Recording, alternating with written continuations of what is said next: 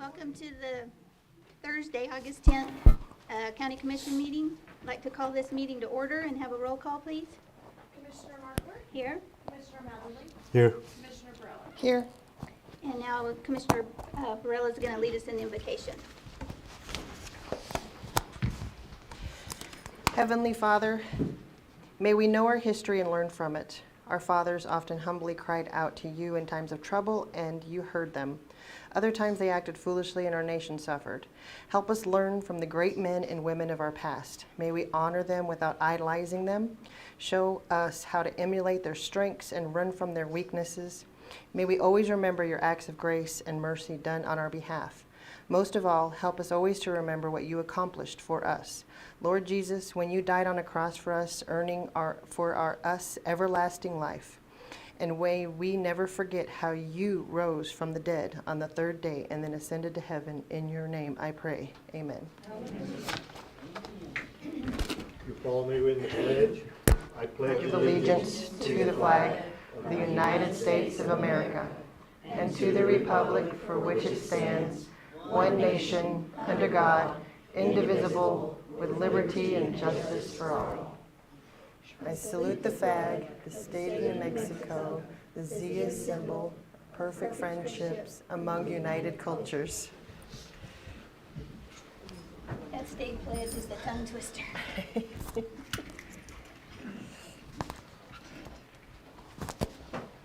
Okay, first thing we're going to do is we have a proclamation for our fallen officer, Anthony Dale Ferguson. So I'm going to read that now. Anthony Dale Ferguson. Whereas Anthony Dale Ferguson was born September 1st, 1981 to Danny Ferguson and Diana Mahan in Aztec, New Mexico. And whereas Anthony Dale Ferguson officially started his service with the Alamogordo Police Department October 31st, 2011. And whereas Anthony Dale Ferguson graduated from the New Mexico Police Academy December 14th, 2012. And whereas Anthony Dale Ferguson served as standardized field officer, sobriety test officer, a crisis intervention team instructor, and whereas Anthony Dale Ferguson was killed in the line of duty on July 16, 2023, and whereas Anthony Dale Ferguson has received the following Alamogordo Police Department Commendation Awards: Combat Cross, Chief's Commendation, Exceptional Duty, Grand Cordon, Meritorious Service, Public Safety Cross, Gallantry Star, Excellent Arrest, and whereas Anthony Dale Ferguson is survived by his parents, Danny Ferguson and Diane Mahan, his daughter Brittany Malden, his son Cameron Malden, his 4 brothers and their families, and whereas Anthony Dale Ferguson is also survived by the community he served, and whereas Otero County would like to honor Anthony Dale Ferguson for his remarkable courage and his ultimate sacrifice. And now, therefore, we, the Board of County Commissioners of Otero County, proclaim August 10th, 2023 as Anthony Dale Ferguson Memorial Day, and urge all citizens to participate in its observance and as we honor our fallen officer. Proclaimed during Board of County Commission regular meeting on this August 10th, 2023. So we need to remember Tony. Okay, and I'm going to make sure that we get this copy to his mom, Diane, and I met his brothers, Tony. Tony had a twin, Tim, and his older brother, John, and got to know him pretty well. So we'll make sure we get this to him. I made it through the whole thing without crying, so get it together. Okay, now I'd like to make a motion to approve the agenda. I'll second. All in favor? Aye. Aye. Aye. All right, we'll start with our Sheriff's Office report. Sheriff had to step out for a moment. He's back. He's back. All right, never mind. I know he's kind of busy with all this stuff going on, so. Are you ready? That's okay. Good morning, Commissioners. Good morning. Hang on.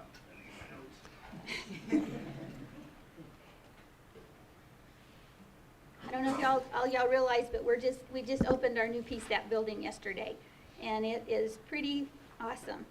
So I know Sheriff's been really busy with that. It's been interesting. Very interesting. Good morning again, David Lack, Otero County Sheriff. Let me turn this off just to make sure. of the Sheriff's Office in July 2023. Otero County Sheriff's Office responded to 3,878 calls for service, generated 268 investigative reports, 66 traffic crash investigations, 65 arrests. We had the summons, warrants, and non-traffics. We had 5 of those.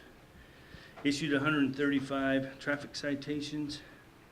And for our narcotics division, we had 3 search warrants, 5 arrests, 3 agency assists, 38 case reports, 0 checkpoint cases.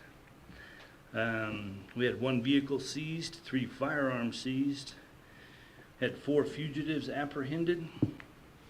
We had 2 jail possession cases, 91.5 grams of meth, 109.6 grams of cocaine, and we seized 1,060 fentanyl pills. Total of about $36,000 in illegal narcotics. Again, kind of like we had a while ago, July was not a normal July for us with the passing of Officer Ferguson. We were kind of cast into a support role for the Alamogordo Police Department.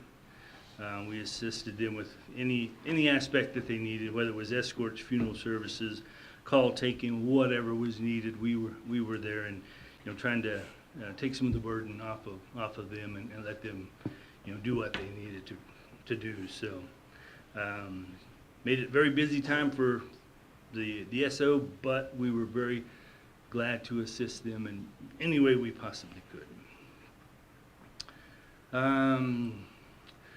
The other special events for the month, we had July the 8th, we had a safety event hosted by Lowe's Home Improvement. Again, we attended several PSAP meetings during the month to assist in keeping the dispatch center on schedule for our August go live. Also attended PSAP board meeting to approve the budget for the dispatch center. On the 18th, they attended a New Mexico Sheriff's Professional Council meeting, which is the program for our accreditation. This is moving forward and hope to have this in place in the near future. On the 29th, we attended and assisted Mountain View Church, Pastor Anthony Torres and his group over there with backpack giveaway. I think had about a little over 300 backpacks that were given out. Backpacks and school supplies were given out to students that were getting ready to return to school. Again, with our training and stuff, we're doing a lot of the biennium training and stuff right now to get our mandated training for the year. We did start the multi-agency active shooter training.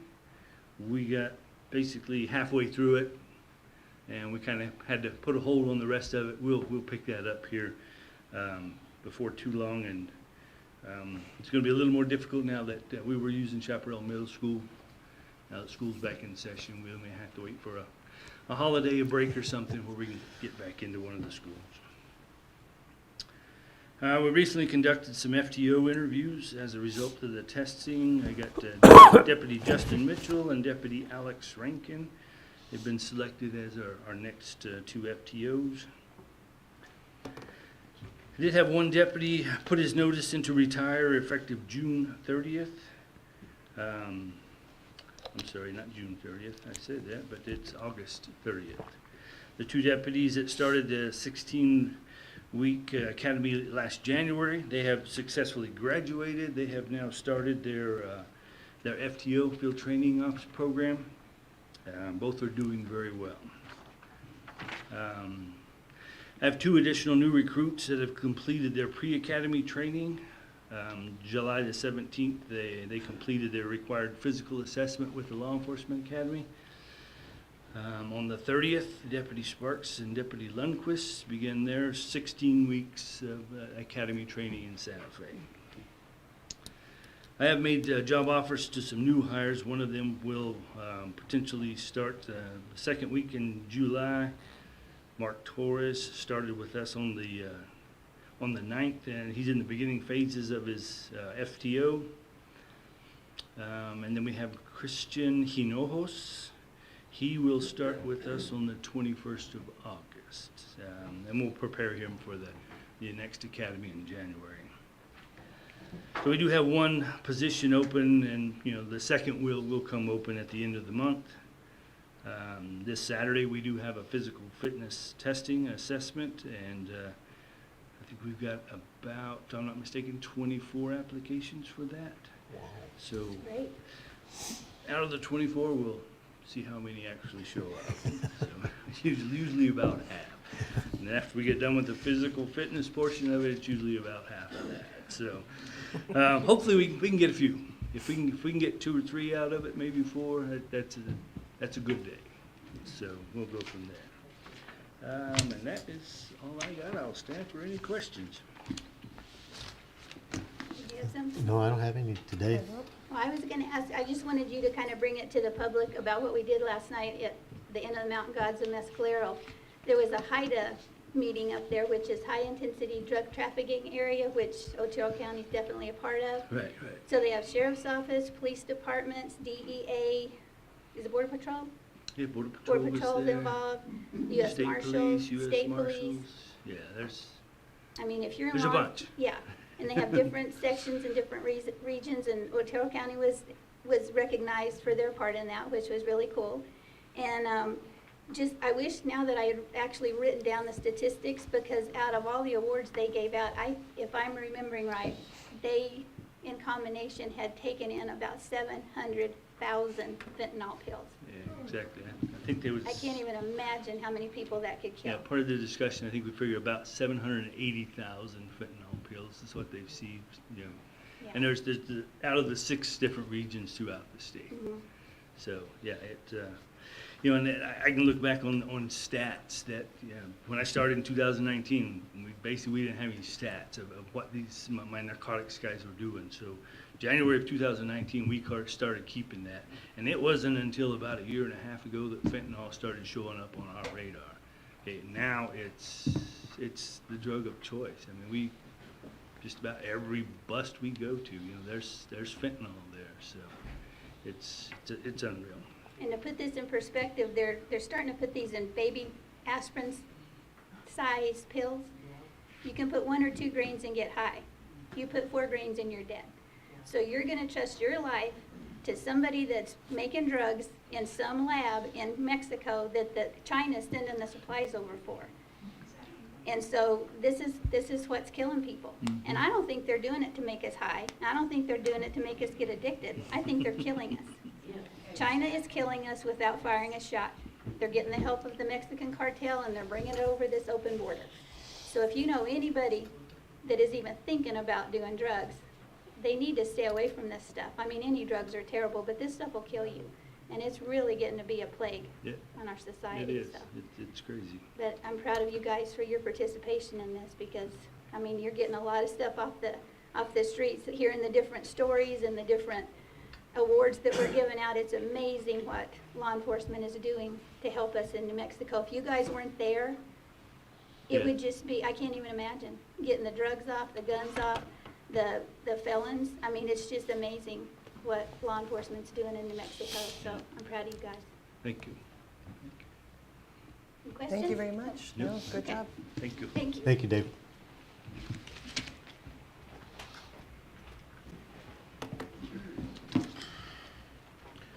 Morning, Commissioners. Matt Clark, Emergency Services. Good morning. Code enforcement responded to 27 complaints: solid waste, illegal dumping, open burns, illegal burns. Our office responded to 9 fire calls and 10 EMS calls for the month of July. We turned over 7 cases to the attorney. 1 case is in court, 2 cases over to the EPA. We have a total of 51 open cases. We turned in 24 hazardous structures to look at, to see how to proceed, and we have selected 1 to go forward as our trial to see how we're going to move forward on this. We conducted 82 follow-ups, closed up 25. We did 3 fire investigations. Slash Pit did 145 loads for the month. 2 loads went out. July 4th, I didn't get the total from Chaparral, but 1 dumpster was over 2 tons of trash. And then for the month of July, we moved over to our new facility. So we were busy doing that and trying to get everything set up. I do want to mention that Sackweed underwent their ISO inspection back in April, and we just found out that they went from an ISO 6 to an ISO 5, which will help out the residents up there. So congratulations to Sackweed and their members, everything that they put into the hard work to get there. The lower the number, the better. Lower the number, the better. The volunteers responded to 247 calls. 34 of them were fires and 176 of them were EMS related. So with that, stand for questions. I do. If we could go back to the code enforcement part, I would like to get a report on 441 Florida. What's the status and where we at on that? That's where the tree fell through the house over here on Florida, right next to where you did the burn. You burned that house. That's the one I emailed you about, I think, last week, or the week before. I believe that they opened a case because I did send it out to codes, but I'll follow up and get that right back to you. Because my understanding was we went through the 30-day period, now it's in the 15-day period, and it's supposed to be going to Mr. Nichols. So I'm trying to figure out exactly where it's at and what's happening on it. I will find out where that one is. My next one is going to be Rose Street. That one is at court, and I believe he was given a continuance. We had a hearing last Wednesday to set trial dates, and the defense attorney didn't show up. And so the judge continued it for another month. The next date's sometime at the beginning of September. So when we have that, we'll schedule a trial date. Code enforcement in my office did meet yesterday to discuss implementing a plan on really getting this going forward. And my opinion and position is that sending it to my office to issue a summons is not the way to go. These officers need to handle their cases. They know them. They already know them. They have the evidence. As far as giving them me, that's going to take Jay and I time to learn them and put the file together and take it forward, when a citation can just be issued, which will get them into the court system. We have the policy and procedures from the Sheriff's Department for how the deputies prosecute their cases. We are in the process of revising that to make it applicable to the code enforcement officers, take anything out that doesn't apply. And then we're going to train them on that and get them on all the proper systems that they need to be on. And then we're going to request Michael Suggs to come over and give a training from his perspective as a former magistrate judge on what he expects and get the ball rolling on that. That way 15 days is up, citation's out, and the process gets going. Because you can see I filed this in January on the Rose Street, and here we are almost 9 months later. So we need to remove any and all delays where they're going to be. If it's a more complicated case or something like that, it's not going to be routine, just straightforward violation, then yes, those should come to me and we'll handle those. And you know, along the way, any guidance they need, we'll provide that. But I think that's the way this needs to happen. Okay. Whatever we can do to expedite it and get it a quicker, faster route. My last item on Matt would be, did you talk to the fire chief in Oro Grande, the lady that owns the gas station that had the 2 buildings that were wanting for practice burns? And the lady was telling me that the fire chief down there was kind of balking a little bit when I talked to you, and you said you'd talk to him. Have you visited with him on that? I just don't have a report back with them. Okay. That's all I have. How many, I missed how many open cases you said you have?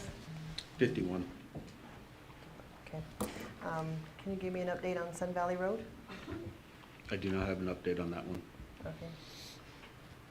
Can we follow up with that and see where it's at and just email me? Mm-hmm. Okay, thank you. Matt, can I suggest maybe you have Jacob come in with you on these meetings so we can, there he is right there. Because it's obvious you're not, I mean, he's probably more up on it than what you are on it, to where we can get these questions answered. Yep. So, thank you, Jacob. Morning. Do you have anything to add, Leb, on any of these cases? So the North Florida case, the 15 days is up tomorrow, so we'll go out and do a follow-up. I did see it yesterday, there hasn't been any improvement, so that'll be something that we'll be getting with RB and seeing what we do. After that, we are, like he said, trying to transition into us doing the citations, so hopefully we can, this will be the case that we start that on, is what we're looking for. Okay, The one for Sun Valley, I think you're talking about the Minix case, right? The Top the of Sun legal Valley? dump? Mhm, yes. That's still with RB, we're having some delays trying to get some stuff done there, but we're still working on that one as best as we can. I need to follow up with the EPA and see what action, if any, they took in regard to the allegations that it was hazardous. They were gonna test some soil, so we'll follow up with them. Okay, thank you. RB, didn't we allocate some money for demolition and removal of some of these that?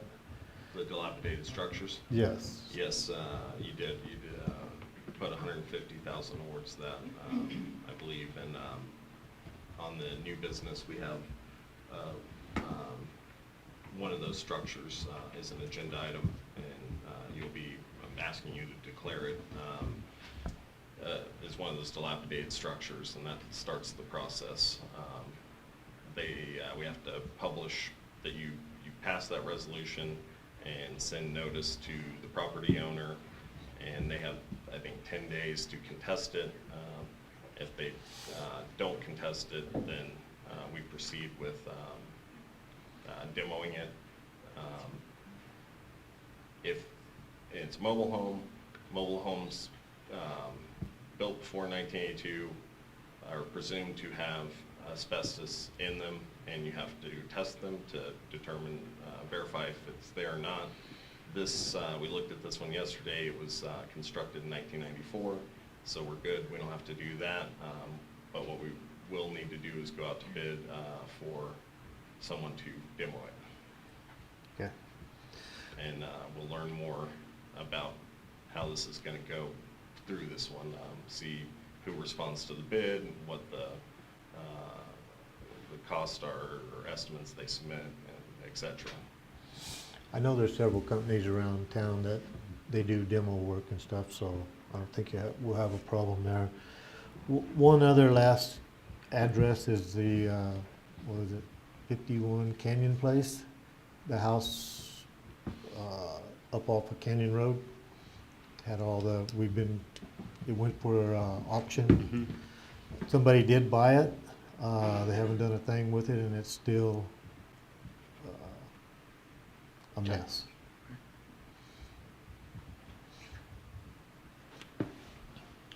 We'll go by and take a look at it and open it up again. Yeah, because it hasn't changed. The property next door, which I believe it was 50 and 51 is the two addresses. Somebody bought 50 and they have been cleaning it up, but 51 has not been touched. Okay.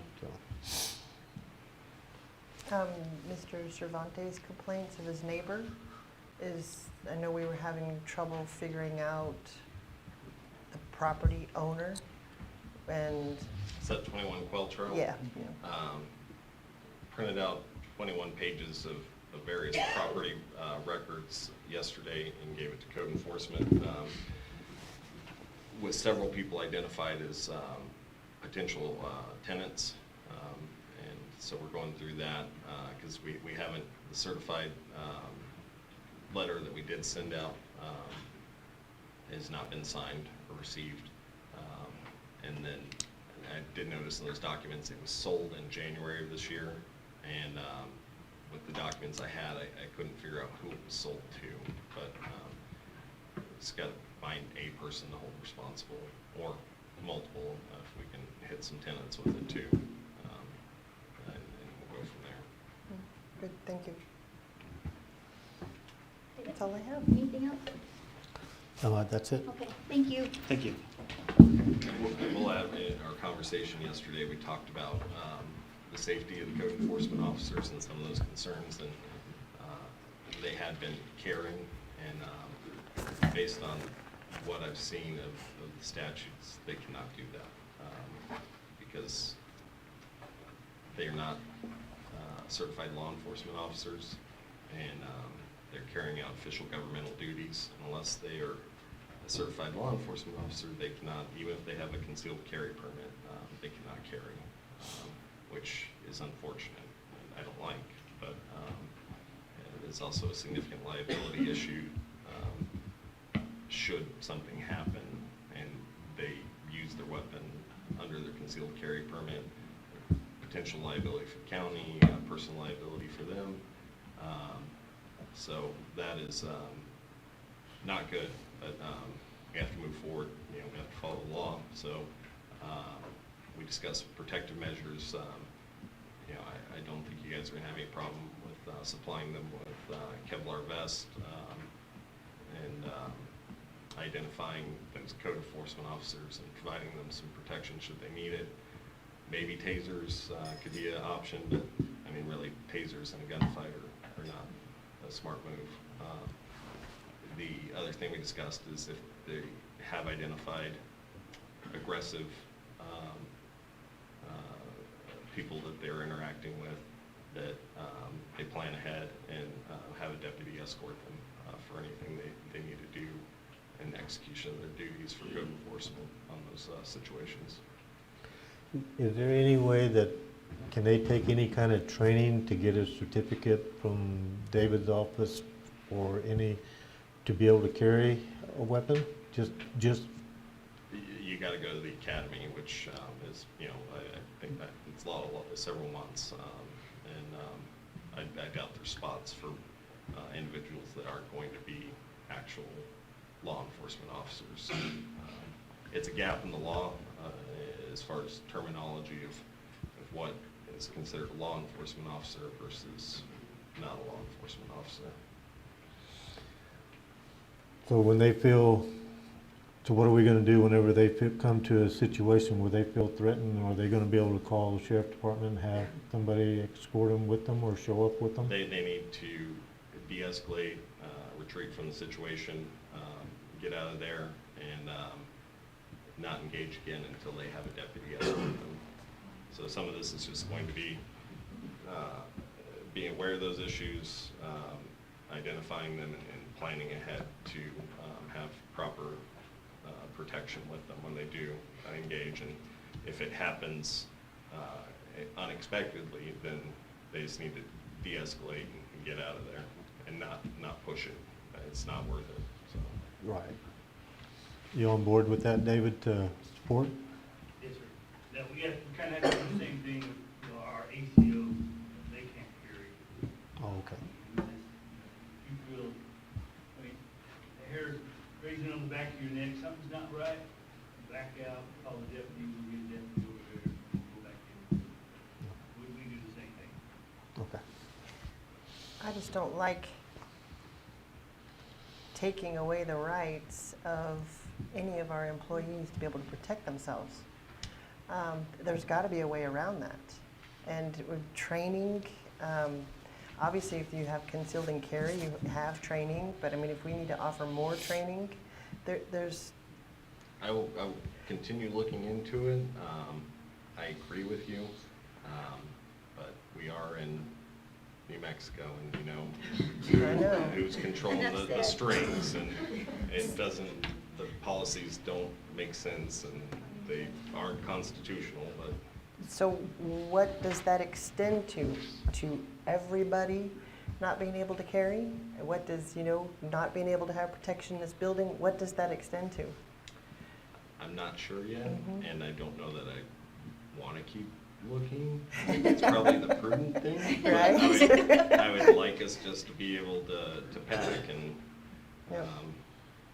be safe and protect ourselves, but I will continue to look into it and see what I can find and if there are any workarounds that we can get on this. Okay, thank you. Is the code enforcement officer always alone? 99% of the time, yes. Is it possible to have somebody else go with them? There's some houses that we've already identified that we will not go without law enforcement or a second person. So as we're going through, we're trying to make sure that we are being prudent and safe about what we're doing and looking out for them. But with them being in various regional areas in the county, it's not always easy to get that second person. It's a pretty scary thought to go to these remote locations alone and unarmed, you know? It's a little nerve-wracking. Yep. Well, if there's a situation you need a second person, it shouldn't be another guy without a gun. It should be, period. Okay, thanks, Matt. Thank you, Matt. State where you can carry if you want, Unless you're government. huh? Unless you're government. So, RB on the concealed carry deal, when Ronnie Reardon was in and they got, I used to carry my pistol while I'm up here. What's the difference? That may have not been okay.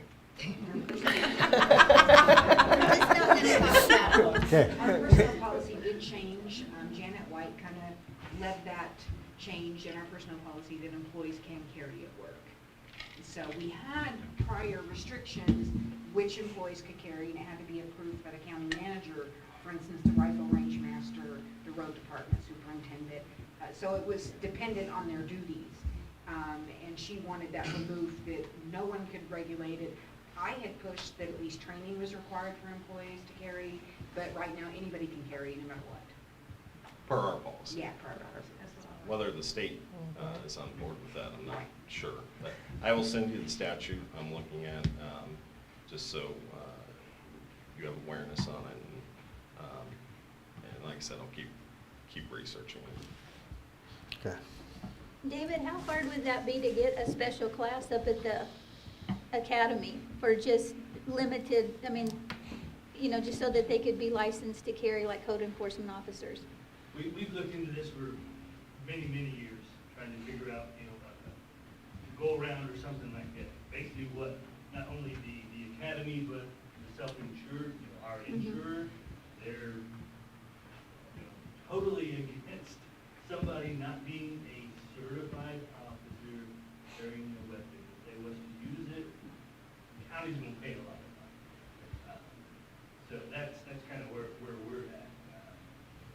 Again, the only people that it affects over me is my animal control officers. The way it stands right now, to get them to carry, 16-week academy in September, and then they become certified.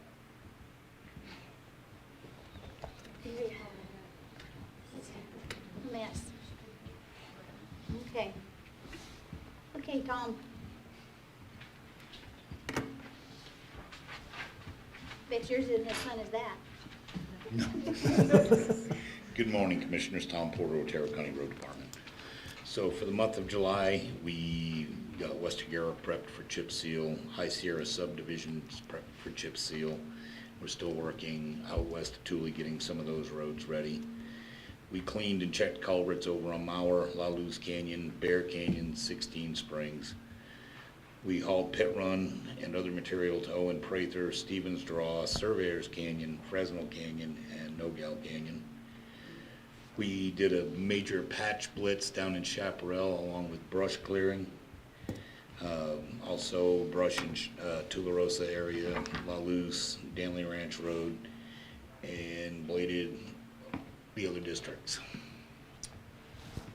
Tom, or the lot up in, behind Tiburon, with Pressler's, where he's doing it, we get that settled? That's up actually by Twin Forks. Twin Forks, And that's what he I and I meant. have not had a chance to meet with each other up in there yet. Okay. And then, like I say, I want to thank you again for the cleanup in Chaparral. You did a great job. Thank you. And then Bent, you cleaned out culverts there too. Yeah, we did the And- the big one on Mauer. Oh, no, okay, and then the sign, the flashing pretty It's sign? been ordered. I signed off on it yesterday. Thank you. Yep. And just so you know, in case we want to go down that route, doing that more often, this is $3,500 for the signs. Wow. Yeah. I think you need to go in the sign making business and add flashy, pretty Yeah. lights to your signs, Tom. They're not cheap. Wow, okay. How are those powered? Is it Solar, solar? there's a solar battery backup. Okay, Okay, that's, All right, thank you. thank thanks, Tom. Okay, Trent's not here, but I have his project report. I'll read to you real quick. Chen's Phase 3, the notice of award was sent to White Sands Construction. Contracts are being negotiated. PSAP dispatch, Phase 1 is now complete, and we received the temporary certificate of occupancy this week. The phase finished a month ahead of schedule. Yay! The cutover was yesterday, and we are now live in the new area with the exception of some phone issues that are being worked out as we speak. The existing center will remain in place for a minimum of 2 weeks before we start to remove equipment to proceed with Phase 2. Burl Flats water storage tank. The foundation excavation started this week and will be complete within 2 weeks. The tank has been ordered and we are waiting on delivery confirmation date. Mitel phone upgrade. The new phone started porting over this week and is ongoing, and by ongoing I mean ongoing. Alamo Street Phase 2. The project is still suspended temporarily for utility relocations. Rialto Pecos Bridge. The bid opening was this week and we are waiting on the Wilson Company recommendation. The apparent low bidder was Rock Canyon Construction. This will be on the September commission agenda. And please don't ask me any questions because I don't know. Okay, and then the detention center, Nina's not here either. She's covering, so she's not gonna be here today. And before we start on the we're pulling item number 14 off of new business just for discussion, right? Good, Cassie? That's the only, Well, she's gonna come in whenever it comes up to it. oh, okay, so we're not gonna pull it, Yeah, she's just gonna come in? Yeah, we just Okay. need her to voice on it. Okay. All right, so with the consent agenda items, number 1, request approval of July 13th, 2023 regular meeting minutes. Number 2, request approval of accounts payable bills. Number 1, number 2, number 3, and number 4. Number 3, request approval of healthcare assistance claims and disposition claims for August 2023. Number 4, request approval of resolution number 8-10-23/112-6, an agreement between Southeastern New Mexico Economic Development District Council of Governments and Otero County for fiscal year 23-24 in the amount of $8,000. Number 5, request approval of resolution number 8-10-23/112-8, a resolution by the County Commissioners, the governing body of Otero County, whereby the Board of Commissioners authorizes and approves submission of a completed application for financial assistance and project approval to the U.S. Department of Transportation, Build America Bureau, Rural and Tribal Assistance Pilot Program Grant Opportunity for Funds to Repair CR 506. Please, Lord, let us get it. Number 6, request approval to submit grant applications to NM Emergency Medical Systems Bureau, Local Systems Improvement Projects, EMS Vehicle Purchase Project, Statewide EMS System Improvement Project, and Trauma System Improvement Project. Number 7, request approval to submit VFA grants to NM State Forestry. I make a motion to accept the consent agenda? I'll second it. All in favor? Aye. Aye. Okay. Now we're going to move on to our scheduled Citizen Communication, Chris Jones with Otero Arts.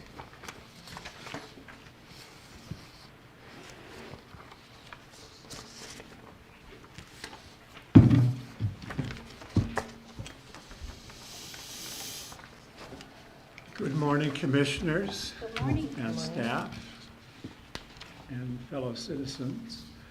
I'm going to try to give you the short version of this. I'm going to try to stick to my PowerPoint pretty much. I have a long version, but you'd appreciate the short one. In 2018, a friend put a bug in my head about leasing the Women's Club building from the county for purposes of an arts organization. And late in, if we could go to slide 2. So late in 2018, this topic came up in a commission meeting, and I put a bug in the commission's ear, and that went into the RFP process. I created a corporation, a 501c3 tax-exempt corporation in early 2019 to submit a proposal to the commission in answer to the RFP. And the whole process took about a year. So with the proposal and the lease and everything, and we finally got the keys to the Women's Club building in February of 2020, and that was just in time for COVID. So we weren't terribly active for a while. We couldn't put very many people in the building.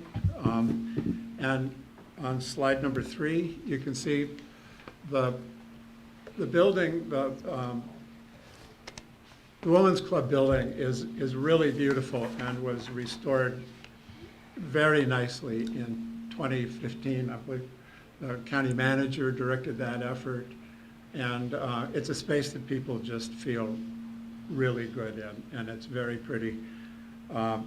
There were some significant obstacles to overcome with the use of the building, which I think we've dealt with very nicely. We did have, on slide number 4, we did have a virtual show in spite of COVID on Facebook, and we had the response was really nice from artists around Otero County. And if we go to slide 5, we had our first live exhibit in July of 2021. And we began our quarterly reading series in September of 2021. Just to go back a little bit, I shouldn't have skipped over. The contract, the RFP with the county is for artistic and cultural services in that building. And accordingly, Otero Arts has tasked itself with the following things: to provide a venue for local and regional artistic and cultural organizations, groups, and individuals, including visual, performing, and literary arts, cultural programs, and arts education, and to enhance the quality of life in Otero County, to strengthen and expand the arts community in Otero County and in South Central New Mexico, and to promote economic development through the arts. And I've provided a handout. It's an introduction to Otero Arts and another handout on the economic impact. It's a huge... Can you turn your mic a little bit sideways? It'll stop that humming. Thank you. That's better, isn't it? Yeah. Oh. There it goes.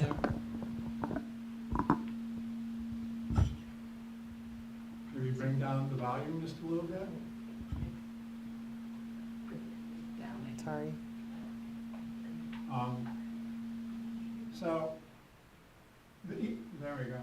It sounds like it's off. The economic impact of the arts is amazing in New Mexico. I mean, like 1 out of every 10 jobs.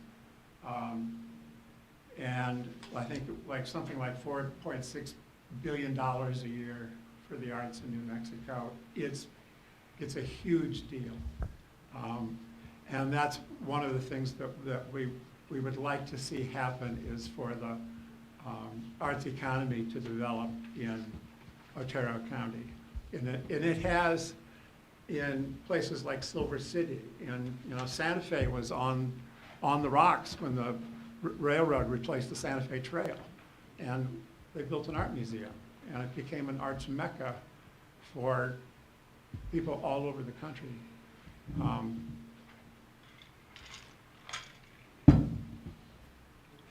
So let's see, we're on slide 5. If we go to slide 6, we got our sign out in front of the building, and we started purchasing materials that would allow us to effectively use that facility as a center for the arts. And so those included carpeted art panels, lighting system, window shades. And you can see we bought 50 chairs that were more comfortable than the ones we borrowed from Main Street. We got some t-shirts made, and but the art panels solved 2 problems. What we did in the building, we did not want to damage the building in any way. So rather than put things on the walls, we got art panels. And that gives us the hanging space that we need. But that also solved another serious problem, and that was the acoustics in the room when it was empty. And so with these panels deployed, the acoustics in there are really excellent now. So we killed 2 birds with 1 stone there. If we can go to slide 7. In December of 2021, we had a major winter art show, and the turnout for that was really, really nice. The arts community responded wonderfully. You can see the state of New Mexico now has gotten permission to use that top center image for the Department of Cultural Affairs. If we go to slide 8, belly dance classes every Thursday night, taught by Claudia Powell. Our quarterly prose and poetry readings occur 4 times a year. We have poets and authors that are noted particularly in New Mexico. We just had Josh Wheeler, for example, who read from his book, Acid West. And then for quite a while, we had monthly house concerts. The monthly house concert series was using our facility. But since then, they've gone back to residences. We can go to slide 9.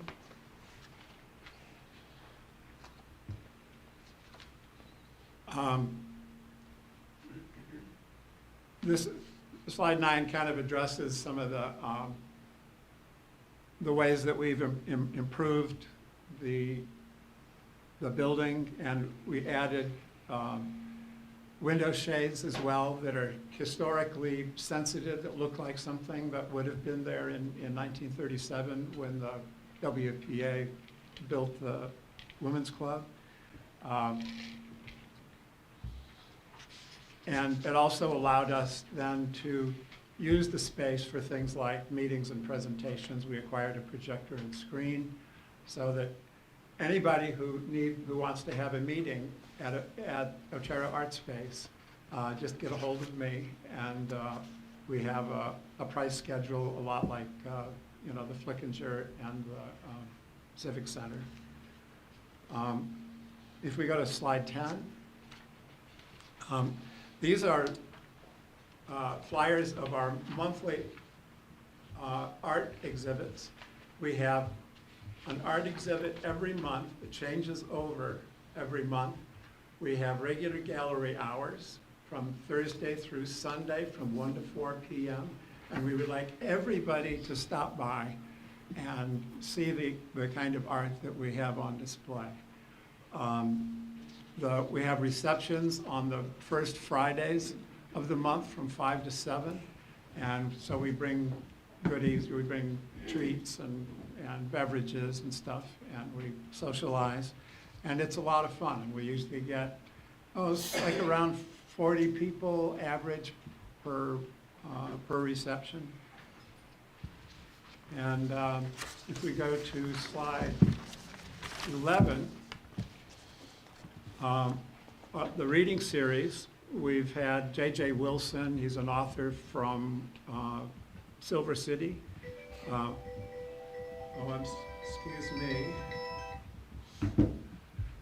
Michael McGarity was here. He's very popular. Joan Logie from northern New Mexico, a very fine poet. Lauren Camp, the poet laureate of the state of New Mexico. The place was packed for most of those readings. So we had like well over 50 people. Then we've had 2 classical concerts. Slide 12. Gerardo Perez Capdevila is one of the foremost classical guitarists in the world. Fortunately, he lives up in Ruidoso. He and a friend of mine, Tomas Vigil, did a duo concert, and it was absolutely heavenly. And we sold out within like 2 weeks of the announcement. And something that's really unique about this building is that it's a very intimate space. So like classical guitar concerts are wonderful there because of the intimacy. Flickinger is wonderful for larger scale performances. But here, you know, we only have 50 chairs and we drag in some others on occasion, but we have a small audience and a very intimate atmosphere, and you're right up close to the musicians. Then that was in November of last year. In February of this year, we invited the Camerata del Sol, a string ensemble out of Las Cruces, some wonderful young musicians to play, and that was very, very well received. If we can go to slide 13.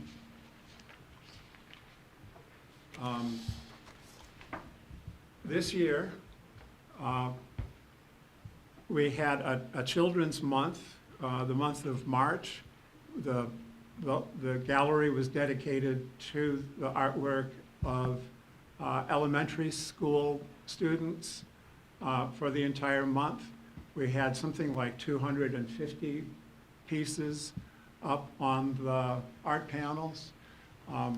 Estimates of attendance for that event was somewhere around 300 people. It was extremely popular, and it developed a relationship between the public schools and Otero Arts, and that will be really, really valuable in the future.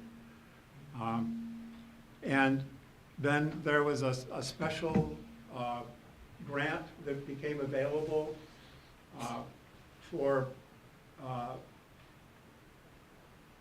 the arts and the military.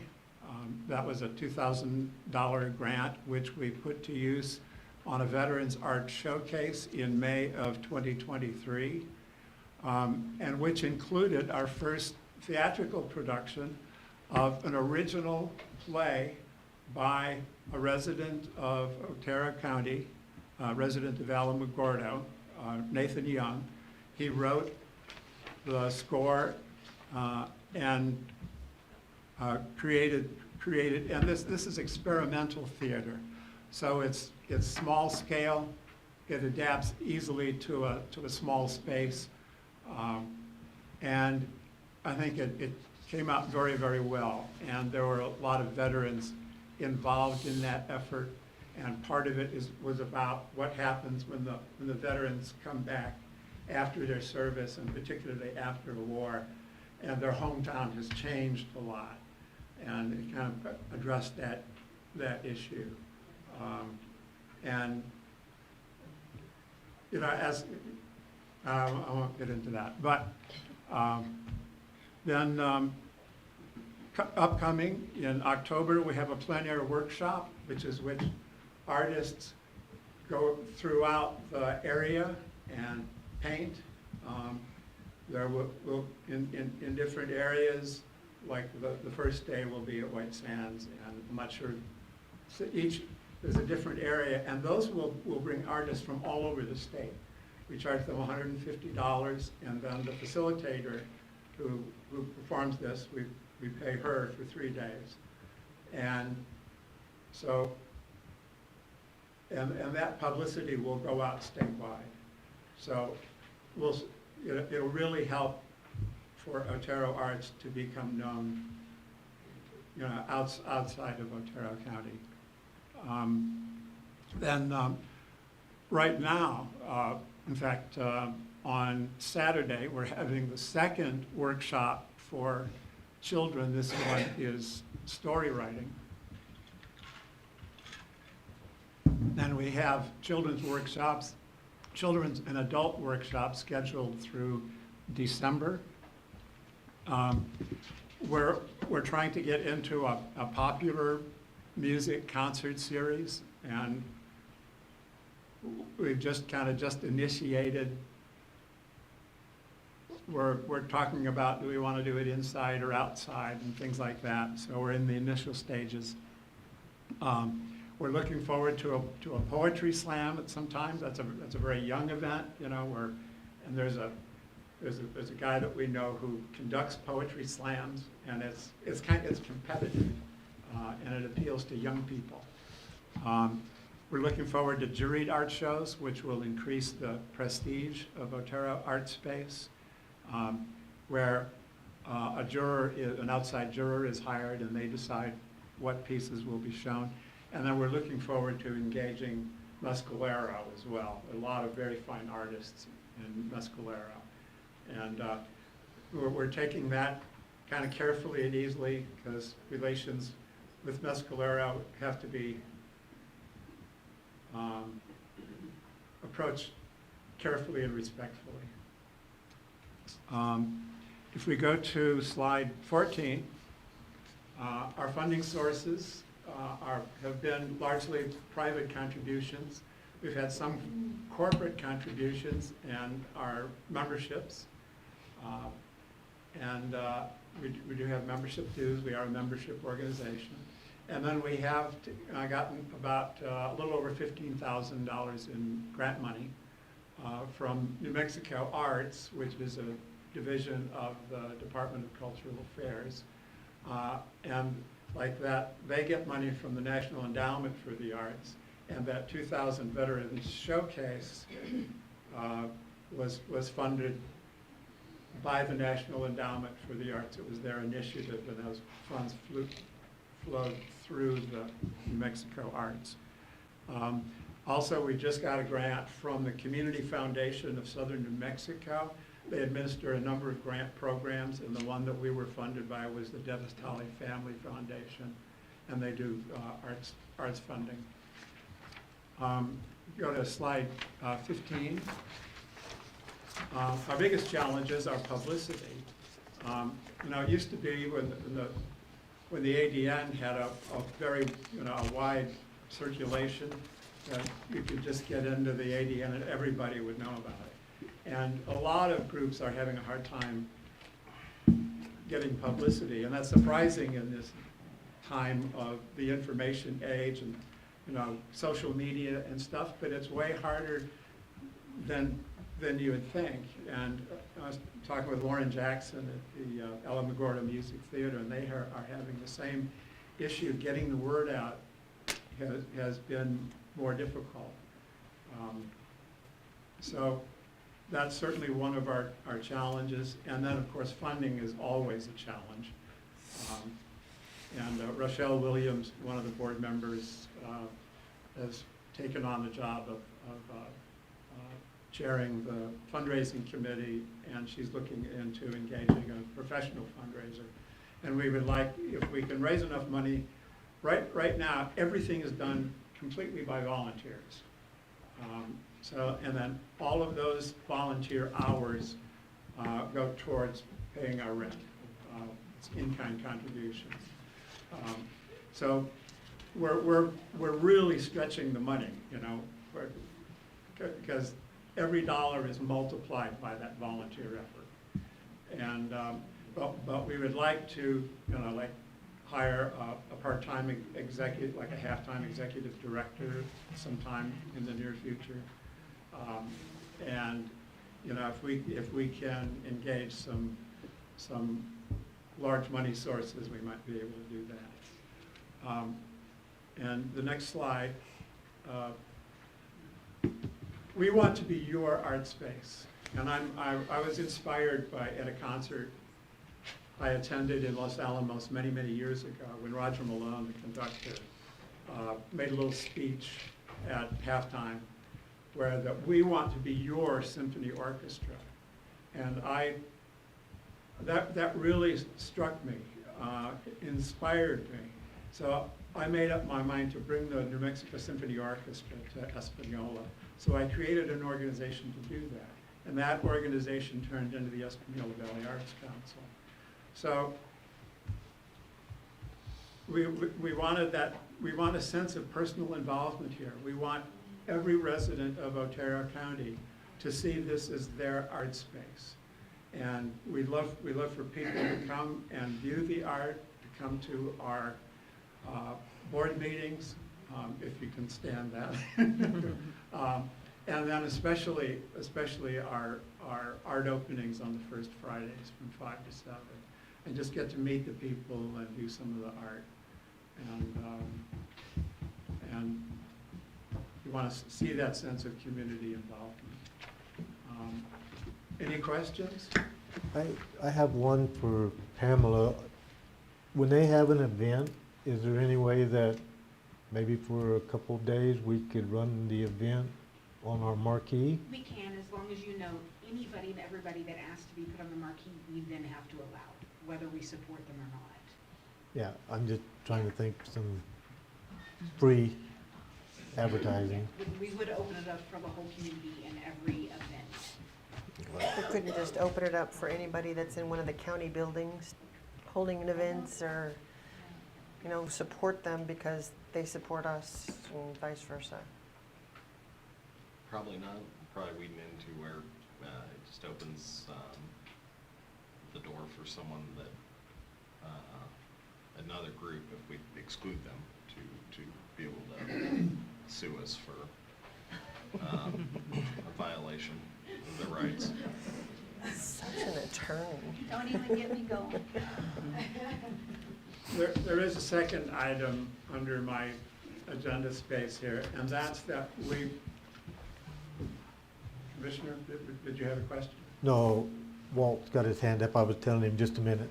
Okay. The second item is that we're planning a WPA art show. The WPA was the Works Progress Administration. That was a Roosevelt New Deal program to put people to work all over the country. There were many, many women's clubs built all across the nation, many of those in the state of New Mexico. There's one in Capitan, one in Tularosa, one in Carrizozo, and it was amazing what they did. The Civilian Conservation Corps was one of those projects, and they paid a lot of artists as well. And so what we would like to do is do a WPA art show in May. We would like to borrow from the county the 3 Willis canvases that will be featured in that show, be the primary focus of the show. And then we will have access to additional works. Let's see if I can find the name of that organization here. There's the National New Deal Preservation Association. Kathy Flynn heads that up in Santa Fe, and they have available framed reproductions of many, many pieces of WPA artwork. So we would be able to fill the art space with WPA works and then feature the J.R. Willis paintings if you are willing to loan them for the month of May of 2024. Chris, my understanding, there's a process that has to go on for that to happen. And I don't really see a problem as long as the process is done. And Pamela can explain that to you, or I think she already has, but it's just a part of the county policy that has to be done first. Sure. So my understanding, the art has to be appraised and insured and And we'll have to do an agreement that then comes back to you for you to decide on whether you're willing to do it or not. So yes, yeah. I just need a letter of interest. I have had many individuals from Otero Art Space saying they're with Art Space, claiming they want to borrow them, and I've explained the process to them. So send me a letter of interest and I'll kick it off and get it started. All right, thank you very You're much. welcome. I believe there was a question. Walt Kaufman, Weed. I'm in the art business for 40 years professionally. Well, you might need to come up and talk into the microphone so they can hear you at home.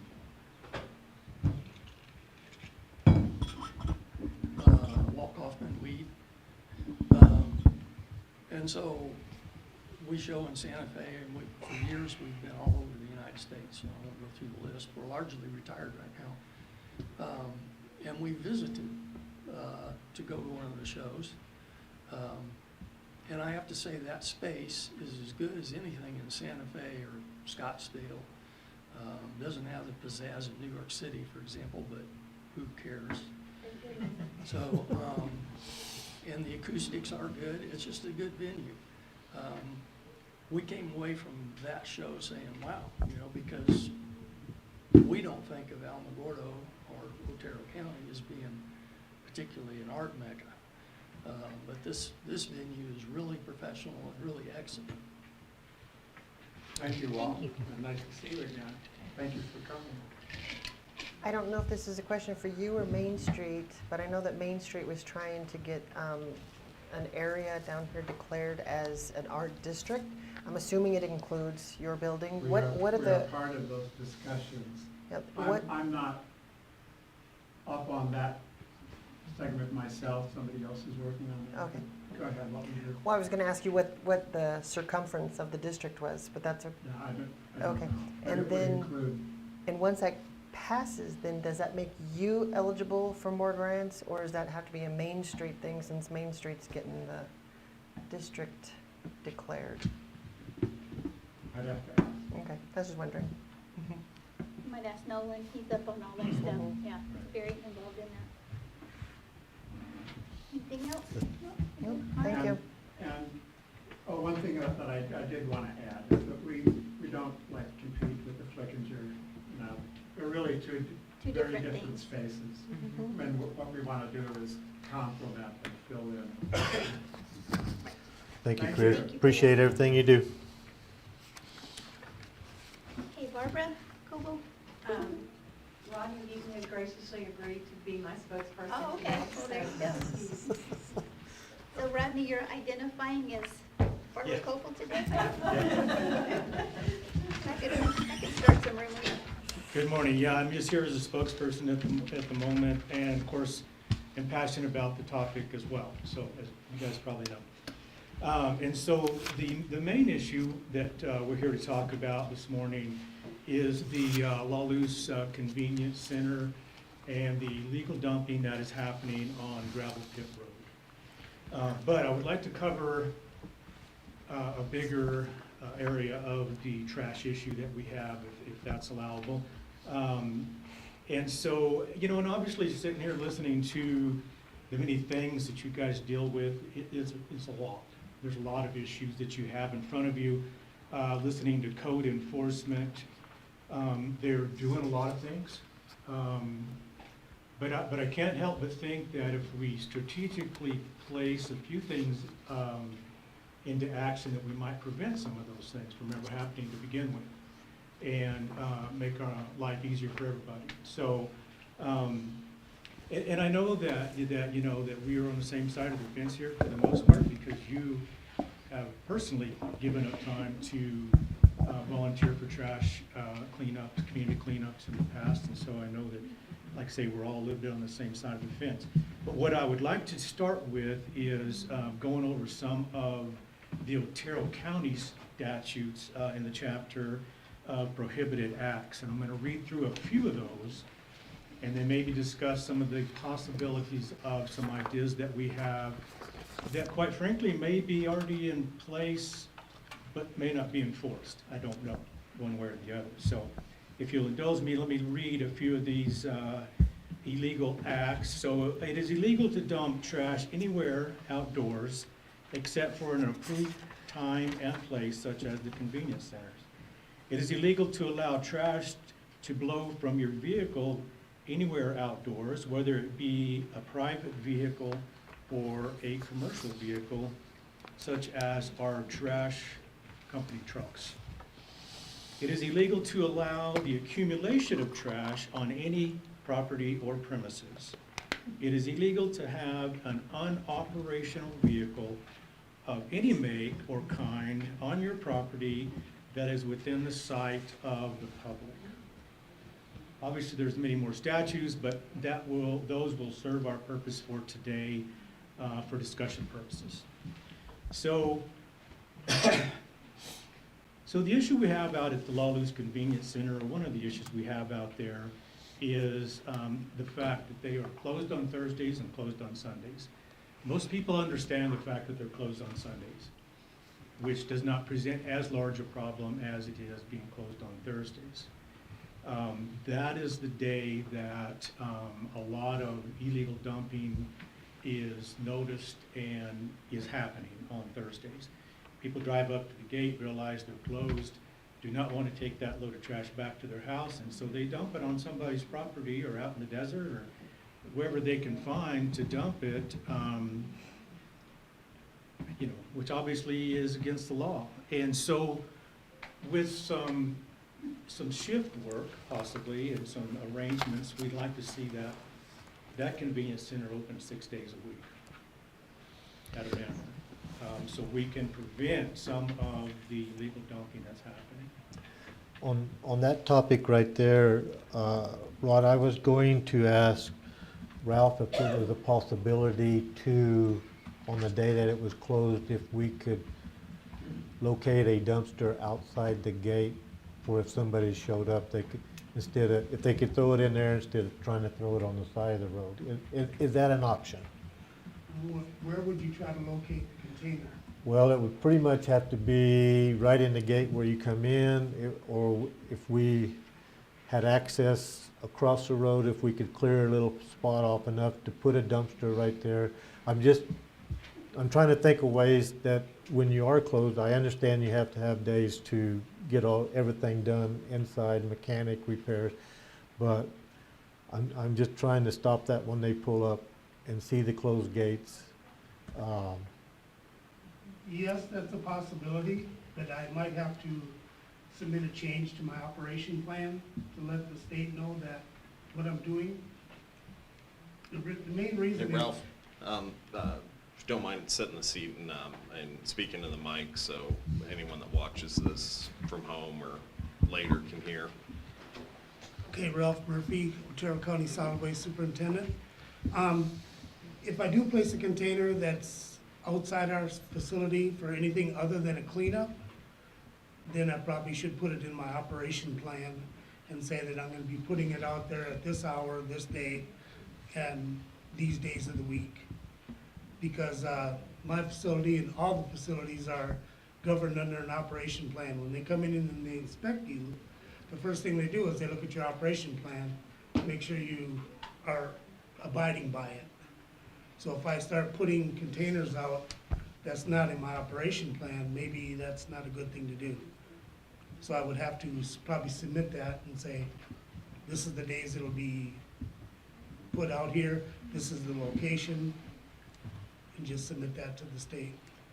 Because it's not a economic impact because we don't charge to the residents of Otero anyway, so it would still, maybe, it's not gonna stop all of it, but maybe if it could stop 50% of the, I know Gravel Pit Road gets, well, they're not open, they'll deal with it tomorrow, and out it goes. The wheels are just turning, trying to think of a way. We're just trying to take away opportunity.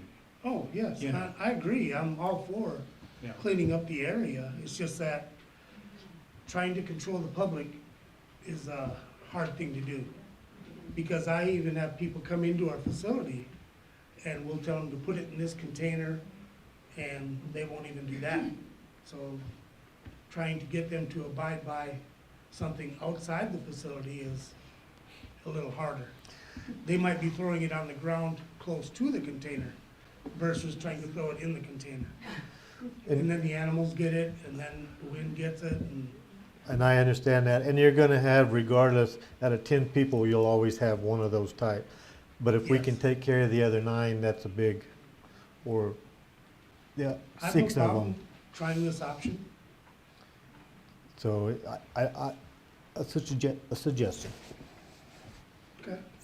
Would you just leave it open that day, on Thursdays, and then Yes, the I other would days have you'd to have to keep pull it it locked back up? in. Yeah. Because if we start opening up They'll for just all start people in stopping. after hours, then Yeah. I have to submit it to the state. And I'm just gonna ask about a problem that I see occurring by leaving that out there. Not that I want it out there, not that I don't support it, but what are you gonna do with the 200 tires that get dumped in there? That's a people problem. I mean, that basically means I have to have my people dig through it, pull the tires out, and I'm already short people, so that, like I said, dealing with the public and trying to get them to do what they're supposed to do is extremely hard. So is it possible to get funding to stay open on Thursdays? What's the possibility of that? We would probably just have to, on next budget year, incorporate that into the budget. Wouldn't that be the process on that, Ralph? Yes, and the But main I- reason we're closed on Thursdays is so we can do the major sweep inside the facility, to do all the welding on the railings and stuff like that, because we can't be having people in there while we're welding and, you know, and doing general maintenance in the area. And we used to do a lot of chipping on Thursday because when the public gets too close, inevitably somebody will come up and put themselves in a position where they can get hurt with the chipping. So there was reasons for being closed on Thursday. You're working, it's just not open to the public. Correct. Yeah.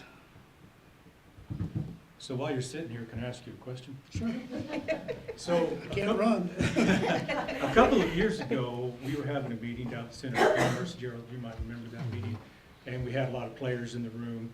And if I remember correctly, it was stated that from the entrance of the convenience center, whether it be LaBelle, La Luz, either one, a quarter of a mile either side of that entrance is the convenience center's responsibility to pick up.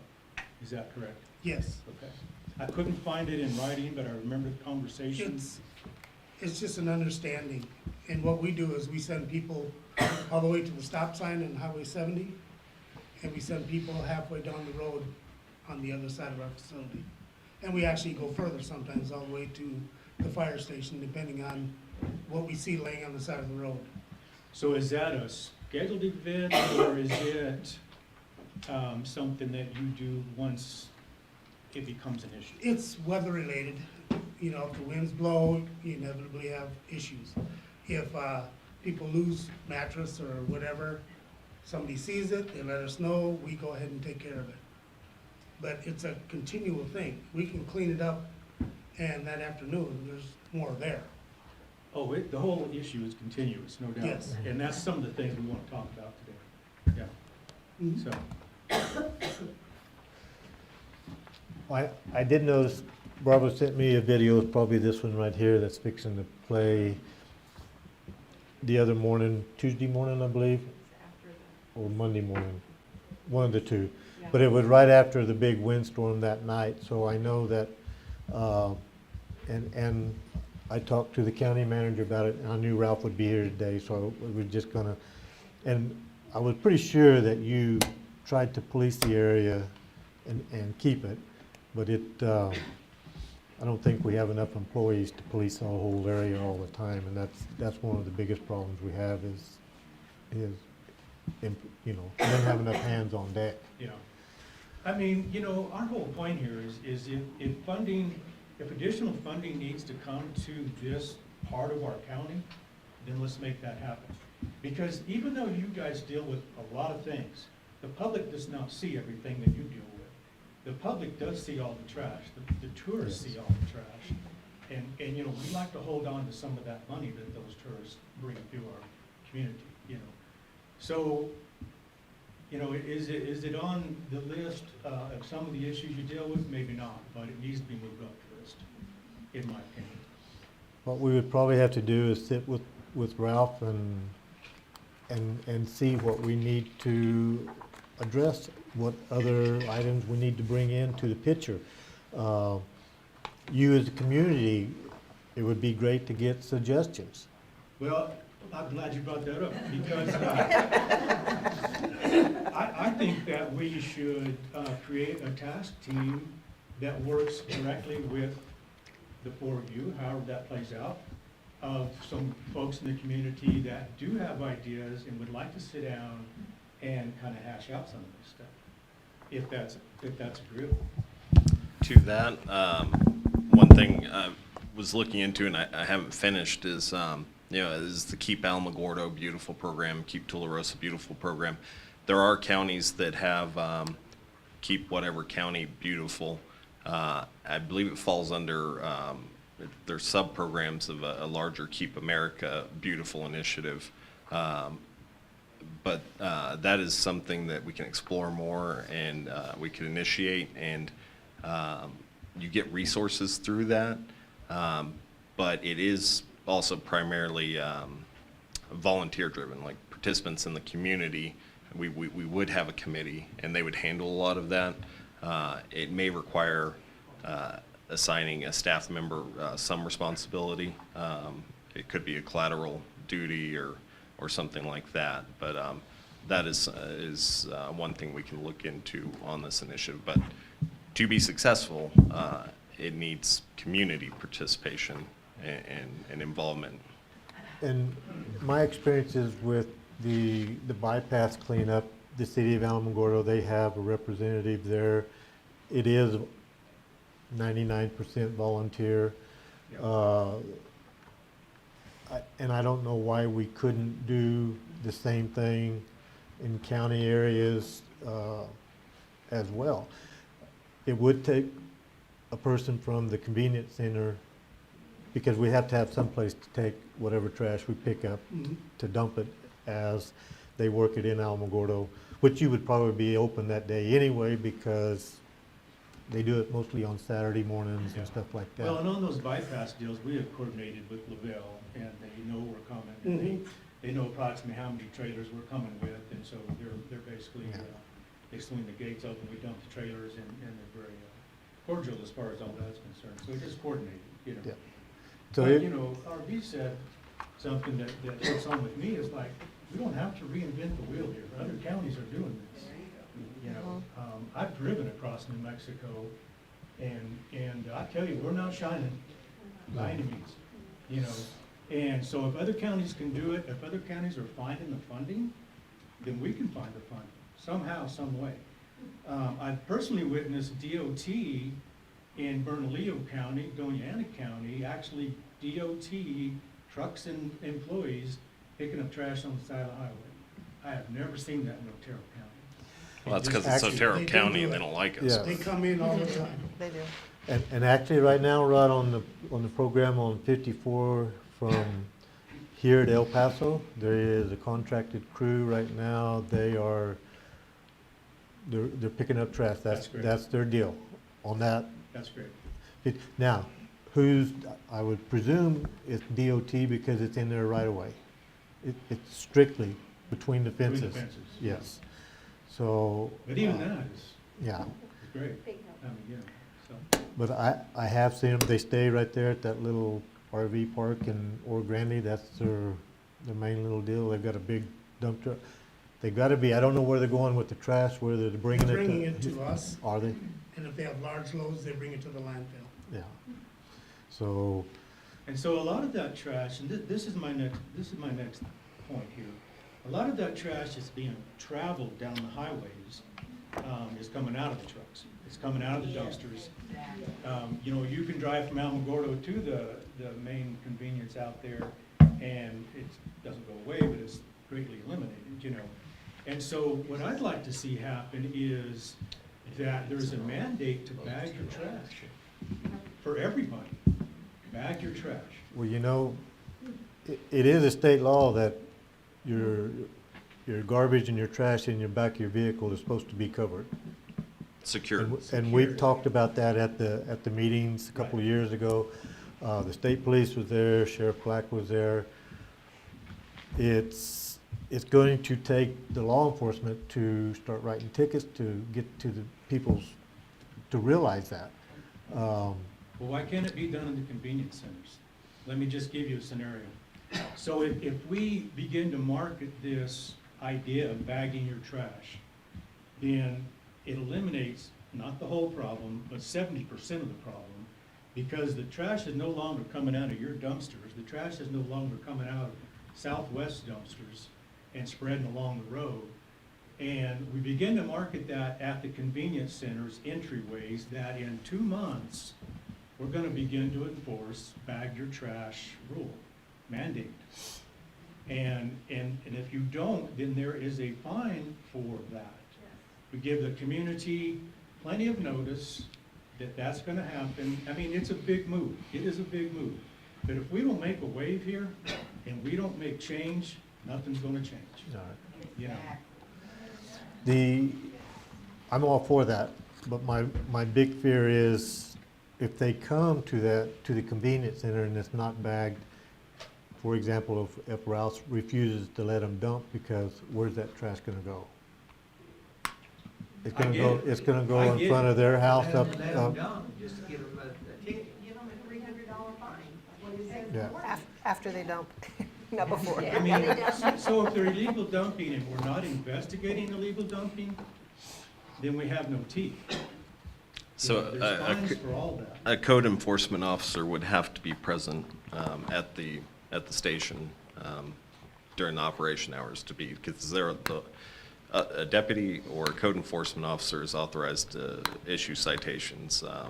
No one else would be.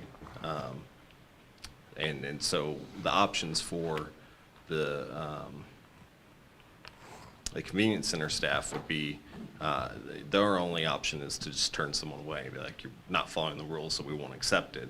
But then we run the risk that they just go dump it somewhere else, is the thing. But as far as putting that enforcement on it, it would require posting a code enforcement officer up there, assigning them for however many hours a week you want. I don't know. We have to weigh whether that's the most effective use of them or not. Maybe we make it 1 day a week just to kind of spot check or something. How many convenience centers do you have? 4 that are manned and 4 that aren't. And there's a state law that requires it to be secured and covered, and then in our ordinance, it requires it to be covered. To enforce it, it requires a deputy or a code enforcement officer witnessing it. If they don't witness it, then they can't issue a citation for it. So a lot of this, it's just a matter of coverage. It's a large county, and there are many other enforcement responsibilities and duties, and so. Are you talking about dumping at this point? I'm talking about moving vehicles and having unsecured loads. Like a deputy on patrol has to see it to enforce it. If they're seeing it and not enforcing it, then that is an issue. But I'm saying coverage, being there wherever that illegal act is occurring and seeing it, those have to come together. But deputies are investigating numerous other things that, while this is not a light matter and not, it's serious. There are arguably more serious matters for them to attend to. If we had the funding to hire 500 deputies and they were monitoring every possible situation, then sure. Well, then I Setting say we ca- go after the funding somehow, Okay. some way. I got a plan. Okay. Okay, so the New Mexico Solid Waste Bureau Environment Department has actually a prevention and cleanup program. And if we develop a plan for this program, as RB suggested with community involvement and everything, that makes us eligible for certain grants. So I think that's what we need to do first, is develop this plan. And it's all spelled out on how to do it. And I think that just makes us qualify for these grants if we do what this plan says. And it's determine the management structures. It is education, which bagging your trash and all of that. It covers how to enforce and pursue criminal and civil legal options. I mean, so this right here, I think, will give us the solutions we need to the funding. We just need somebody, a community, to start this committee, and then we can help facilitate grant applications and all that, and see where it can go. I agree, Commissioner, that is, it's worth starting and looking into. The Solid Waste Act has a ton of great stuff written into it. You go to the Solid Waste website, and a fraction of it is implemented and actually operational. And that's the problem. You reach out for them for some of the resources and things they're supposed to be providing. They're not providing it. They don't, manning, funding, whatever reason they want to give, they don't have them. I have called and talked about it. After that money. I sent a We haven't grant yet. application that opens up the end of August. I think, did I send it to you and Pablo? The one that you sent me and Pablo responded to you and said that we had missed the date for that. That was the illegal dumping one. We have used that grant before. We worked the BLM on that grant many years ago. It was not for cleanup on the side of roads. It was for illegal dumping on public property, like, what was it, Toothie BLM Dump land, Road. yeah. Yeah, we had done a project out by Dog Canyon once before as well. They purchased game cameras with it so that we can witness it. It was a good program. It was very staff involved, which that's why we didn't do it very often. But yeah, and there were no volunteers. We had Boy Scouts do it. Yep. So RB on a legal, on my construction company, when I take my trash trailer to Mesa Verde to dump, if I pull up on their scales and it's not covered, they charge me an additional $20. Is that a legal deal, or is, I mean, you're, I think How- we could charge, I mean, we could charge fees. It turned We into a just, fee and not a fine, we've and it just was code enforcement not, maybe. I think the policy so far has been to not do that, to kind of incentivize compliance and dumping in a convenience center rather than out in the desert. But I don't want to say we can do it and we actually can't, so I want to double check, but I think we could probably charge a fee. And you know, it's putting a little bit more teeth in it, but at the same time, it's not much different other than telling them, no, you can't dump here. Because they could say, well, I don't want to pay $20, so I'm going to drive out to Tully Dump Road and do what we've always yeah, done. that's, And that's the thing, like, again, I get Rodney's point, but I've been paying attention to this too now because it comes up a lot, and looking at other counties and even other rural areas of other states, and it's a systemic problem. It's not unique to Otero County, and it's culturally ingrained to a degree, and we've made a lot of progress in the last 5 years with code enforcement. There's a lot more to do, but we're undoing generations of it's okay to go dump in the desert. It's okay to drive with a load of trash in my truck with it unsecured. It's okay to have my trash trailer out in front of my house in the easement, and that's where I go toss out all my trash, or I go burn it in my barrel illegally. And getting the mindset to change is going to take a lot of effort, and it's more than just what the local county government can do. It's going to take community involvement as well, and it's education, it's deterrence, and it's criminal penalties and fines. It's not one single thing. It's all of it together, and it's not going to happen overnight. Well, and I agree with the community involvement, although the community cannot enforce the laws that are already on the books. That's what I see. They're not being enforced to the degree that they need to be. You know, and like I said, we'll make a wave across the community here because it is a cultural issue, and we do need to do a lot of educating the public about these issues with a campaign of some kind, you know, and that can all be ironed out with the committee if you choose to put one together, or we collaborate on that, however you want to do that. You know, so I guess, you know, and we've covered a lot of my speaking points, and so, you know, I'll wind this down, but where do we go from here? What's the action plan?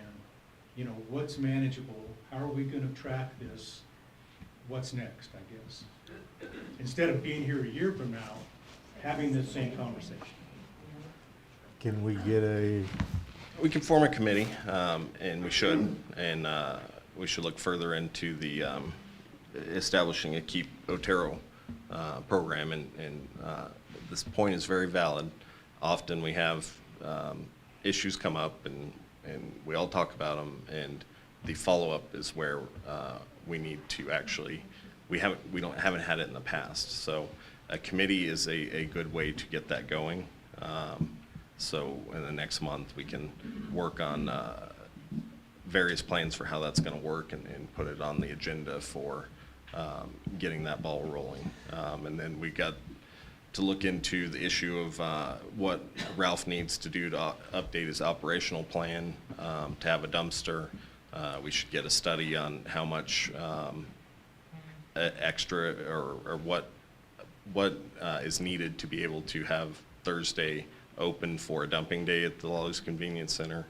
But a committee could help with a lot of this data gathering and things. So I think that's the first step. and that can be a community involvement meeting also? The committee? Yeah. Yes, yeah.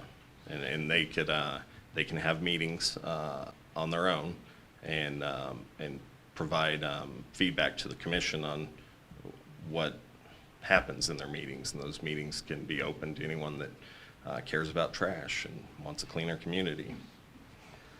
So I see that 70% of the issue is funding, which Amy appears to have a roadmap to possibly have that. Mm-hmm. She's going to hand that to me. That's right. Gene, come on up so we can hear you. Oh, well, I don't think you'd had a problem. Ralph and I visited a little bit, and as you know, I started the Otero County Cleanup Program when I was a magistrate judge. And that thing is kind of waned. Ralph told me this morning that he only has 2 people in that program, and I know that it's under the emergency services back there. I guess, why has it waned to nothing? And it's sad that we're here about the plight in Otero County and spent the amount of time that we have with the residences and the trash. You know, it's really kind of sad.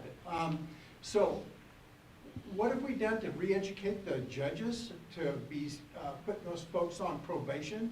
At one time, it was $88 a day to have somebody in jail. And, you know, they'd much rather be out doing stuff. We were sitting back here visiting a little bit ago. I actually had a guy ride his bicycle all the way from the jail, all the way out to the Lawless Convenience Center for a whole year instead of sitting in jail. And that reduced the amount of taxpayers' money that we were having to put in to the jail by $88 a day because I was letting him sleep at home. So, and he did it for an entire year instead of sitting in jail. Now, I just think that's good management. Mm-hmm. And so we're not spending any time. I know there was a lot of excuses. It seemed like that the county had more excuses of why we can't do it. The whole reason that it was put under emergency management is because we had prisoners that were working up in the forest, they were cutting logs and doing all that stuff, and that's where the insurance was to cover those folks. And so I don't know where any of that's at today, but my whole goal and the county told me they'd do it, is to buy a truck, and you do see that one with the wrap on it, with OCCP, is to build a trailer, have weed eaters, rakes, shovels, and all of that stuff with a porta potty on it to be able to go out. And I wanted them outfitted with t-shirts and people seeing their prisoners out there working as opposed to. So I hope that we can resurrect that. And that is one thing we didn't get to that we meant to talk about today. Matt and Nina are working together since this was brought up last month to get that going again.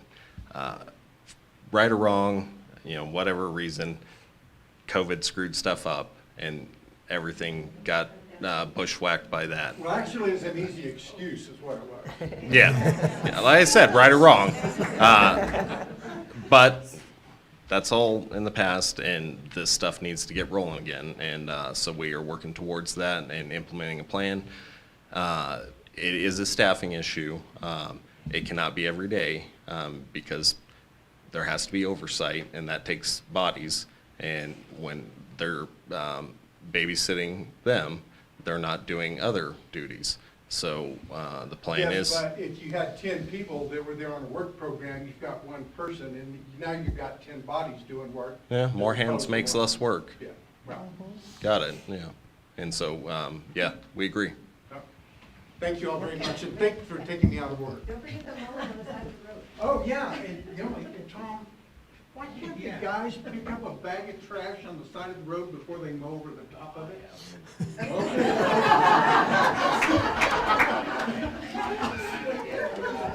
So, in forming this committee then, can we add or ask a magistrate judge to be included on the committee? We can invite them. Okay. Whether they want to come, I don't know. Okay. And this will have to get put on the Yes. agenda for like next month to form a committee. Yep. This is strictly a talk about deal. We can't, there's no voting, no nothing Sure, understand. today. But we can get it put on the agenda for next month to try to get this started. Okay. Thank you for your time. Yeah. You want to look at this? Can we run that video before Now, another idea that the public can do to help is putting up cameras and providing those cameras if you catch someone doing illegally dumping. Now, this was taken in the morning after the winds, and this was driving down the road next to the convenience center. So my question is, were those property owners asked if they wanted a convenience center built next to their private property? Because if I had to deal with this every time the wind blew, I would not be a happy camper with my property's values. And this goes right up to their gate, so these people can't even go through their private gate without encountering trash. That's the convenience center's trash, because again, it wasn't bagged and covered before the winds blew that night, and then we had another windy night last night. So who's responsible for that? And I heard someone say about the roads, doing it, we hear that you're taking actions on private property now. Well, the road that is around the convenience center is Otero County Road, correct? It's property. The roads going down Gravel Pit Road, there's an Otero County easement property, correct? So when they dump, they're not dumping across the fence on our property. They're dumping, they just pull off the road and dump right there. So is that not Otero County property? And so is there not some other way that we can say, okay, it's not private property? You dumped on, we found, and opening the garbage, I showed a couple of pictures where we find pill bottles with people's name and address. We find their bank statements. You don't know how tempted I was to go to their bank. We had their bank statements with their accounts, and that was in their garbage. So if I can investigate it, how come it can't be investigated to say, these are the people who are illegal dumping? We did it when someone dumped on our property, found who it was, they were right there in the community of La Luz. We picked it up and took it back and dumped it right back in their front yard. Now, could we have gotten in trouble? Probably. But they dumped it on ours first, and we took it back to them because that's. Sheriff Black wants to talk to you after the meeting. But that was, and you know, what Gene was saying is, we've been in La Luz for over 2 decades living down there. And we're now back, Bruce and I sold our home on gravel pit, but we're now back because we're taking care of his mother right now. And so we're there again and we're seeing it, and it hasn't improved over 2 decades. We built 3 houses in that location, and it's getting worse. It's not getting better. So, and we were going for our walk the other morning, and we stopped and talked to so many neighbors, and they all had the same complaints. Why is it people come through La Luz, and these are not just La Luz residents who are dumping their garbage. You get them all over the county and from Alamogordo. Why are they allowed to come through our community and lose their garbage and go back out on the highway? If they were on the highway and there's a police officer there, they'd have been pulled over if they were losing their garbage. So we weren't asked why they had an opening for that dump, that convenience center on our road. Close that road, make people go on the highway and go around the way they used to. And don't have them go through the neighborhood of La Luz. That'll stop a lot of the garbage in our community. But that's not an option because people get upset if they can't go. Well, you know what? People get upset all the time, but they're still supposed to follow rules and regulations and laws. Amen. And we're not So- allowed to. Yeah. You're not wrong, I get it, and I hear you, but these are criminal statutes and violations, and, you know, we live in America, and Right. you're presumed innocent until proven guilty, even on the silliest of trash violations. And so to actually convict someone of one of these violations is a process, and they can even get if they're indigent, get a defense attorney provided to defend them on these. And, you know, say we find a pill bottle out in the desert with their name on it. That is circumstantial evidence that they illegally dumped. It's not direct evidence. That doesn't mean you cannot take it to court, but the evidentiary value of it is lower. And so whoever's prosecuting it has to convince a jury that these people were in fact illegally dumping.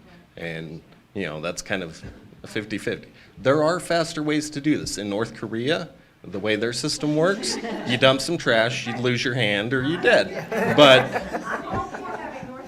He did you know, say that. then it's, we lose all the other freedoms we have. So freedom's messy, and it's not as clean and ideal as we would like. I'll be the first proponent about private property. People have the right to do whatever they want on their private property, but when ordinances say, if your private property is destroying someone else's private property, you've taken away their rights. So who's right? So at some point, there has to be a give and take, and at some point, we have to, it's like Gene and Rodney said, we have to start somewhere. We have to start holding people accountable. And until we do, it's not going to change. Yep. So the property values in La Luz, our property values are not what they should be because we choose not to live in the proper area of Alamogordo. We choose to live in the desert because it is a beauty that we appreciate. And then to have people come in from Alamogordo and all around and decide it's the desert, we'll just dump right here. Mm-hmm. That's not acceptable. And until we start changing that mindset, and we have to do something, we have to put something in place to change it, and having a fee when they go into the convenience center. We heard the story of Donna Ana County. Donna Ana says if you don't have your garbage picked up, you don't get to dump free in the convenience centers. You have to pay a fee to go into the convenience center. We have a good friend who lives in La Luz who said, well, Barbara, I would hate that because I take my garbage. I was like, I know. But you know what? We have to all play by the same rules. We have a dumpster sitting at our property, my mother-in-law's property, to have our garbage picked up. It's not that much, but we don't have the time to haul it to the convenience center, and we don't want it to be, and we make sure that we pick up around our dumpster, whatever. But so in this day and age of the Ring cameras, why can we not have cameras like that from the convenience center down? If you're going to leave that road open, which my suggestion would please close that road, That's probably not a possibility, but why not have ring cameras all up and down that road? And talk about catching violators, you would catch them pretty quickly, because I catch them coming into my property easily with a ring Mhm. camera, and that's not very expensive. So why can't? So I we do need something Wi-Fi like for those, Yeah. or something, but I mean, Yeah. game, We have, yeah, we have Tularosa Basin that puts up some pretty good Wi-Fi out there, because we get pretty good. so we can some of have that's that. private property and, you know, it's on the I can the guarantee property you owner to put every it. property owner would tell you, let's put one up. Yes, We're good, we're good with it. exactly. You know, we can look into that, Yeah, that would you know, be an option. because cameras are a good idea and a way to potentially provide extra deterrence. Even honestly, a sign up, and a sign doesn't cost much, a sign saying this area is monitored by cameras and you'll be Exactly. prosecuted, will probably cut down on Right. the dumping a percentage, not all of it. Some people are still gonna ignore it, but it would be some, so. Right. Well, and I don't know if you noticed the pictures, but entering Gravel Pit Road from La Luz, the convenience center has a sign that said solid waste convenience center. It's been there for years. It's dilapidated, it's faded, you can't see it very well. Rodney put up his own signs that said, warning, bag your trash, park your load. Do you get permission? I did from the Yes. property owners. He did from the property. I'm just messing with you, but. Thanks for asking. But, you know, the convenience sign doesn't say the hours of operation. It doesn't say they're closed on Thursday. It doesn't have any of that information when you enter that road. If there was something there, I heard someone say something about a flashing sign, flashing red lights or something that says, well, it's like the missile range. When they're gonna do a firing, we all know not to go because we're gonna be held up for an hour before we can go to cruises. So why not have a flashing sign on Thursdays that says, this convenience station is closed, turn around? Right? So, Yeah, we can do that. You have a We question? I mean, the hours, I don't know about the You flashing have a- sign, I but. have a question, I have a thing where I was following, they can hear me. Well, they can't hear you at home. They can hear her because she's close enough, but I don't think they can hear you from over there. Oh, I don't like this. You do. All I was saying was, I was driving down, going home down La Luz Road, and a city truck had a whole bunch of garbage coming at me. All kinds of stuff. I followed that truck to the dumpster. I took his number down, I got out of the truck and I said, you cannot be, you know, you left a whole bunch of garbage back there. And he says, yeah, we're gonna go pick it up. I don't know if he did or not. But what I'm saying is it wasn't tarped, it wasn't bagged, and this is a city truck. And this is the problem. You know, it doesn't have to be bagged if you have it tarped. So if you see that again, I'd say, I know you got a cell phone, take a picture. And, I don't have a cell phone. okay, well, for people that do. I'm an old lady and I don't want one. Well, that's fair. I wish I could get rid of mine. But for anyone else, you can take pictures, and social media shaming is another deterrence. And I have another picture of their license plate. Another question is, another thing I have issues with is you can't read this license plate's number. They're all washed out. You cannot see it. There's nothing. How do you get that fixed? If you know, when I was in California, you can't read your license. You get a new one. You go down and buy a new That's one. above our pay grade. I don't know. It's a law. You can be made to, if your license plate is not serviceable, not readable, like you can be cited to get it Why don't they updated. cite 'em? But of course, California did it, and I'm saying, why can't we cite them or do something with them? Why can't they do something with this? Because they're so doggone, they're all white. yeah, well, I mean, it requires a deputy to do it, and the deputy has to see it, and you heard how many pills and all the other trash that they're dealing with.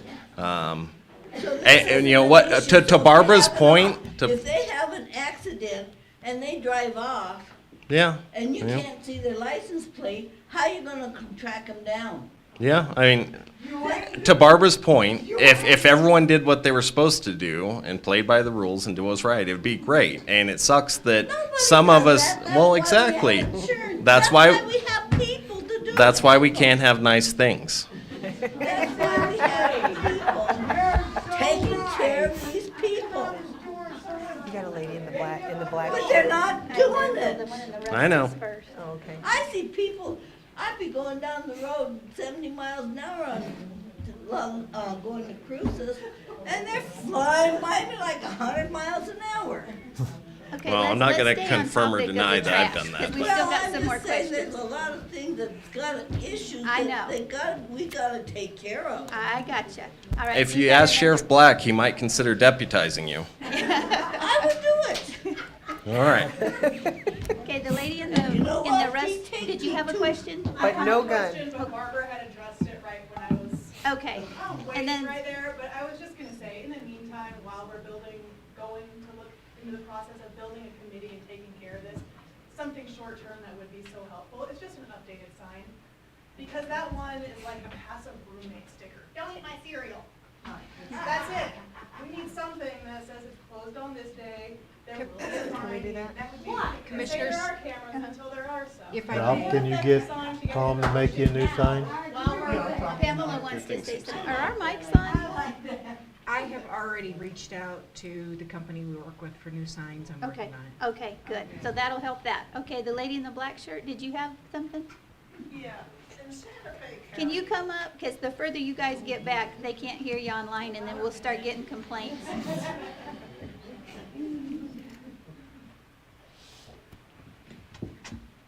Is this to do with trash? I could tell you, in Santa Fe County, when you want to dump trash, you buy an annual pass to dump your trash. It costs you an arm and a leg half the time. And you go out to the dump, and there's a guy there, and he punches your card, and that's how it's done. But I can tell you right now, those fees keep going up and up and up, and people go out and dump in the arroyos. So this is not unique. And you can only control yourself. Just saying. Thank you. If you want to look at really successful cleanup plans, Cibola County has one of the best cleanup programs I've ever seen. What was that? Cibola County. County. Mhm. Here in New Mexico. Grants. Grants. Yeah. I just wanted to add that all of this can help with the litter problem we have here in New Mexico. And since I moved into Tularosa, I've been cleaning up trash on Old Mescalero from Highway 70 to the 90-degree turn. And I just do that because it looks nicer. And, and then the neighbors see me out there doing that, and they think more of me for doing that too. So there's volunteer programs you can join here and pitch in a little bit and help clean up. Okay, all right, I think we're ready to move on to our unscheduled communication. And let me tell you, everybody gets 3 minutes and that's it. And I know that some people like to talk longer than that, and some people like to sue you because you let people talk longer than they got to talk. So it's 3 minutes, done. And I don't care who you are, what you're talking about, it's 3 minutes, and then when your time's up, it's up. And I hate to be that way, but trust me, there's a reason for it. So, well, this is true. All right, so the first person signed up is Gene Galassini. Did he leave? I think he already spoke, so he's done. Okay, Janet Ellis. Oh, you get me again. My question is about, how is it, Chaparral and all these little houses are being built?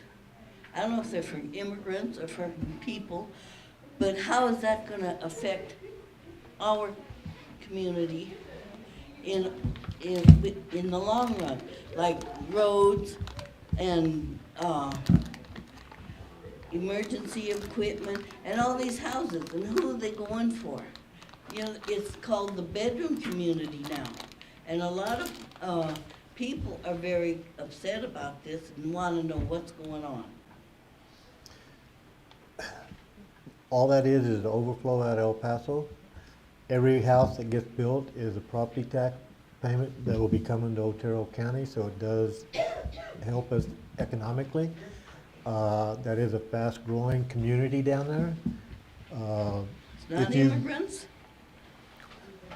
I can't tell you if they're immigrants or not, I'm not checking their papers. But there's some very nice, houses that are being going up. Some of them are mobile And homes. we're the ones that sit and do the roads and the lights and all of that? All the roads are put in by the subdivision, the subdivider.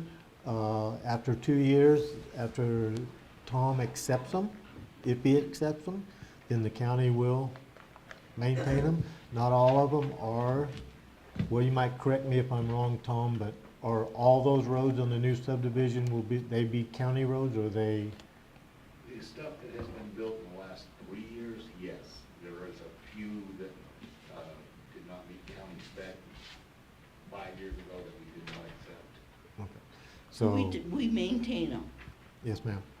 And we don't maintain our own city, but we maintain those. Otero County does not maintain Alamogordo. Okay, thank you. You won't, Okay, Roderick Hoagland. Yeah, I'm out in Elaine Acres, so it's a Roadrunner and Alamogordo, or Alamo Street. And I Could you know that- sit down there and so we can hear you? Okay, so I'm out at Roadrunner and Alamo Road, and I see that you've got something to pull off. I think one of the dilapidated trailers back behind, but there are a number of them, like not one or two, and they've been there for years and years, and things are flying off, and thank you for coming out and taking the time to look at it. But there really needs to be an actual plan. I mean, I suggested bulldozers. I don't know why. Some of those trailers, there's steel, there's aluminum. They're worth something to the recycling people, and if nobody's going to claim them, give them a limit, a time. If not, they're gonna be hauled away. I mean, how many letters do you have to send? And if they're not picking up certified letters, send a process server. It's really easy. Costs a little bit more than a certified letter, but you know who got it. RB, you want to address that? Because I know this isn't the first time this has come up. Yeah, we had to have an ordinance in place. We put that ordinance in place. Of course, they're privately owned, it's private property. For the government to intervene, there has to be due process. So ordinance is in place, the process for due process is in place, and we're starting with one. The limiting factor is cost, because the county has to pay for the demolition and removal. If we can find people that will pay for the various parts and we can recoup money that way, we will. That's why don't you just send it out there directly to them? Why have a county haul it off to begin with? I mean, there is steel, there is stuff there that can be reused. If we can find someone that is willing and interested in that, then of course we will do that.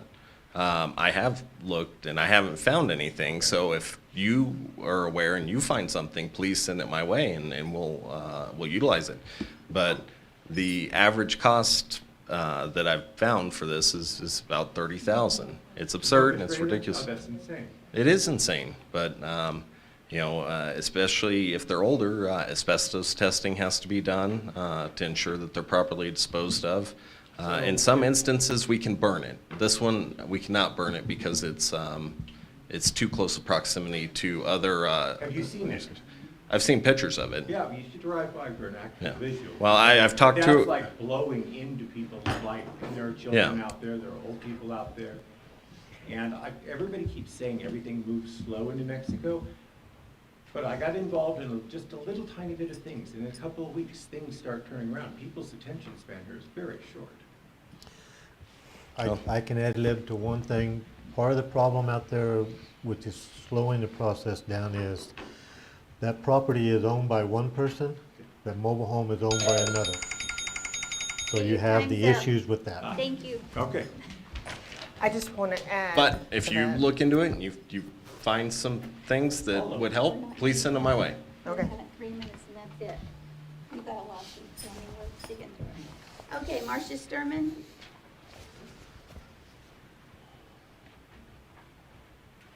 Good morning. Good morning. I noticed Forest Service is not here today. They're in the Again. process of getting a new district ranger. I I think underst- Erica's I gone. understand that. Have you heard from Erica lately? Not for a week or two, but last time we talked, she was, I think she leaves, her last week is next week. Okay. Well, I just wanted to say that it's been 25 years of meetings with the Forest Service, with the ranchers, and in 25 years, how many meetings have they had, and they haven't done anything? They are masters at chicanery and lying. This has got to stop. That So what do absolutely you has sug- to so stop. what do They you have to- suggest, not meet with the Forest Service? Well, it doesn't do any good. Well, we have to do something. I know, and the something you have to do is just tell them, move out of the way, we're gonna do this. I mean, they It just. would be wonderful if we could do that. Yeah, I You know, mean, really, there has to be something, because they're masters at lying to you and telling you that they're gonna wait till the next meeting. And 25 years of meetings, I mean, come on. I did want to say that number 12 on your agenda, I wholeheartedly support. And I think it's awesome that you're doing that. I support it completely, totally, and 1,000%. And so I just wanted to make those notes today. Okay, thank you, Martha. Barbara, is she, I think she's spoke out. She's talked out. Okay, so that's. Yes. Okay. So now we're gonna move on to new business, and we're not pulling anything, but we're gonna have Cassie come in on number 14 for discussion. So, number 11 under new business, request approval of resolution number 8-10-23/11207 to adopt the 2025 through 2029 infrastructure capital improvement plan. Commissioners, we went over this last month, just to give you a heads up what was coming. Today, we will be looking at the projects and prioritizing them. As a reminder, this is not a funding request, this is just a plan.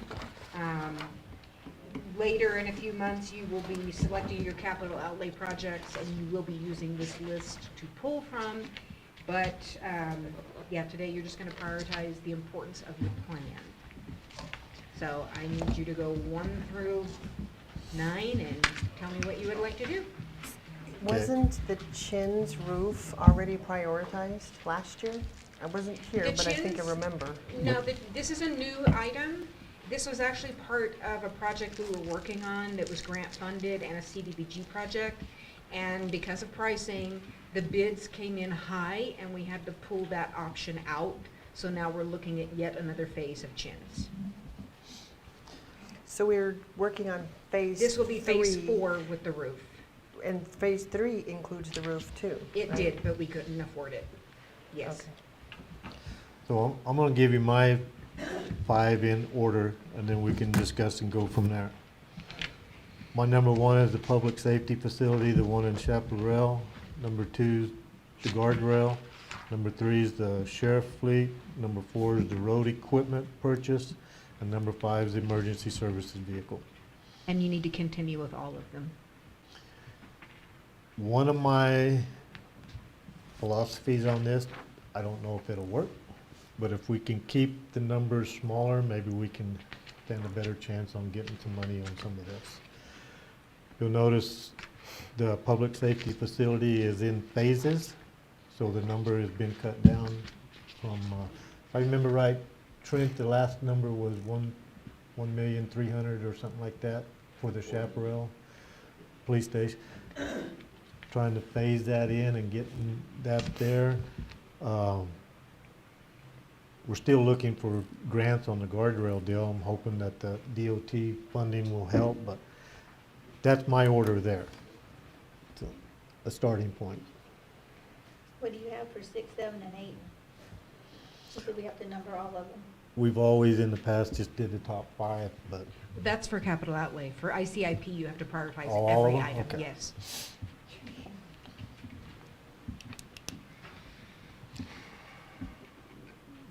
then I would do the roof next and then the railroad bridge.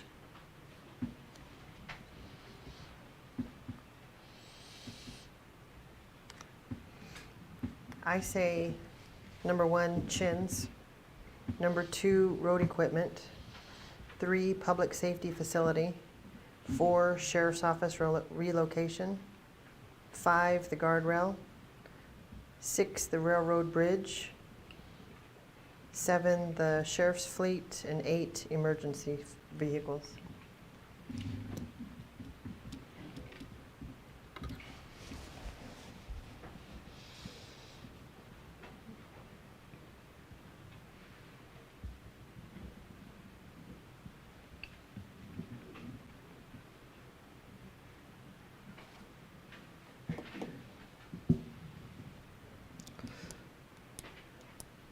One of the reasons why I'm staying with my number one and pushing for it, because Chaparral is such a growing deal down there, the public safety.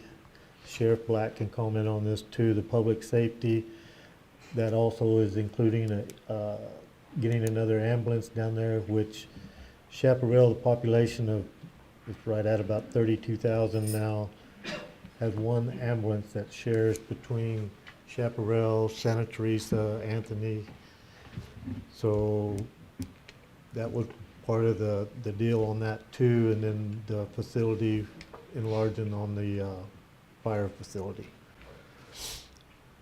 One, like I say, on the pushing on that one was strictly a public safety issue.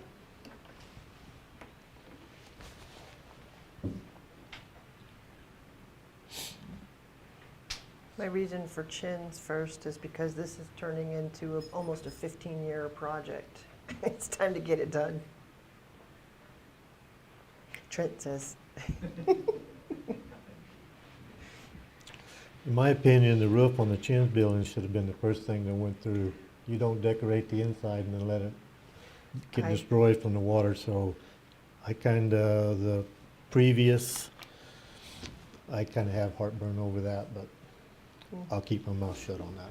Agree. I agree. I didn't, but I will.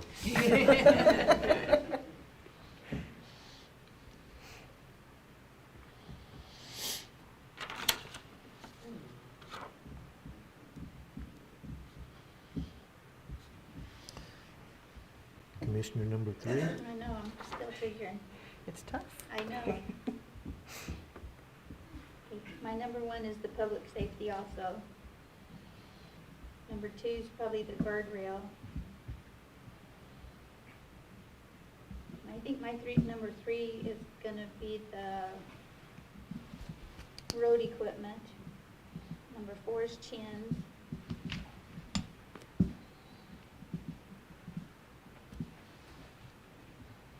Number 5 is the sheriff's office fleet.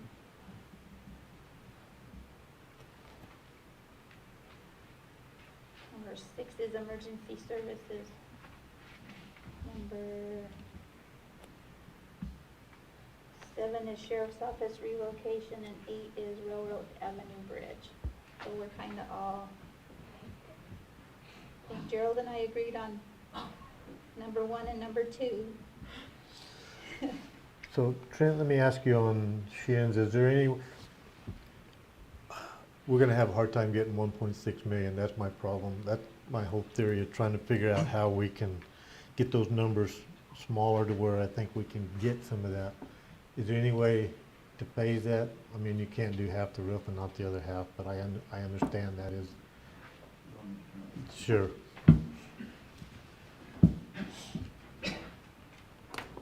I think the roof could be phased because the multi-purpose and kitchen roofs are separate from the classroom roofs. And currently the issue with the leaking in one area is on that lower roof, towards the classrooms, and that is an older roof. I mean, we're talking about a building that was built, I believe, if I'm correct, in '55. So this is a very old structure. Far as I know, it's pretty much the original roof on that building. It hasn't ever been replaced. And the leaks are bad.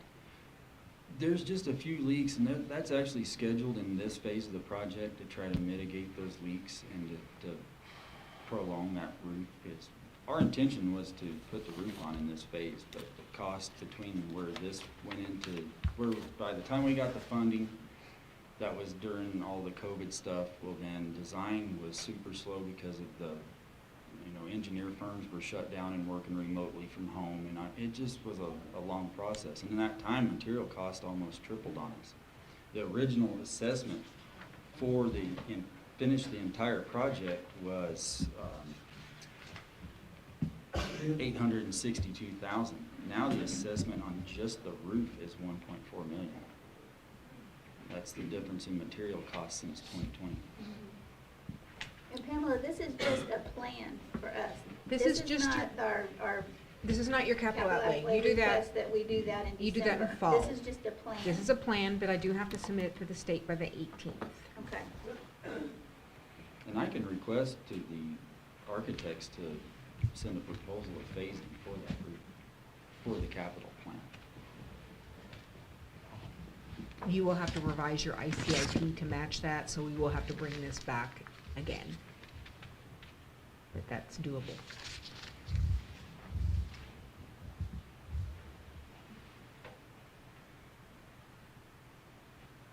Yeah, I think Gerald and I agreed on the number one, the public safety, so that will go, and then number two is the guardrail.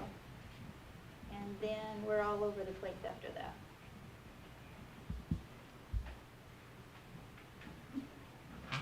Amy, what was your number 3? Can you just add it up, the total points per se, and say this is what the top 5 are?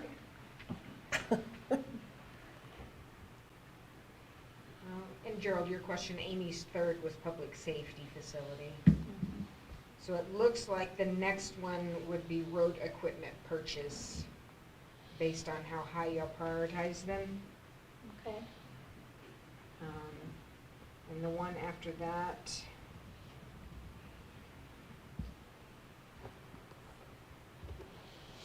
would be sheriff's office fleet. David, you're still getting grants on their fleet vehicles too, aren't you? Nope.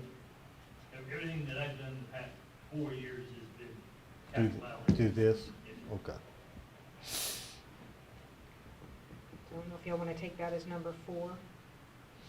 I wouldn't have a problem switching the road equipment to number 3 and then that back. I've got road equipment as number 3. Okay. I The don't- question was number 4.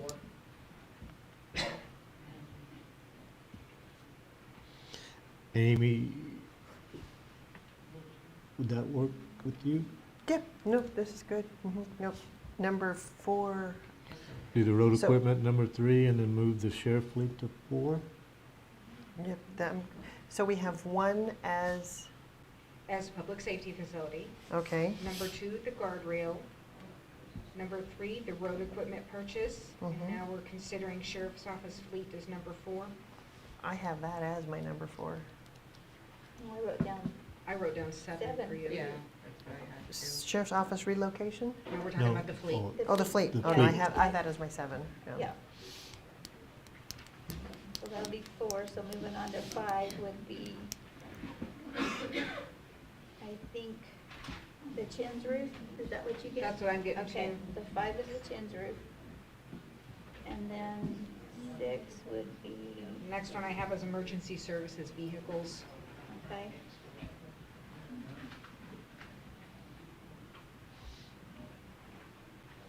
Seven, I think, The is. sheriff's office. Sheriff's That's office what I've got. relocation, is 7.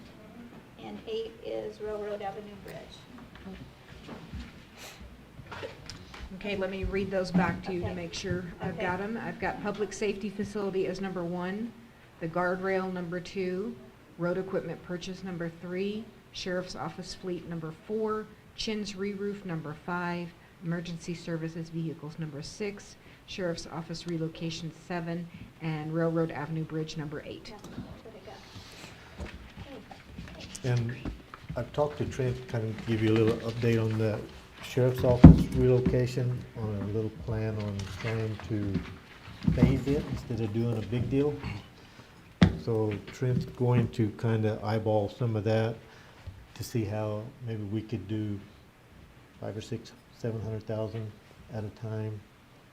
And then instead of trying to do 3 million at one, or it'll be 4 million by the time it ever gets done, but maybe another Putting them option. out there with dispatch and then have them right on the bypass would be so much better access than they have trying to pull out of that holy hell mess that they're at right now, trying to pull out by the mall, by Otero Fed, Magistrate Court. I mean, that is a hard street to pull out on.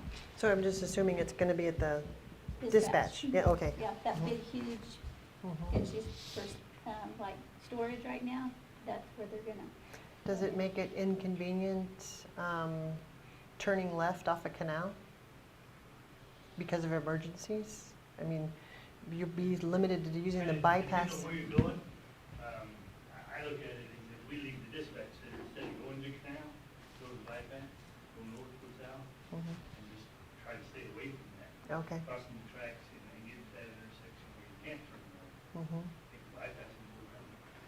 That's kind of what I'm trying to do, is trying to get them to, if you gotta run code to Bell Canyon and Bulls Acres, stay off Whiteton Boulevard, get on the bypass, less traffic, less congestion, less chances of breaking. Yep. Right. Okay, so we ready to vote? Yep, More I make a questions? motion to accept the priorities as presented. Okay, I'll second it. All in favor? Aye. Aye. Thank you, Alrighty. Commissioners. Okay, number 12. How much does it cost to fix a guardrail? You would throw up if you knew it's like over $1 million. It depends on how long it is, but it's ridiculous. This one is 2.3 million. I know we have a little guardrail. This little one. Hi, I Tom. know we have one in La Luz and La Lucia that's mango too. It's been there for a little bit, so. Would it be better to put in maybe cement instead of those metal things? I'm just asking.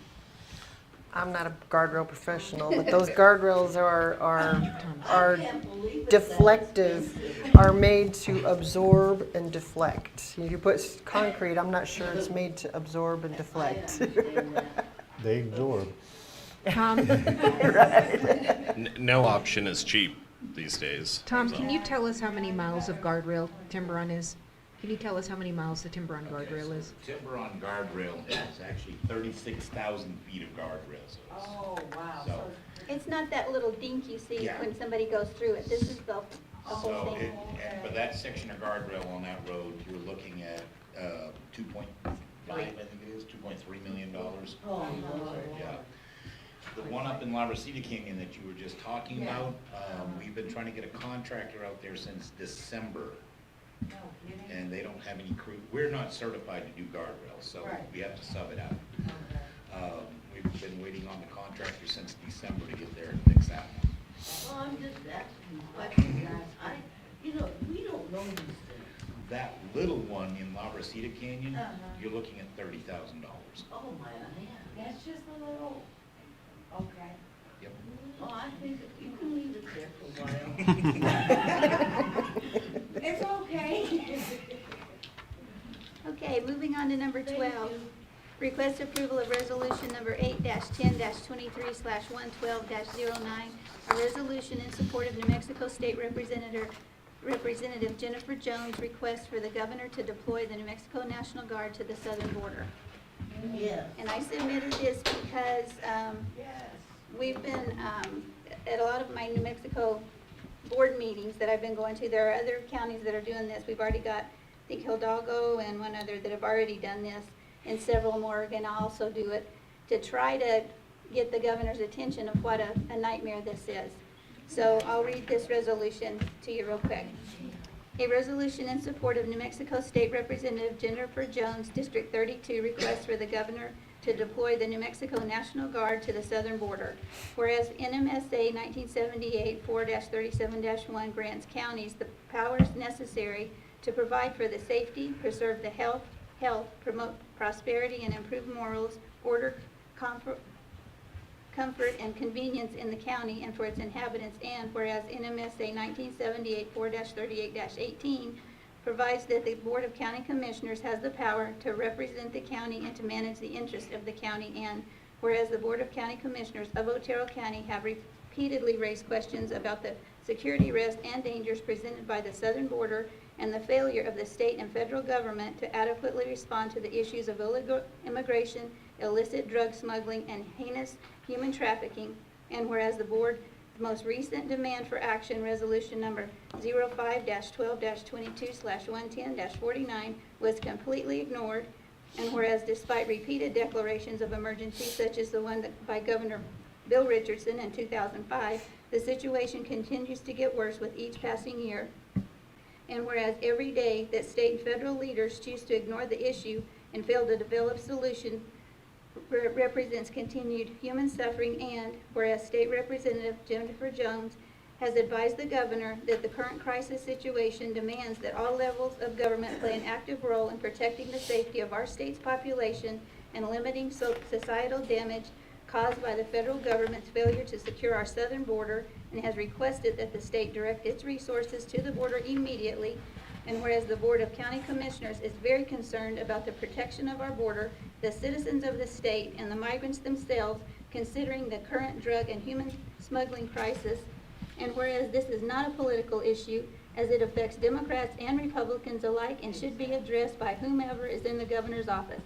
To illustrate the bipartisan nature of this situation, in August 2005, former U.S. Ambassador to the United Nations and New Mexico Governor Bill Richardson, Democrat, declared a state of emergency along the Mexican border, which region he characterized as having been devastated by the ravages and terror of human smuggling, drug smuggling, kidnapping, murder, destruction of property, and the death of livestock.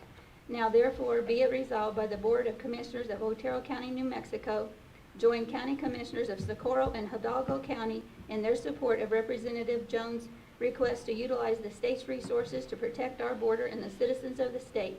Be it further resolved that this board requests the governor, pursuant to the power set forth by Article 5, Section 4 of the Constitution of the State of New Mexico, making the governor commander-in-chief of the military forces of this state, declare an emergency and deploy the National Guard of the State of New Mexico, including Army National Guard, the Air National Guard, and State Defense Force, to Otero County and other counties struggling to deal with the crisis to assist the Border Patrol and local law enforcement. That's it. Feel fired up. All right. I'd like to make a motion to approve the resolution 08-10-23/11209, a resolution in support of New Mexico State Representative Jennifer Jones' request for the governor to deploy the New Mexico National Guard to the southern border. I get a second. I'll second. All in favor? Aye. Aye. All right. Number 13, request approval of resolution 08-10-23-112-10, a resolution finding that a structure at 25 Roadrunner Lane, Alamogordo, New Mexico is a public nuisance requiring renovation by the owner or removal by Otero County. So we've kind of already talked about this a little bit today, commissioners, but this is the process laid out in the ordinance that we passed last year that enables the county to come onto private property, take a structure that is a danger to the community or a blight, and dispose of it. And today, your duty is just to simply declare that it's dilapidated. And from there, that starts the process. And there's pictures provided. It's pretty dilapidated. It's not habitable, and unless you're a mouse. But you know, and we heard from some individual that lives in that community, and they would like it removed. So I just ask that you declare it a hazard, and from there we will publish that and get the notice out to the owner and see if anyone responds. If they respond, we'll schedule a hearing and discuss it, and we'll go from there. Okay. But let me know if you have any questions on the process. Is this one of those situations where the land is owned by one person and the mobile home is owned by another? It is. And this is in Island Makers? It is. No. So a couple of things. Recyclers are probably not going to be interested in this because it's considered hazardous waste because of the mix of materials. So as far as trying to sell it, I don't see that as a possibility. They've already stolen the copper out of it. I mean, it's just trash value. There is also another picture that shows where the roof or the siding is laying over in the fence. I took that picture and sent it in, but it's not in this right here. And that roof or siding, whatever it is in the alleyway where they check meters. They drive down and it's nails up inside that alley with all of the insulation blown everywhere. I knocked every single house around that mobile home, and half of them had kids living there, and the other half across the way, very, very nice homes and take care of everything, and they said, yes, please get it out of here. So I also spoke with the manager of the trailer park too, and you know, they mentioned the other mobile homes that they want addressed, and their difficulty in getting their own enforcement for renters to comply with their own codes too. So if we need to work with them to help enforce more, or we can continue on. I agree, we need to get rid of this now. But There's no shortage of others that need dealt with countywide. I mean, there's a plethora right here in this trailer park, but code enforcement has started a list, and if the commission would like to give guidance on how to prioritize, because I mean, really, they all should be dealt with right now, but financially, that's you know, not reality. So. You know how many properties are out there A bunch. that are in, oh, he does. there were, I'm James Wimberly. I'm the manager of Eileen Acres Water Company. I've brought this issue up a number of years ago, and we've shown pictures. There's approximately, the RV park itself is separate than Eileen Acres. We're talking about individually owned lots. There's approximately 4 to 5 that are abandoned in the subdivision at this time. This 125 just happens to be the worst one. There's been people salvaging the material, and essentially that's what you've got. You've got this roof that's in the alley, and you've got insulation blowing up and down the road. So 25 is the Roadrunner is the most noticeable. Could you produce us a list in the 1 to 5 on the worst, working your way down? Yeah, I've presented it before, but I would be glad to give a new list. Who do I need to give that to? You can probably turn it in and turn it, well, probably be best to go to Jacob with code enforcement. Okay, well, I've been working with code enforcement, and I realize, you know, these ordinances taking time, but it sounds like we're moving in the right direction. and I gave that lady that I spoke with my card. Yes, that Yes. would be Ashley Schaefer. She Okay. is the manager of Yep. the RV park. Okay. We don't have dilapidated units within the RV park. Right, it's They're on yeah, the east outside side. an individually owned lots. Okay. Okay, thank you.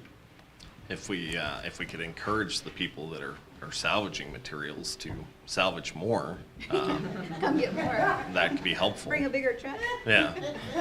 Take it The all. problem is they don't take the insulation and that kind of stuff which blows around. Yeah, and ends up on Gravel Pit Road.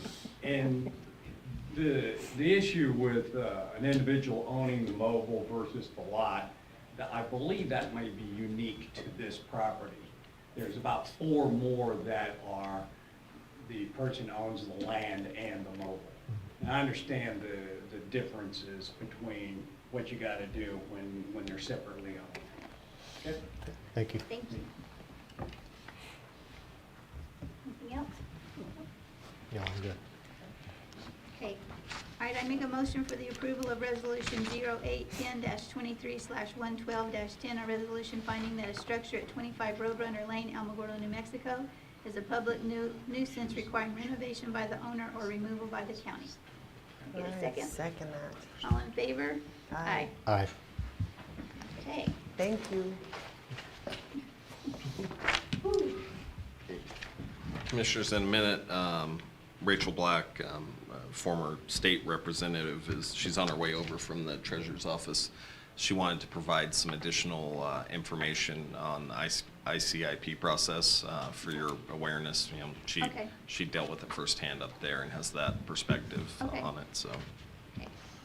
All right, so now we're gonna move on to number 14, request approval of resolution 08-10-23/112-11, authorizing a 3-month extension of resolution number 2-9-23/111-37 for hazard pay, starting bonus and referral bonus for Otero County Detention Center employees due to unprecedented staffing shortages. Hello. Good morning, Commissioners. Cassie Green, HR Director. So I did speak with Director Nina Sisler this morning. She and I both agree, and this is just my opinion and our opinion, is that the $500 sign-on bonus, so it ended, of course, and so we've hired 2 cents, and they're hiring on even without it. And we feel like it helped in the beginning, but then it has people have the morale over there is changing, and so people are promoting it on their own. I don't think it has a monetary value to it. So she and I both agree that it's not really helping at this point. She would like to see the hazard pay continue. I'm indifferent on that, as everyone just got a $3 an hour raise, but that's completely obviously up to you. So that's my opinion. So we spent $78,000 so far on this program, right? Well, from what I understand, yes. And then we also have some employees, because what they did was the $500, or what the resolution says is they get $500, and then they get 50 cents per hour for the first year. And so we've still got people getting that 50 cents an hour, because we haven't hit that 1-year mark, and it staggers, obviously.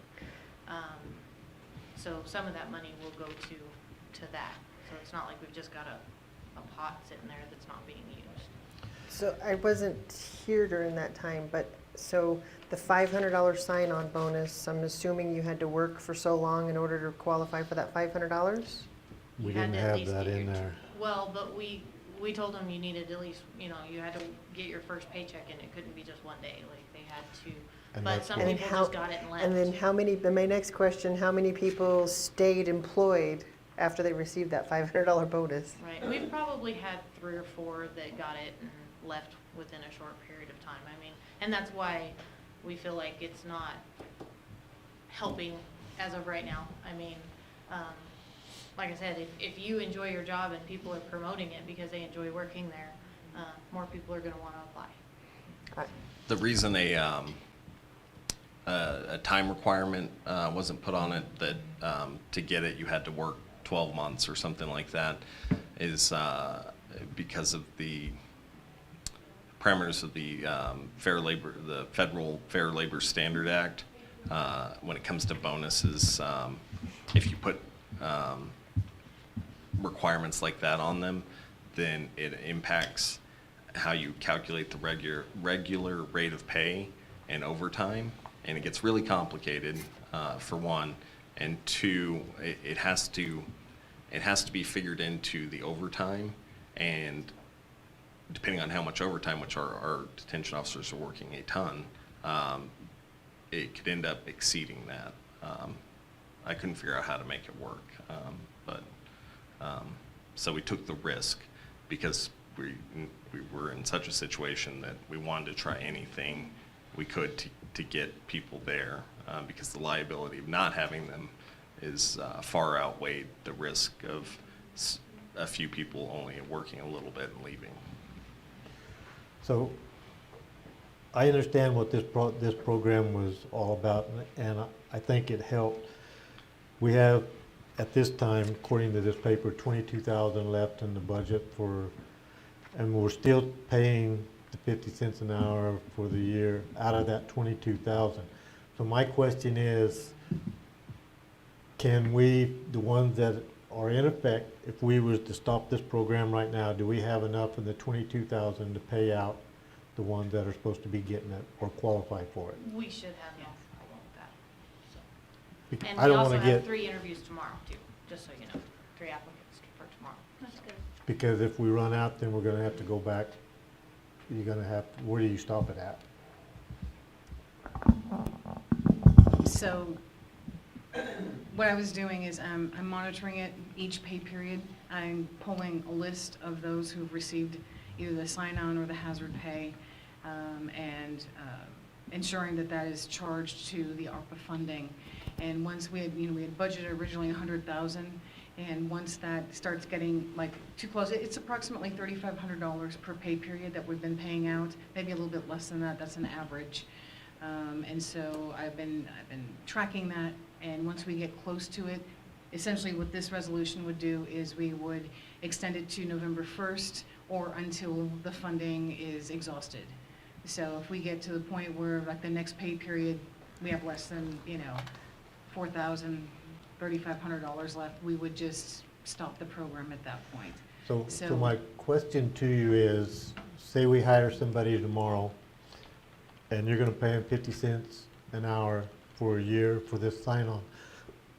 Are we gonna be held, if this 22,000 runs out, we're gonna have to pull it out of the general fund to pay them for the rest? Actually, that money right now, the 50 cents an hour portion of it, I have no way really to track that, because you have to consider that is also, it's kind of like with the sign-on bonus, that 50 cents an hour, it's going to also affect any overtime rates. So that is essentially being paid for by the detention center. The only thing that I can really track in order to expense it to the ARPA funds is the hazard pay and the actual sign-on referral. So the 50 cents an hour, that's gonna go on, it's gonna be charged against the detention center until that year is up for each of those individuals that's receiving that, because that's what the original resolution stated. So once they've reached that 1-year point, then it would end for each of those individuals. And I'm not sure exactly how many individuals are receiving that at this point. I have to pull that information, I don't know. And I don't know off the top of my head, To- there are a couple individuals that have referred a couple of people, so it just kind of depends, and it, I've got one that's ending, I believe, next month, that started when this was first done. And again, we just hired 2, one starts tomorrow, and one just gave 2 weeks' notice, so he'll be starting in a couple of weeks, and they were both told because it had expired that they would not be getting that, and they said that was fine, and they accepted the positions. And what's going to happen when we lower everybody's pay by 50 cents an hour? That is, everyone was made aware that that was the deal, and, it's not gonna be fun, for Right. them, but, Well, that was the comment nature on of the deal, but, real quick, what was I gonna say? It will not come from the general fund, I believe, at least not, it's not likely to, because there are so many unfilled positions that have been budgeted. All that money is allocated for that, and it's just kind of piling up. And so that's where it would come from. If we run short on the If we run short, 22,000? yeah. But we do need to be tracking in that 50 cents and making sure we're not paying anything that exceeds the allocated amount for what the bonus should be. I am. So I'm tracking. you track that, or? The 50 cents an hour, that is something that goes through human resources as far as, because Oh, so that's your human tracking. resources has to actually enter that into the system in order for it to be paid out. So the only thing that I see on my side is I can run reports that will show how much hazard pay was paid to the individuals and how much of the actual $500 sign-on bonus. I can track those things, and those are the things that I expense to the program. But as far as tracking the 50 cents an hour, I'd have to literally look at each single deputy, every single pay period, figure out how many hours, including the overtime, and it's just, it's too time consuming. I don't have time to do that. I can now run a pay code and that will tell me the hazard pay and the sign-on bonus. But the other part of it, it would take manual tracking to determine that, which is why that 50 cents an hour is just expensed directly to the detention center. And actually, all of this is originally expensed to the detention center because that is how our payroll works. So what I have to do is run that report, and then I reimburse the detention center for the hazard pay and the sign-on bonus each pay period from the ARPA funding. That's the only way that we can make this work, because all of those employees, their payroll, it goes through detention. There's really no way to put them into the ARPA fund for that purpose. We can't do that. So everybody that signed on or hired, they signed something knowing that whenever this money is done, that 50 cents is done? No. No. But they are hired under that expectation. And the other thing, to go with what you were saying about losing 50 cents, so the employees that referred, they got the 50 cents, right? So they will lose the 50 cents, but they just got their $3 an hour raise.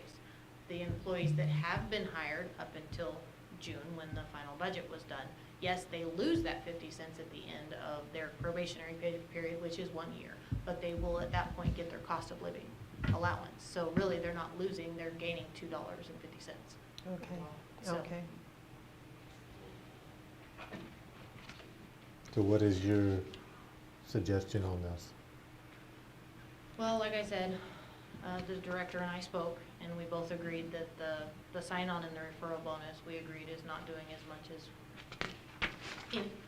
at this point as it was. And her manning has gotten better. She's not near as critical as she was. Not that she doesn't have open positions, obviously. But we feel like that can go away. And like I said, she would like to see the hazard pay continue. And again, that is completely up to you. Can you do one without the other, without redoing this whole thing? You can vote that way, and then we'll just make the adjustments for you to sign afterwards. But Or just leave in the hazard pay and remove the starting bonus and referral bonus? yes. And then still in November 1st? That would be up. The November 1st was chosen because, based on Julianne's assessment, that is how approximately how long the fund would last. So if we cut out the others, I don't know how that would affect it, whether it could last more months, but I do need clarification if so. The pay period already started last week, and we weren't, because the meeting wasn't till this week, so we had to make a choice to put this on there for y'all to vote on. But pay had to be run, so that extended it for at least a week, I Actually, believe. what we ended up doing was we suspended the payment. We paid up through July 31st. Okay. And then we suspended the payment as of August 1st when the previous resolution stopped. Okay. And if it is approved today, then we will retro pay back to August 1st. Okay, that's better. Okay. I don't mind leaving the hazard pay on. I kind of agree, because they are in a shortage. The other stuff, but my question again is, when the 22,000, does the hazard pay quit? Or when the 22,000 runs out, or November 1st? Right. That's how it would be wrote up. That's how we worded it, right. Okay. So Right. whichever comes first, whether, either the exhaustion of the funds or November 1st, but it would end at November 1st. So then we need to reassess or reallocate that 50 cents an hour to make sure that it is towards this number and that we're not overspending. I think the Is that- 50 cents an hour is irrelevant because there's, like I said, I have not been tracking it. We have not been tracking it. The only thing that this $100,000 has been going toward has been the actual hazard pay and the sign-on. So I think the 50 cents an hour is irrelevant. And like I said, as Cassie said, as soon as that individual who's receiving that reaches the 1 year of receiving it, then that is going to stop for them. The sign-on referral portion of it is probably, of the total cost, it's maybe a quarter of the total cost. The hazard pay is the majority of the cost. So by taking out the sign-on referral bonus, I think that's probably not a bad idea. Then we can focus on using the remainder of the funds just for the hazard pay up until November 1st. All right, anything else? Nope. All right. I make a motion for the approval of resolution 08-10-23/112-11, authorizing a 3-month extension of resolution -02-09-23/111-37 for hazard pay, eliminating the starting bonus and eliminating the referral bonus for Otero County Detention Center employees due to unprecedented staffing shortage. Can I get a second? I second that. All in favor? Aye. Aye. Aye. All righty. Thank you, Cassie. Can I make a motion to take a 2-minute recess? Yes, we're going to take a quick break.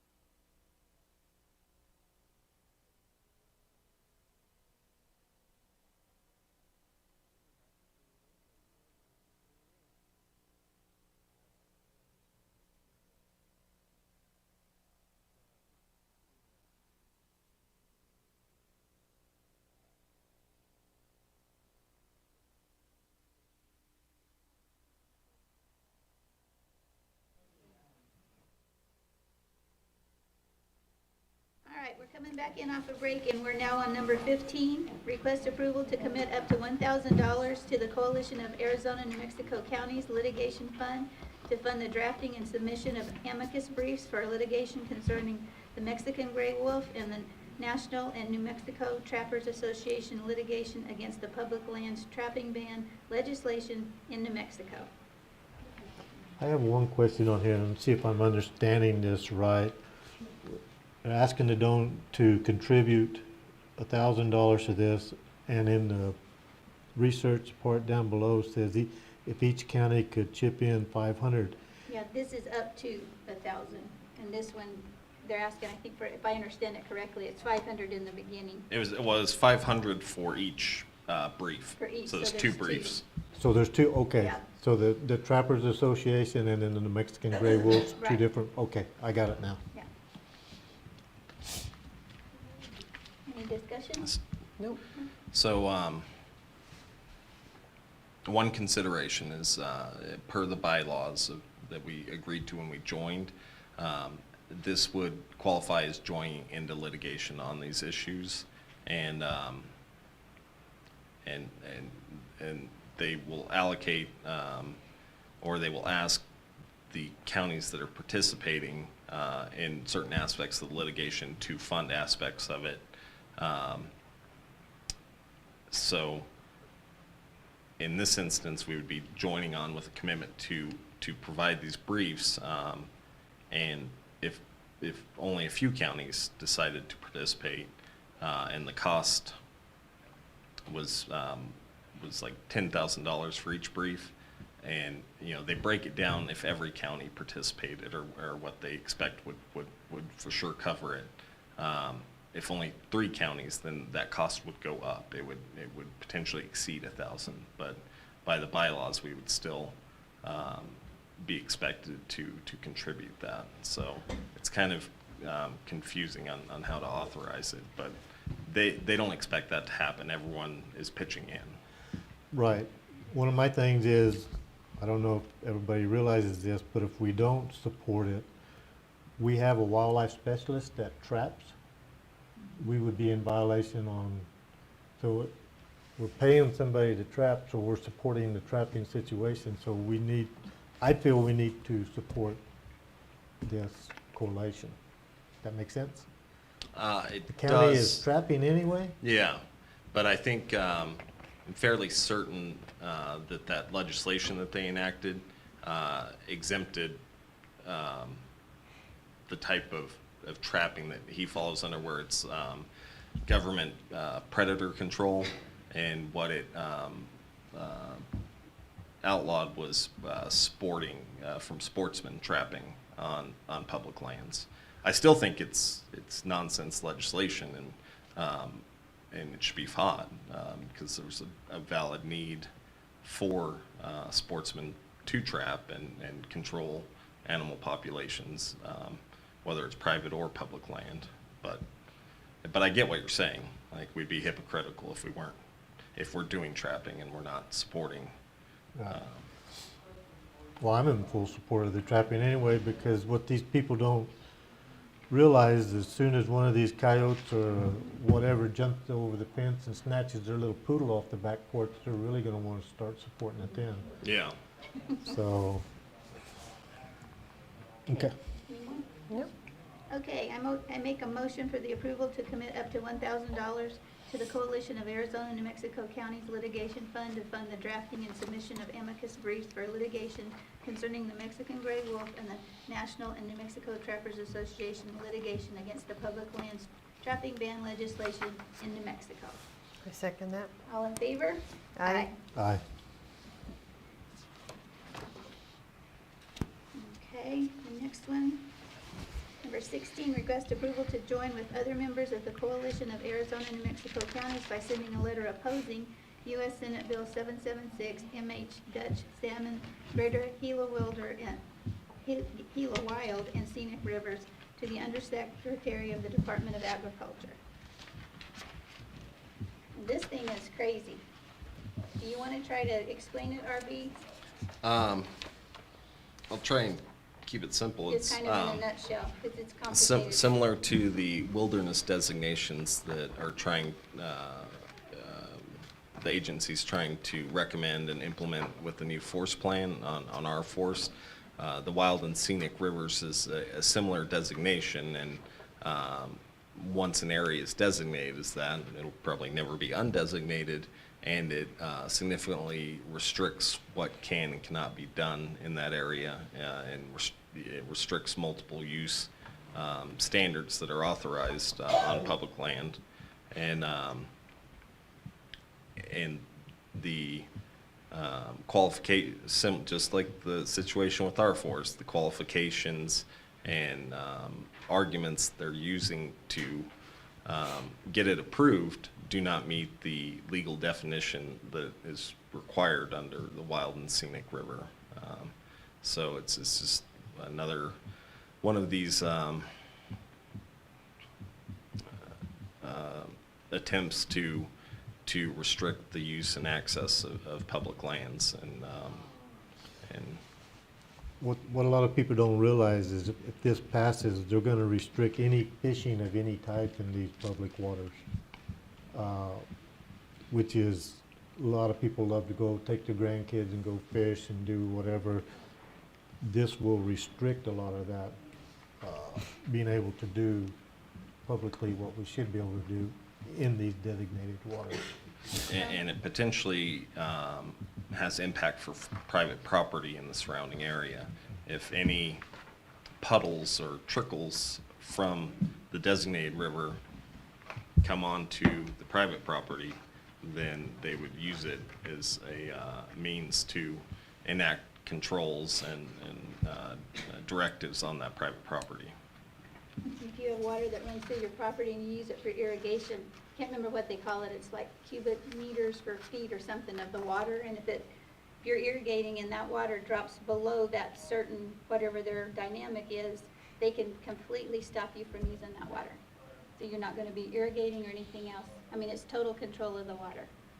So it's a really bad thing, and Heinrich is a big push behind this, and it's not good. Water in the land, and the food. Okay, any more discussion? Nope. Okay, all right, I make a motion for the approval to join with other members of the Coalition of Arizona and New Mexico Counties by sending a letter opposing U.S. Senate Bill 776, MH Dutch Salmon Greater Gila Wild and Scenic Rivers, to the Undersecretary of the Department of Agriculture. I second that. All in favor? Aye. Aye. All righty.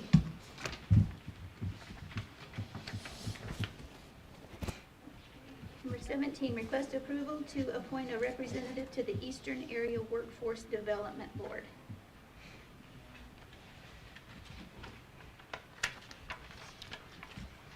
That'd be you. It is me. I was trying to get the page turned. All right. You've got nothing else to do. I know, right? And she is currently the representative on there, so it's just another year. Just a- Turns out we have to do this every year, like appointing me to the Council of Governments. Okay. Anybody have any discussion or? anybody else I wanna make a volunteer? motion that we let Vicky do that. Continue to do that. Okay, I'll second it. All in favor? Aye.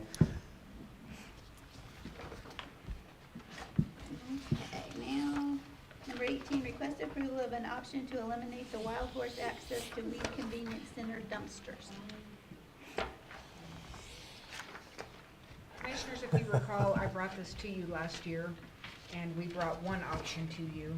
And then Spike was in the audience and said, hey, I have some property, why don't you move it there? So you asked us to look into that. We asked Joe Lewandowski, our solid waste consultant, to look. He went out there with staff, looked at the options, brought back some options for you. We left the original option in there as option 4. Various price ranges, something to consider in the options you were provided. The one simple option with just hiring an individual, it would be higher than that. Joe did not take into account it could be an individual that takes all benefits. So you're looking more at $40,000 for that employee. And then the option to move it completely, he did not calculate the cost in remediating the current site and getting state approval. There's tire bales in that facility we'll have to dispose of. We'll have to change our operations plan, as Ralph mentioned, to move it to a new location. So that one's a little trickier. I personally am in favor of option 4.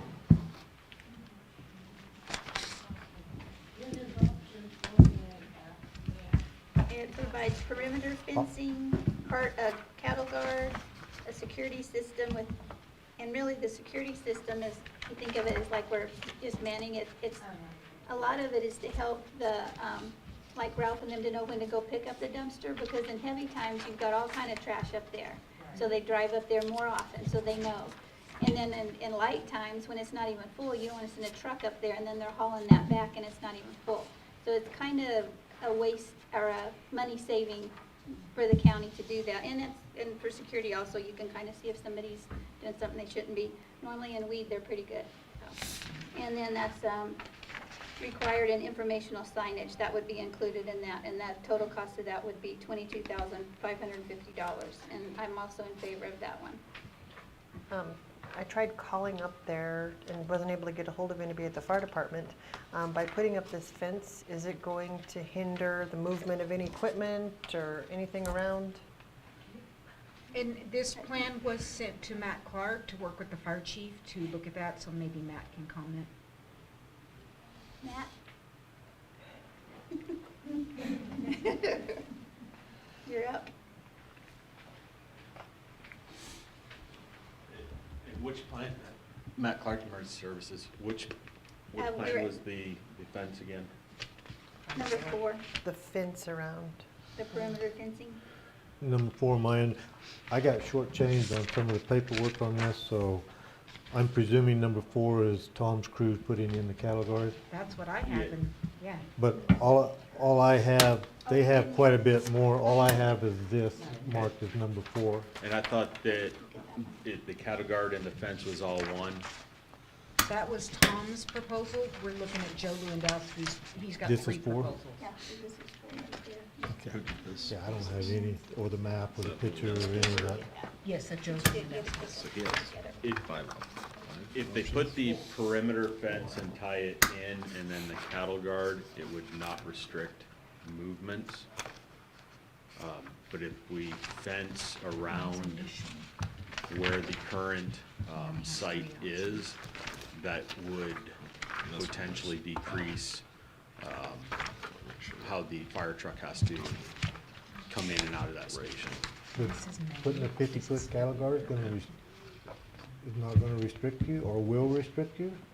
A cattle guard would not restrict as long as it's maintained, climbing in and out. I want to say that was just a sheer cost on Tom's part, that we were really shying away from that one. We're shying away from that one?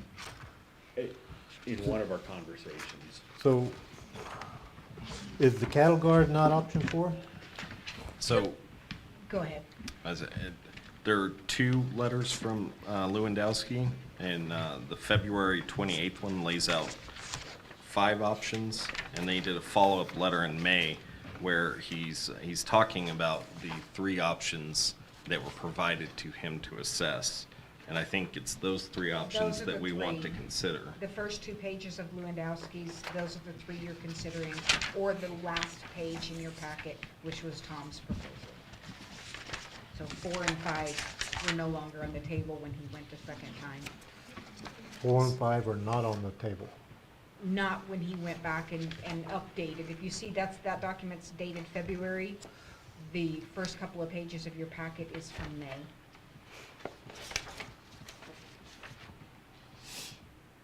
Okay, the document, we may have to table this and redo this because I got 1 page.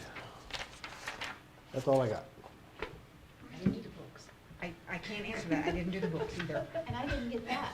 You've got a page I don't have. I have these 2 pages, and then I have that graph I gave you and the map. So I don't You wanna think we're- table it, we can table it.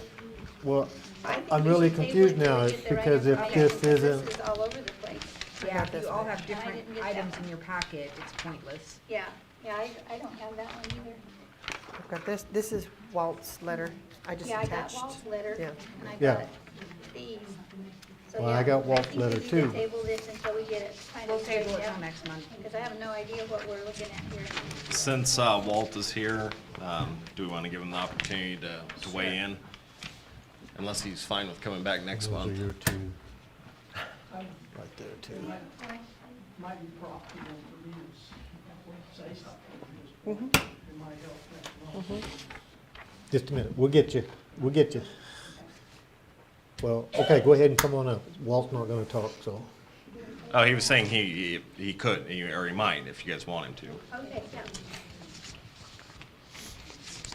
Okay, I'm going to take this statement. These are not wild horses. The mitigation to this is these are all Real quick, ma'am. gentle horses. I live right above. I have a bird's eye view of this. They belong to one person up there, who then always quotes the, it's a free range thing. We could stop all this, and it'd be really cheap if we had a way to make them keep those horses up. And they have other horses that are up there on very large pastures. They have very large. These horses run amok, and there is not a wild horse nor a feral horse amongst these. These are gentle stock horses. We could stop all this if we could make them keep their horses put up. Yes, ma'am, and if I understand the law, this is a fence out. If we don't want the horses in our dump, we have to fence them out. This is correct, but I'm saying maybe we could move this up through the state. The open range doesn't mean anything, doesn't work anymore in 2023 for when it was instigated in 1908 or whenever it was. I don't know, this is not the arena for me to bring this up and say, make them keep their horses up. But guys, it's gonna be a lot cheaper than, the cattle guard and the fence, which is true. It's going to impair the emergency vehicles going out. Cattle guard's a great idea, but if you have a big cattle guard that everybody can get in It's a and through. 50-foot cattle But guard. I know these horses, and they'll figure out your cattle guard in about 3 days, so. Hey, ma'am, real quick before you get up, please state your name into the microphone, just so we have it. My name is Anita Self, and I'm a Weed resident, and I watch these horses shred and toss on a daily basis. And if you haven't been up there, you need to come up there and look at it and just watch them. They grab and they shake and they throw. I'm sure they have a good time. They're having a good time in the neighborhood. Well,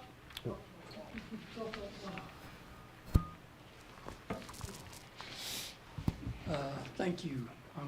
My name is Walt Kaufman from Weed, the suburbs actually of Weed. And I've been a long-term Weed resident.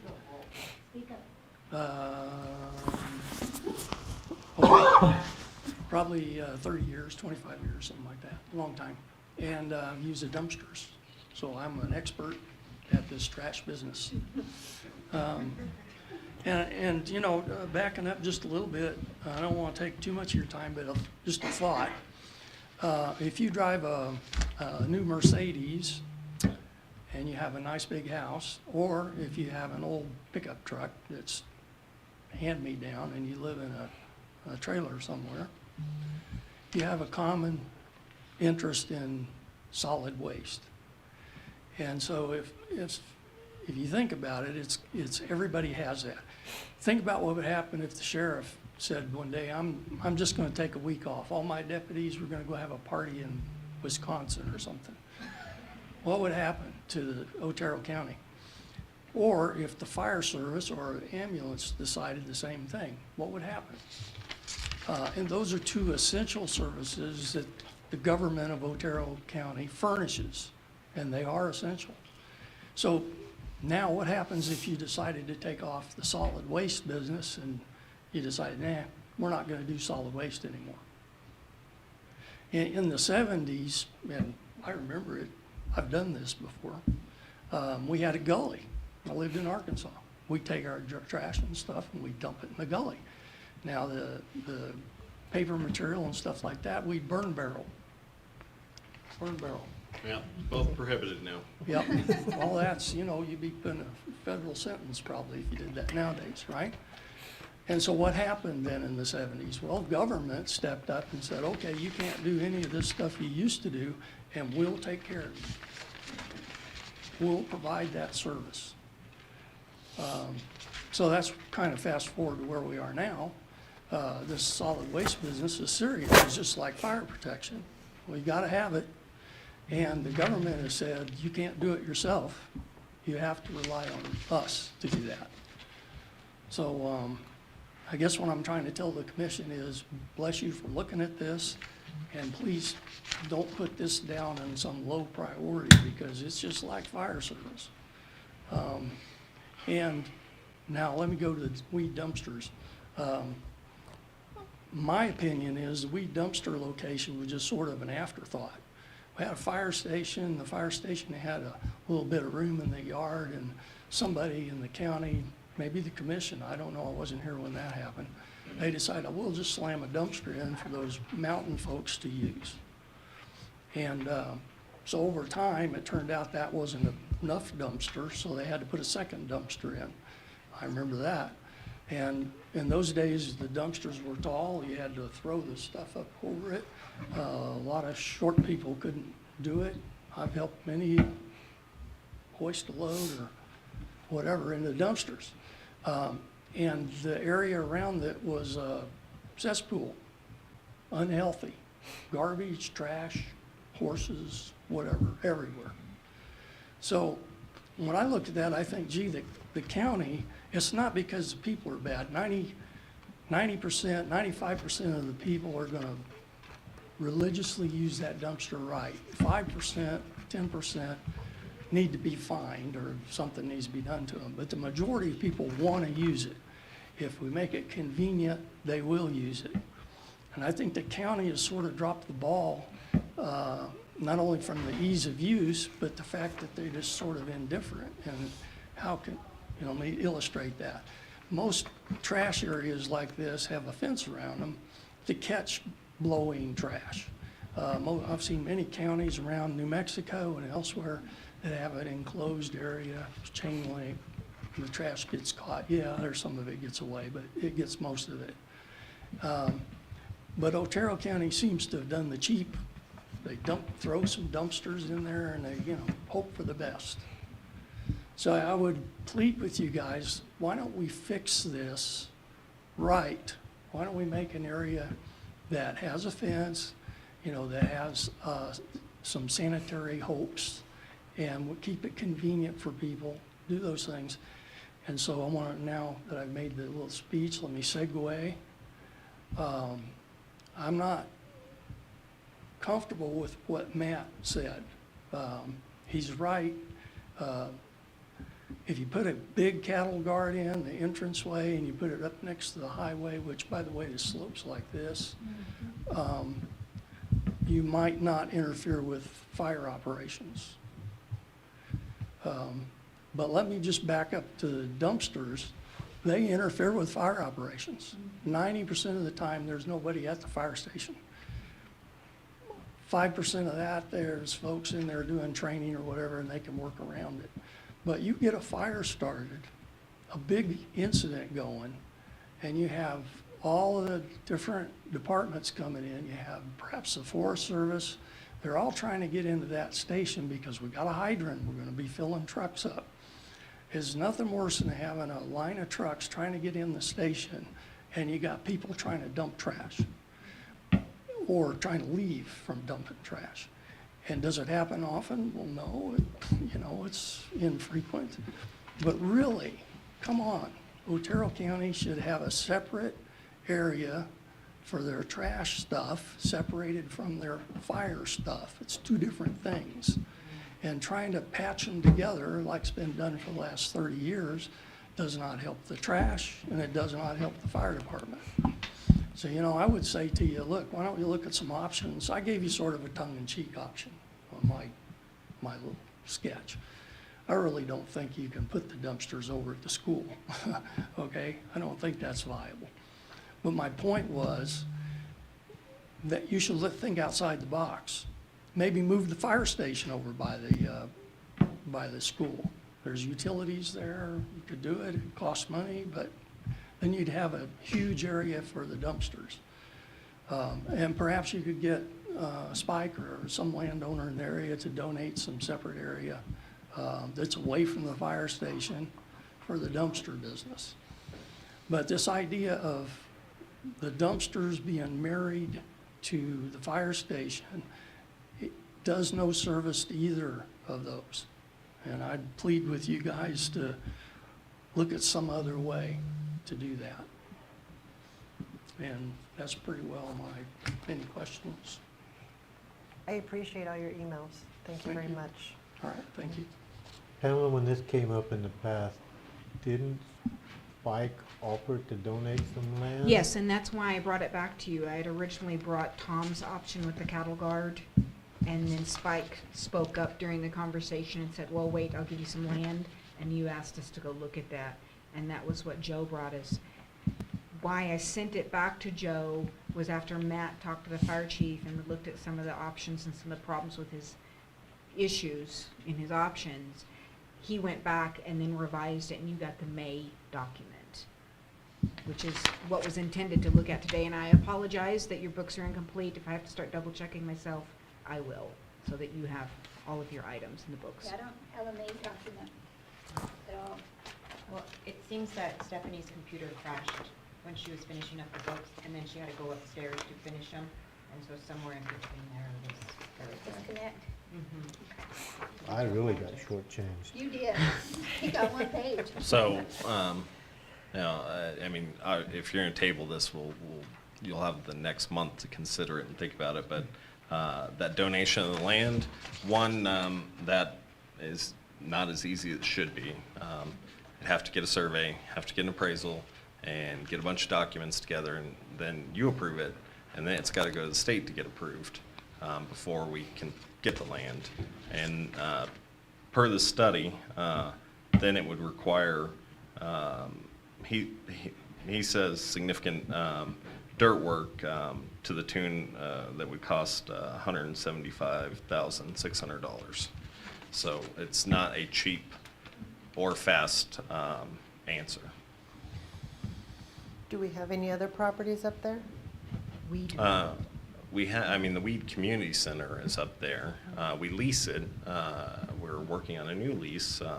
Part of that lease could include something where we retained part of the area for the dumpsters, but that would have to be looked at. Well, and we currently use the vacant property up there to park snowplow, salt cinders, so I don't know if we want to be impeding that. And also the road, to get to that area, if we propose right there, you know, bringing trucks up that road constantly, that opens up another issue too. Yeah, to Walt's point, if there was a fire emergency to the degree he explained, like we'll have personnel there to. One, I'd be surprised if anyone was trying to dump their trash off during such a situation, but if they were, we'd have personnel there to direct them away, that only emergency vehicles would be authorized to be going down that road and accessing the station at that time due to the situation. That's the fix on that. And haven't actually been in that situation. I can tell you that some guy has got a load of stuff on his truck with a trailer maybe, which is like in there. He doesn't want to hear you tell him he can't go that 20 feet to the dumpster. I mean, maybe he's driven 20 or 30 miles with that. He doesn't want to do that. And, it's his judgment that he can get in there and unload safely.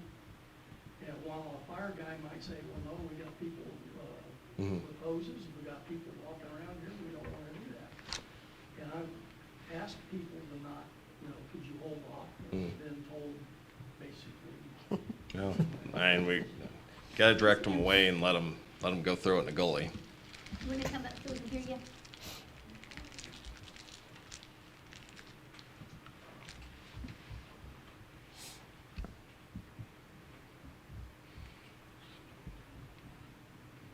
Thank you. I'm Barbara Isaacs. And my concern is you guys are trying to make a decision. You hadn't gone up there and seen the mess. You need to come up there and see the mess. You need to see the location, what we're talking about. My husband's a volunteer fire department, and I mean, he doesn't have the answer, but some of the suggestions are not feasible. So I would strongly encourage you to come up there and see, look at the land, see what we're talking about, and something needs to be done, because and I mean, not only do we have the problem with the horses and the cattle, we have problem with contractors coming up from Cloudcroft, even Alamogordo, because we got free dumping. And we only have the 2 dumpsters, and we have the manual one, which is for the household trash, okay? A lot of people just rather throw it in the dumpster. But when you have people coming up there, they know they come Tuesday, Thursday, if we're lucky. But during the summer, that's not enough time for you guys to come unload our dumpsters, because we've got camps, we've got campers coming up, and I mean, within a day, sometime they'll empty the dumpster. Before the end of the day, they're filled again. And then we've got to wait another 2 days. And then if you only dump it on Tuesday, Thursday, we got to go all the way till the next Tuesday. And it's just not enough. It's not enough, and it's a mess up there. But I appreciate you listening, and I really strongly encourage you guys to come up and see what we're talking about. Commissioners, on August 22nd at 5 p.m., I'm going to the Weed Community Association meeting to discuss their lease options for the community center, and they extended an invite to all of you. I was going to tell you that during my brief, but you know, we could make a field trip of it that day if you. What's the date? The 22nd. What time? I think it's a Tuesday. So 5 p.m. is I think when their meeting starts, but.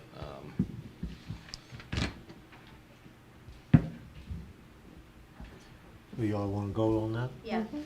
So can you get a vehicle for us so we're not all driving? I'll drive my own. You don't mind? I don't You can mind ride either, with me if but- you want to ride with me, but I'm taking my vehicle.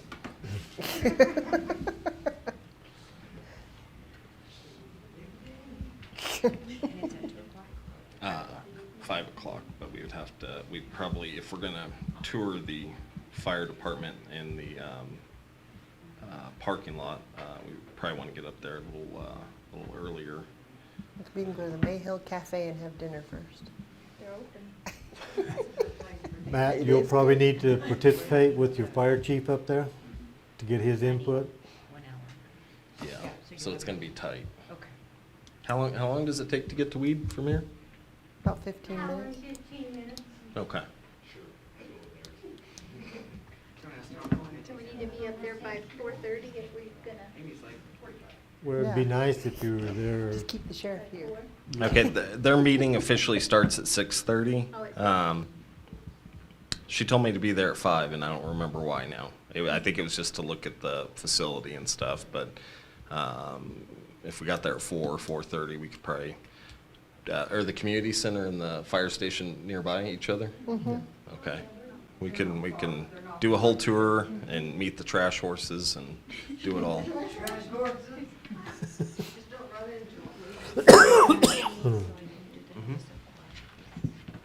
So what time do we want to be up there? I think, are you saying 4 o'clock? Yeah, let's do 4.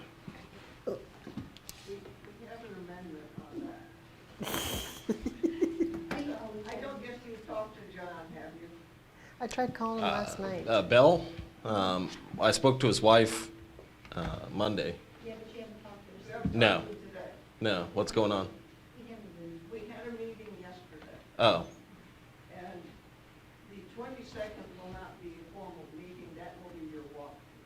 okay, So, and the meeting will be delayed until September.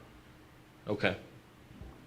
Okay, well, we'll just, We'll at least keep the walkthrough so you can come up there and see it, and you guys can come see what we're talking about. Maybe you can come up with a better suggestion. Yeah, we'll see. I mean, we'll take a look at it. Okay. See what we're talking about. So still So what four, time do you want 4:30? me to meet you up there, 5 o'clock or 5:30? Whatever's good for you.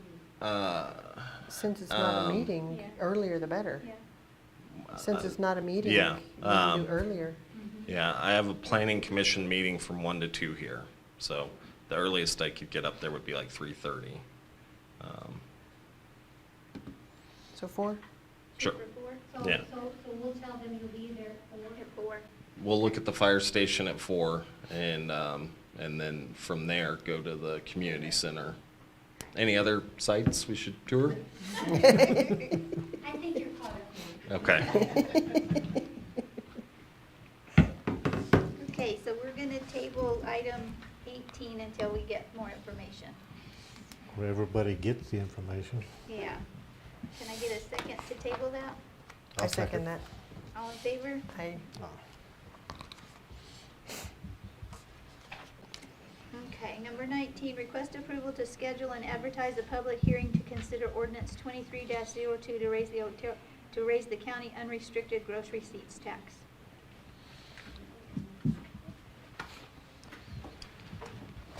So my question on this, RB, this is the tax rate that's already been approved to raise that we were going to do the raises with, correct? We discussed it in the spring, and essentially, in order to cover the raise, we discussed that a raise in the sales tax was necessary. And But this has already been approved, it never has been implemented.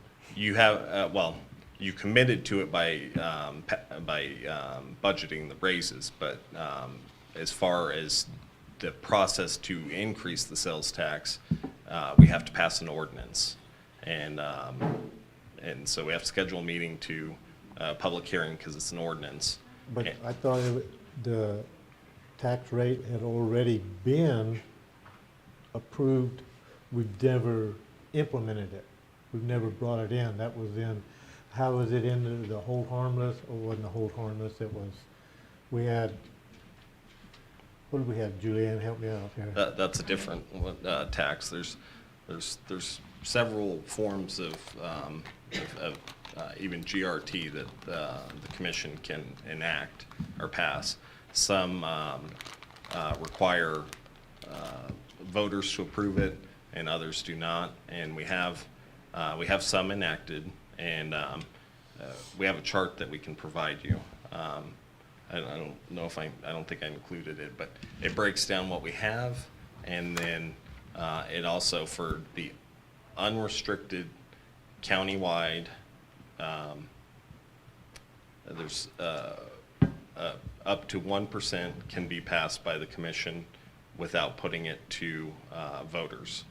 On the other side of the formula, there's 0.25% that would need, if you were to go above the 1%, and anywhere between 1% and 1.25 or 1.25%, that would have to be approved by voters.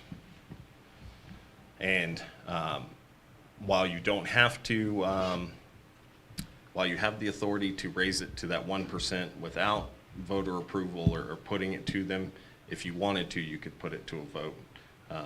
I will say that if you did that, that would be ensuring that it did not get enacted, because no one's going to vote to increase their taxes.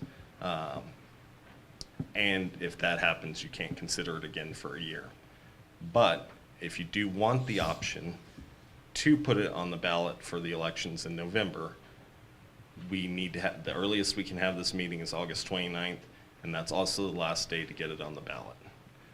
So we need to do that, but then the difference is, if you just pass the resolution on the 29th and choose to raise the tax, it can go into effect 1 January.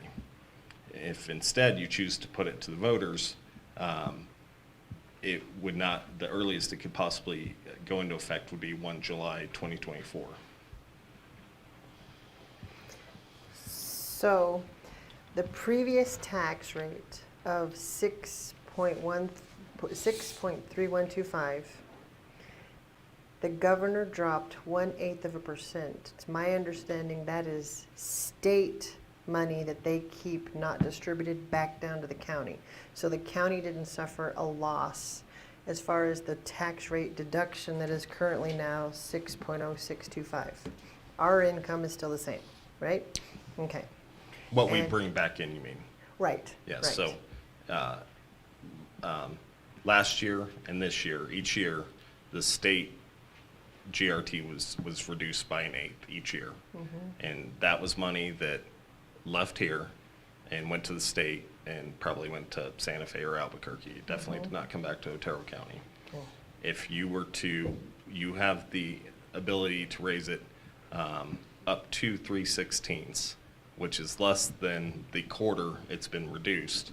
And all of that money would stay in the county and go to county needs, including the wage increase. Today, we just need to schedule the meeting. And I recommend the 29th, just because we need to pass it and get it up to the state for approval. Or I can do 2 different versions of the resolution if you wanted the opportunity to consider putting it to the voters. You say I just wanna- August 29th? Yes. I just want to be sure that that can definitely make November 2023 ballot if we do it that way. We need to do Being it in This the, is a municipal election, so are we allowed to put that on the municipal election ballot? That's what I want absolutely clear. You need to clarify that with Robin, county clerk. Right, did you ask her to come over? and Denise came back with an email. What? Denise?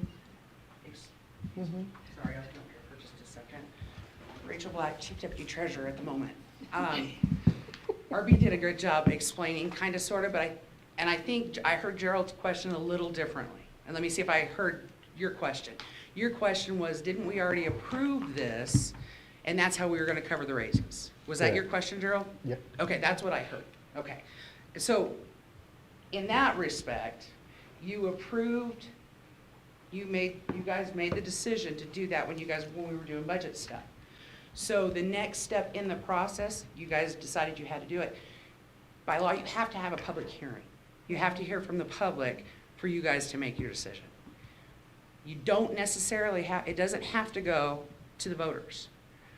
Because this increment that RB is talking about, there's discretionary in the GRT rate itself, where the commission at the local level can do what they feel is best for their community. And so the state gives you an option. I don't remember what you just said. Was it a point? Up to 3/16. 3/16. That's what we have available. Okay, so we have 3/16 available.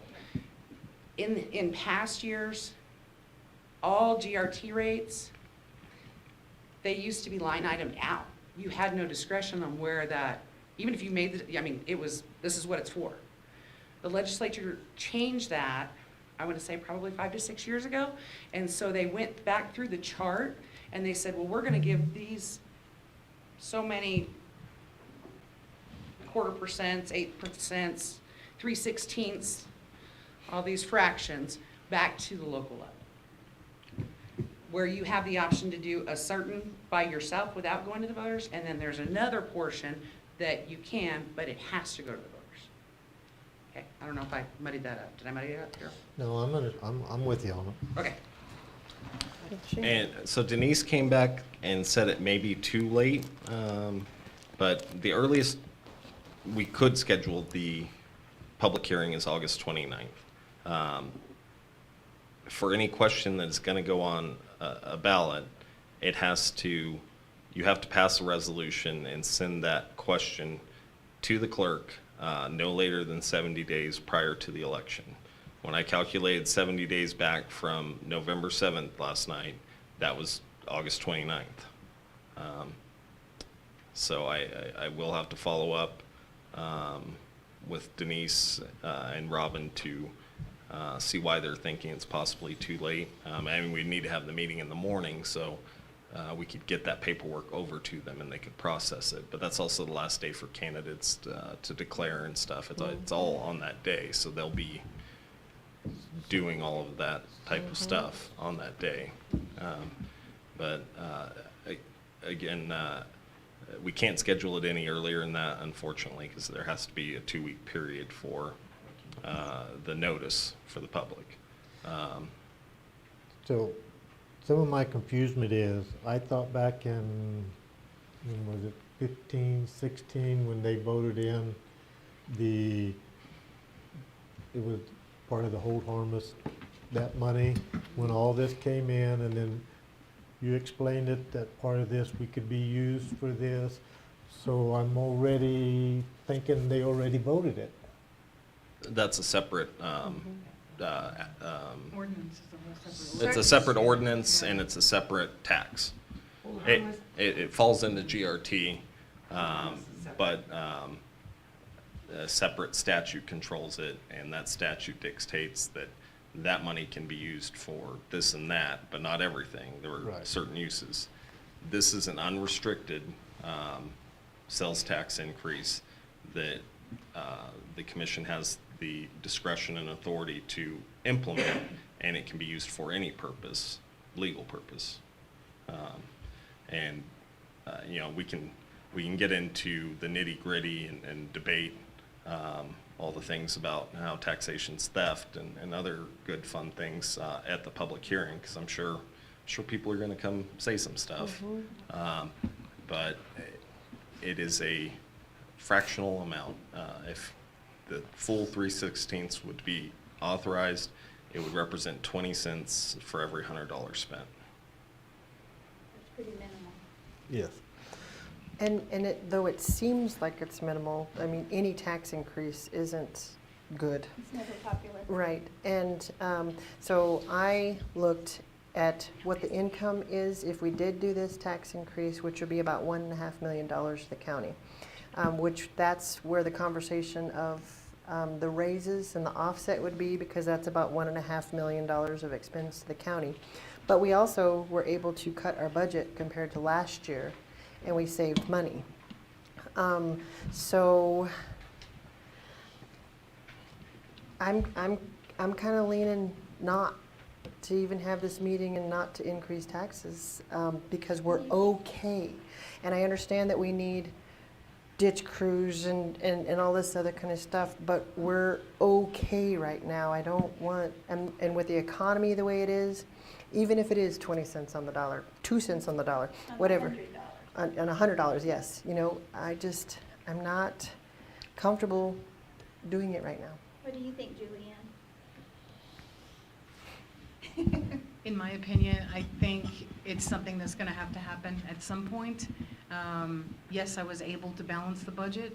It was tough, it was tight, because even if we do implement this, let's say we get everything done in time and it gets implemented as of January 1st, we're not actually gonna see the revenue until March. So we would have 4 months of it for fiscal year '24, because there's a 2-month lag once it's implemented. But I believe that at some point we're going to have to increase the gross receipts tax, simply because it's getting harder and harder to budget, to balance the budget every year. And with the increases in the raises this year, like I said, it was very tight. So I would recommend doing at least a portion of it. In my opinion, I think it's a good thing, especially because, as RB stated, even if we implemented the full 3/16 that's available to us unrestricted, that could actually be implemented without it going to referendum. That amount is still going to be less than what the state has already cut. So we would not be back to the rate that it was as of, like June 30th of 2022. So I think it's a minimal impact, because the citizens are already pretty used to what that rate has been. It's gone down, the 0.25% the 2 years in a row. I'm not sure what the governor's planning for next year, if she plans to reduce it again another 8%. The state's portion of it, I don't know. But as far as the county is concerned, with the expenses that we have, I would recommend that you implement at least a portion of it. Well, and you gotta realize too, Commissioner Borrelli, this would affect you quite a bit too. Fuel prices are up, tire prices. So one of our biggest expenses is, in the county, is the upkeep of the roads. Mhm. We have oil prices increased, the gravel prices, the material prices, the transport. We have skated by this county for way too many years without any kind of an increase to help try to support a little of it. How we've done it, I'm not 100% sure. Yes, nobody wants tax increase, but this is a little one. I feel if we don't get a little bit of help, we're gonna get in the hole real quick. It's gotta come sooner or later, and this is a little touch, which it hasn't come, what, when was the last real tax increase besides the whole harness deal? Before that last ordinance, I believe, was in 2015. Was it 2015? Yeah. Which was that was the 1/4% hold harmless gross Right. receipts tax. So it's been many years in the coming. I understand in my business, if I had tried to operate off a 5 years ago budget, I might as well close the door now because there's no way. It has to be, and again, not any one of us three up here want a tax increase, but a reality check somewhere has got to come in and say, you know, you just can't do it. If you want your roads fixed, it's going to have to be this way. If you want your trash picked up, it's got to have a little bit of help somewhere. I'm sorry, that's just my feeling on it. But Well, and the way taxes work on this anyway, like if you spend $100 and it increases your tax by 20 cents, you're not gonna feel that too much. Whereas when it accumulates for the county, it adds up to a lot, you know, so, I mean, nobody wants a tax increase, and I hate taxes probably worse than anybody on the planet, but I like to have benefits for the county too. Walt? Well, Walt Kaufman, Weed. I'm a taxpayer. I also have a business, so I know about the gross receipts tax. I'm not a big payer, but I do pay. It's a percentage, guys. So if you're short, you know, the percentages they have changed slightly, but, and there's big impacts, you know, to businesses when you decide to increase, and this incremental thing is what gets people in trouble. Oh, it's just a fraction of percent. What difference does it make? Well, after a while, it makes a big difference. And if you look around New Mexico, there's a considerable difference between one county and another on gross receipts tax. And if you're a new business and you're thinking about coming into Otero County, do you think you're gonna look at that as a factor? So I'm just telling you, there's more to it than just being able to satisfy the increasing government need. There's also the private sector that finances all this, and it has an impact on it. And it's not just these poor taxpayers, you know how they're, you know, they're gonna froth at the mouth. There's a reason that's true. And I just heard a really good reason over here, excellent outline. Do you think those problems just outlined don't apply to me?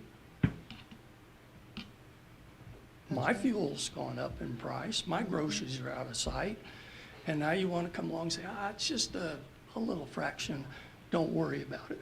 I'd say to you, look, I like that idea, why don't we try to be conservative in the county, look really hard at the budget and see if we can't go another year. And another idea to get more money in here is to attract some industry, get some people in here to start turning taxes in. There's alternatives to the, I don't want to offend anybody, but the pigs at the trough idea. You know, we need food, and let's get it from somebody. I don't want to be that person. I do appreciate the services, Commissioner Matherly. You know, you hit it the nail on the head. If we want to have trash collection, then we best be willing to pay some taxes to get there. Square with you there. But I'm also saying to you, well, look, maybe there's some other ways you could generate some money, maybe reduce some of the services elsewhere and still furnish, and still keep us from having to pay more tax money. And but some of the problem is right here is our governor is taking 1/8% away from us. So how do you subsidize that? Yeah. And our employee level, I mean, we gave it a good deal, but a lot of our employees were on the poverty level as it was.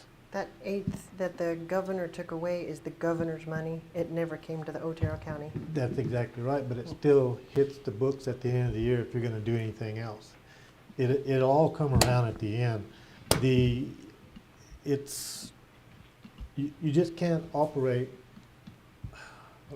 I mean, you can tighten up and be tight all you want, but you can't operate a budget on 2023, a budget that was set in 2015.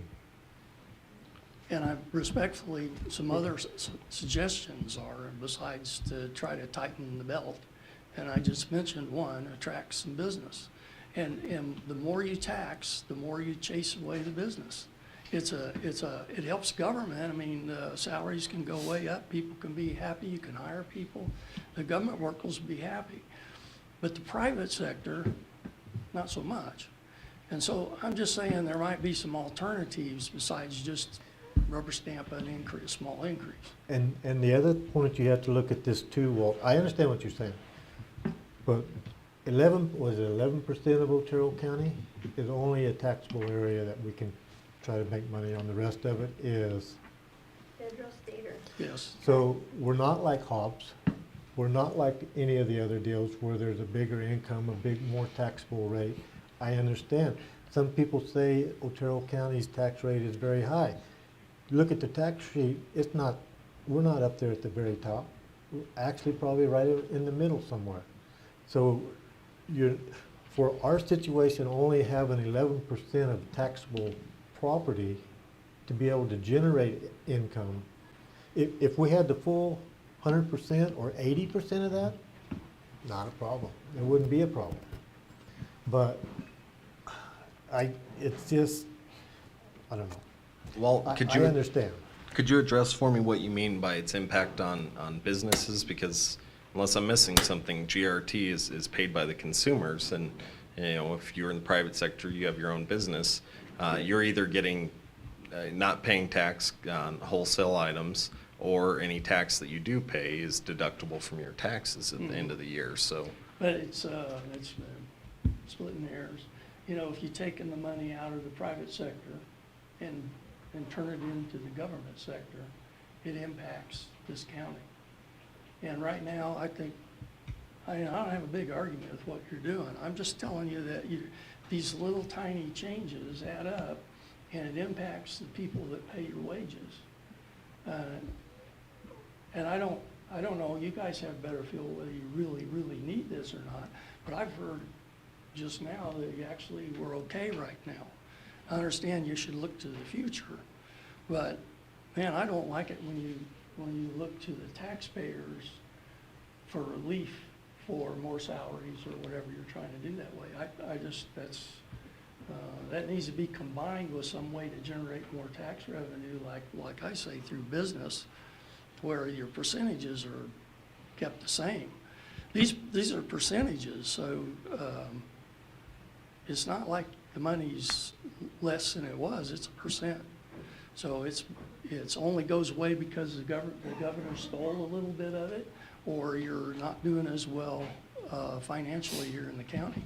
So I'd say, well, let's find a way to get some revenue that way. I like that better than you coming to me and saying we want more money.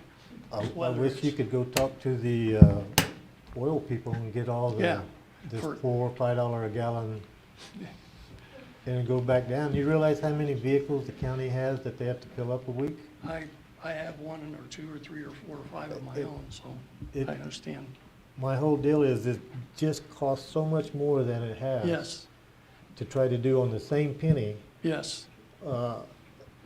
And so I'm using the same, I'm with you, I'm using the same argument. Yeah. And I'm saying to you, there should be a way to attract the money and not on the backs of the residents that live here in Otero County. I'm not aware of any, revenue coming in is good, and people coming in is good, but most of that's paid in GRT. The only revenue, tax-derived income that the county can get is either from property tax, which is abhorrent. Like, we want to talk about taxes being bad.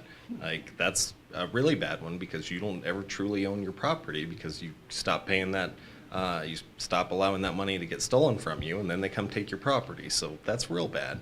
The GRT is at least voluntary. You're choosing to participate in commerce, and everyone is paying it rather than only the property owners in the county, and people that come in and pass through pay it. But those are our only two options for revenue as far as taxes go. Business taxes, income tax, that all goes to state or federal, and it doesn't come back to the county. We try to be creative. We have the Border Patrol or the processing center that if the activists don't shut it down in 4 years, then we can get some revenue from it. But we had natural gas out of Otero Mesa that could have generated some revenue, but that got shut down. So we don't have really any other options. But to that end, we can debate all this on the 29th till we're blue in the face, and we can gather some data in between. Really get the budget and know how much we need. We can do some numbers on the impacts of the options of tax that we have, and then the taxpayers and business owners also will have the opportunity to come weigh in. And there was a 2012 ordinance that was passed for a certain tax. I can't remember what it was called, but a lot of people came in saying how that GRT would help support their business and grow different things for the county, and they supported it. But that one had to go to the voters, and it went to the voters, and it got voted down. We'll have a good discussion, but what we need to do today is schedule the meeting. And Walt, one other way you kind of think about it, the county is like a business. It really is. So you got to be in the profit. You got to be in the positive area. Say a big rain came through and flooded out a bunch of the county roads. Well, now we got to go into and pull out. So as soon as you do that, you can't put yourself into a situation where now you're in the negative because you had to pull $1 million out or 500,000 out to repair all the roads that were. Yep. So I try to look at it as you've got to keep the plus and try to keep it into a positive deal. The same as you is on your own business. If it goes into the negative, how many years are you going to keep it in business? Yeah, Unless you like to exercise. We have contingency money, set aside just for that.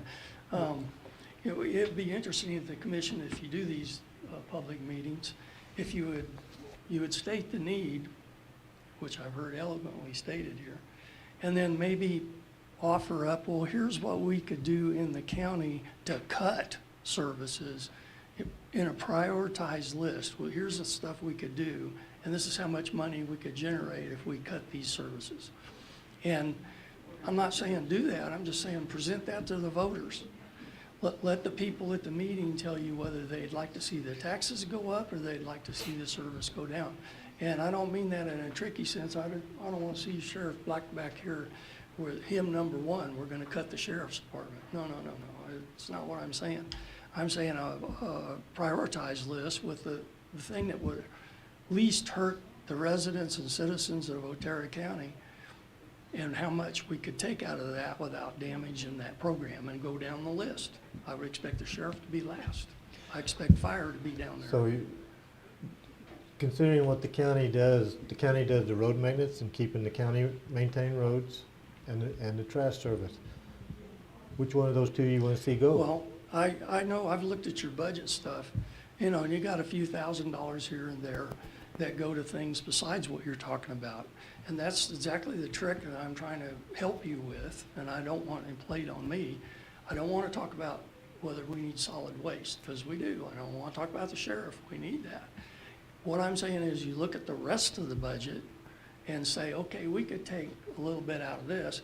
And the advantage of that is you might be able to show the voters like me, well, gee, there's not enough pork. They really need the money because look, they've tried cutting all this stuff and it still doesn't add up to very much. Right now in this meeting, I've heard the government side of the table really present a case. I mean, you listen, I have heard no taxpayers step up and ask questions like I'm doing. And ahead of the meeting, I would say, why not have those kind of facts at your fingertips and talk about what you could cut, what you could do, and let the people decide. Most people here, I think, they want the service. They're not gonna turn their back on you guys. Unless it shows that you could make cuts without a problem. I don't know if I'm making sense or not. It's just that the way that it's being presented, it's like there's no other options except we just gotta raise taxes. And if you're gonna have a meeting with the public, I would suggest you have some alternatives to talk about. Because a lot of people are gonna take the same attitude I have, that we really don't want a tax increase. My gas bill's high too. And you could talk me out of that if you could show me in the budget the least important stuff, and how even if you axed it, for example, it still wouldn't impact the money you need, if that's true. I just made that up. Or on the other hand, if you axe these things that really doesn't impact services to the residents, maybe that's what you should do, if that makes up the difference. It's just, to me, if I were sitting in a board of directors meeting and I wanted to build a plant, or I wanted to add on, I would have that information. I would have the pros and I would have the cons, and I would have alternatives. We could do it this way or we could do it that way. I haven't heard that. What I've heard is there's one alternative, and that's raise taxes. And I don't want to, I could talk for hours, as you guys know, and I appreciate your jobs you're doing, and that's just my 2 cents. Yes, and we appreciate that. Thank you. So my next question is, if we hold this meeting on the 29th and we decide to put it on the ballot, would it be for this municipal election? Yes. So I heard you earlier, Denise, you know me. So I heard you earlier saying it was just a municipal election. What a regular local election is it's the schools, the municipalities, and any questions that are put on this ballot. So we've combined them. We no longer have the separate elections. So, and yes, to your question, yes, it can be put on the RLE as long as we get that question by August 29th. And I've also sent election statutes to both of you, and it gives you that information also. How your question needs to be put and submitted to us. And it can be put on the RLE, or you can wait till the general election of next year. Okay. Okay? Thank you. You're welcome. So then for our special meeting, I think what we should do is have a couple of different options to be able to decide whether we're just going to decide on implementing the 1/8 tax or decide on putting it on November's ballot. But on November's ballot, then it wouldn't actually be implemented till July 1st if we put it on November's ballot? Or if it Correct. passes, it would be it wouldn't hit January 1st, it would hit July? If it goes to the ballot, it cannot Okay. go into effect till 1 July. Okay, yeah, so if we could just have the different options to vote on from that public meeting? So I'll have it so that you can, there's 3, I guess you could raise it any amount between 0 and 3/16, but the way it's typically presented is an 1/8, a 1/16, or 3/16. And so I'll write it so that you can just choose one of those amounts and write it in, and we'll have the option for it where it doesn't go to the voters, and we'll have the option where it can go to the voters should you choose that. Okay. And we'll get some data and together and scenarios and facts so that we can have a fun, spirited discussion. Can we also ask each department to give us budget cut options from every department? Whatever it could be, whatever, a couple $1,000s from each department. Let's challenge them.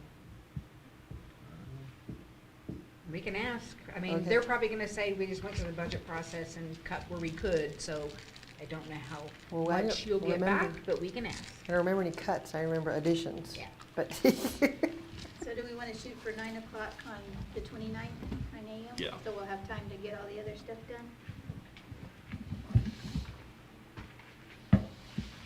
9 o'clock Yeah, the 29. 29th of August. Got it.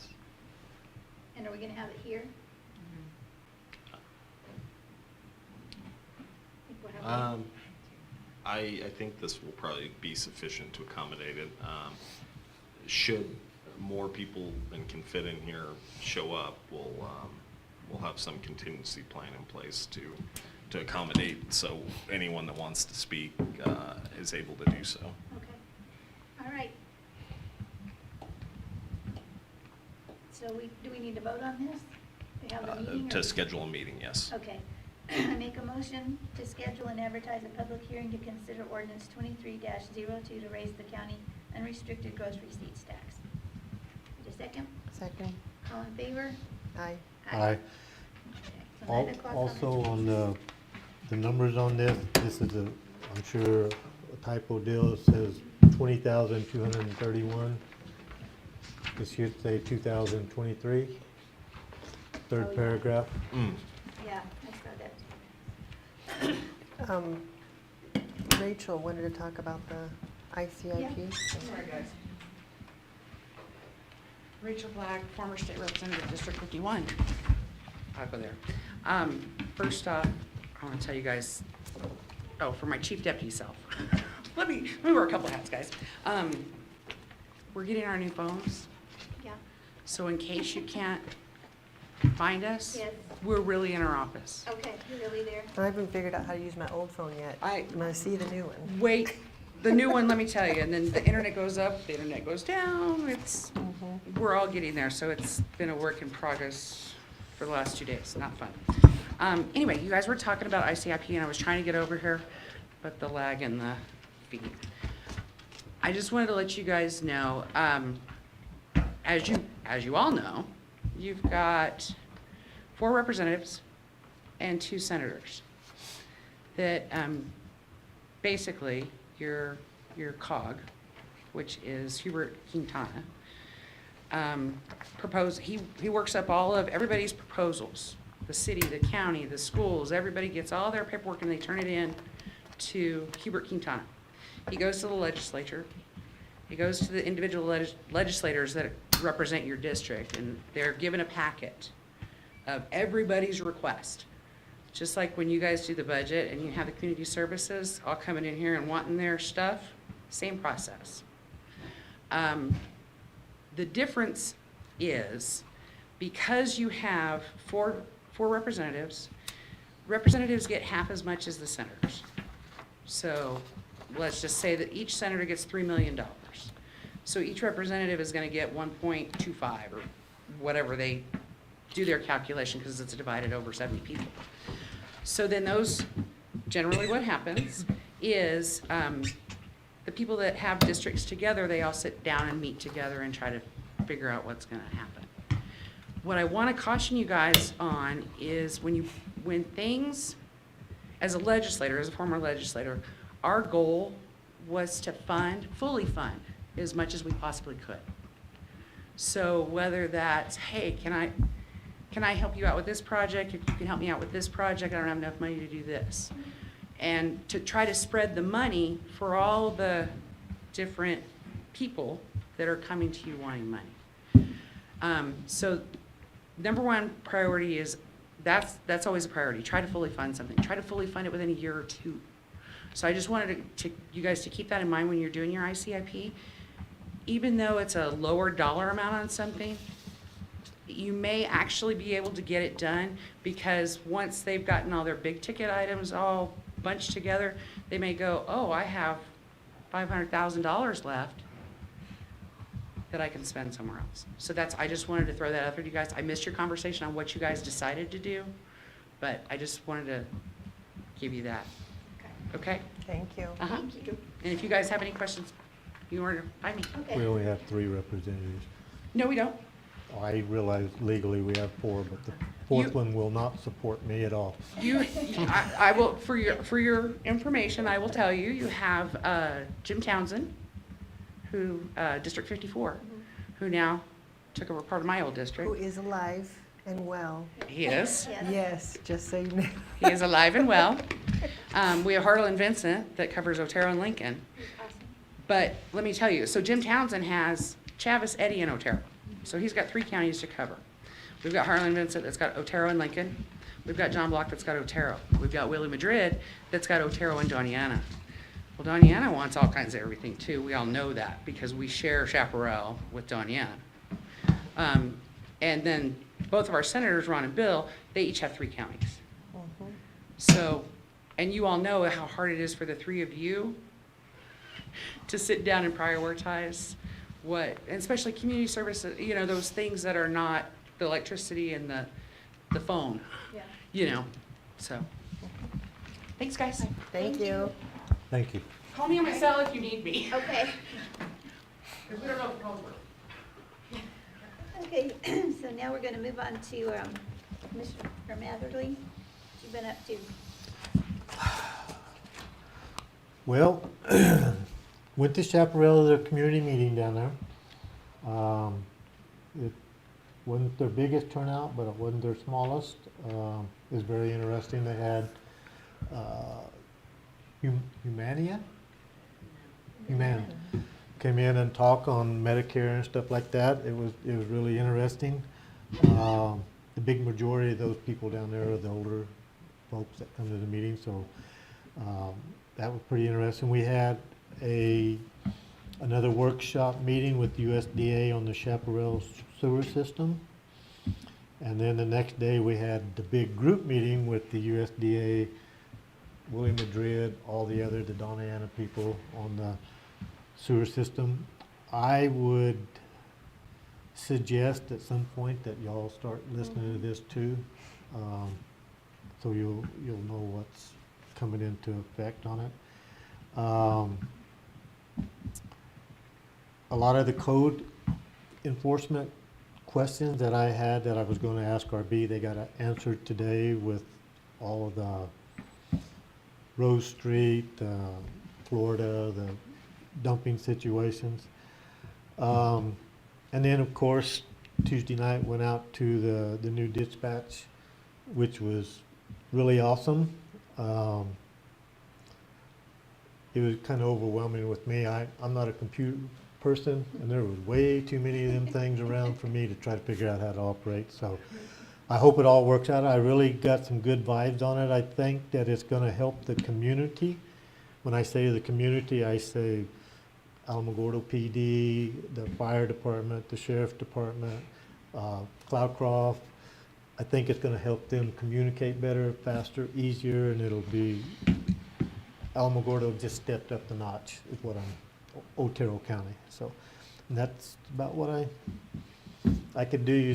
Tell you some other stories about the other stuff I've done, but it hadn't been commissioner stuff. RB was up there too. It was on a motorcycle ride. It was a blast. I saw the buffalo. Yeah. Commissioner Varela? Okay.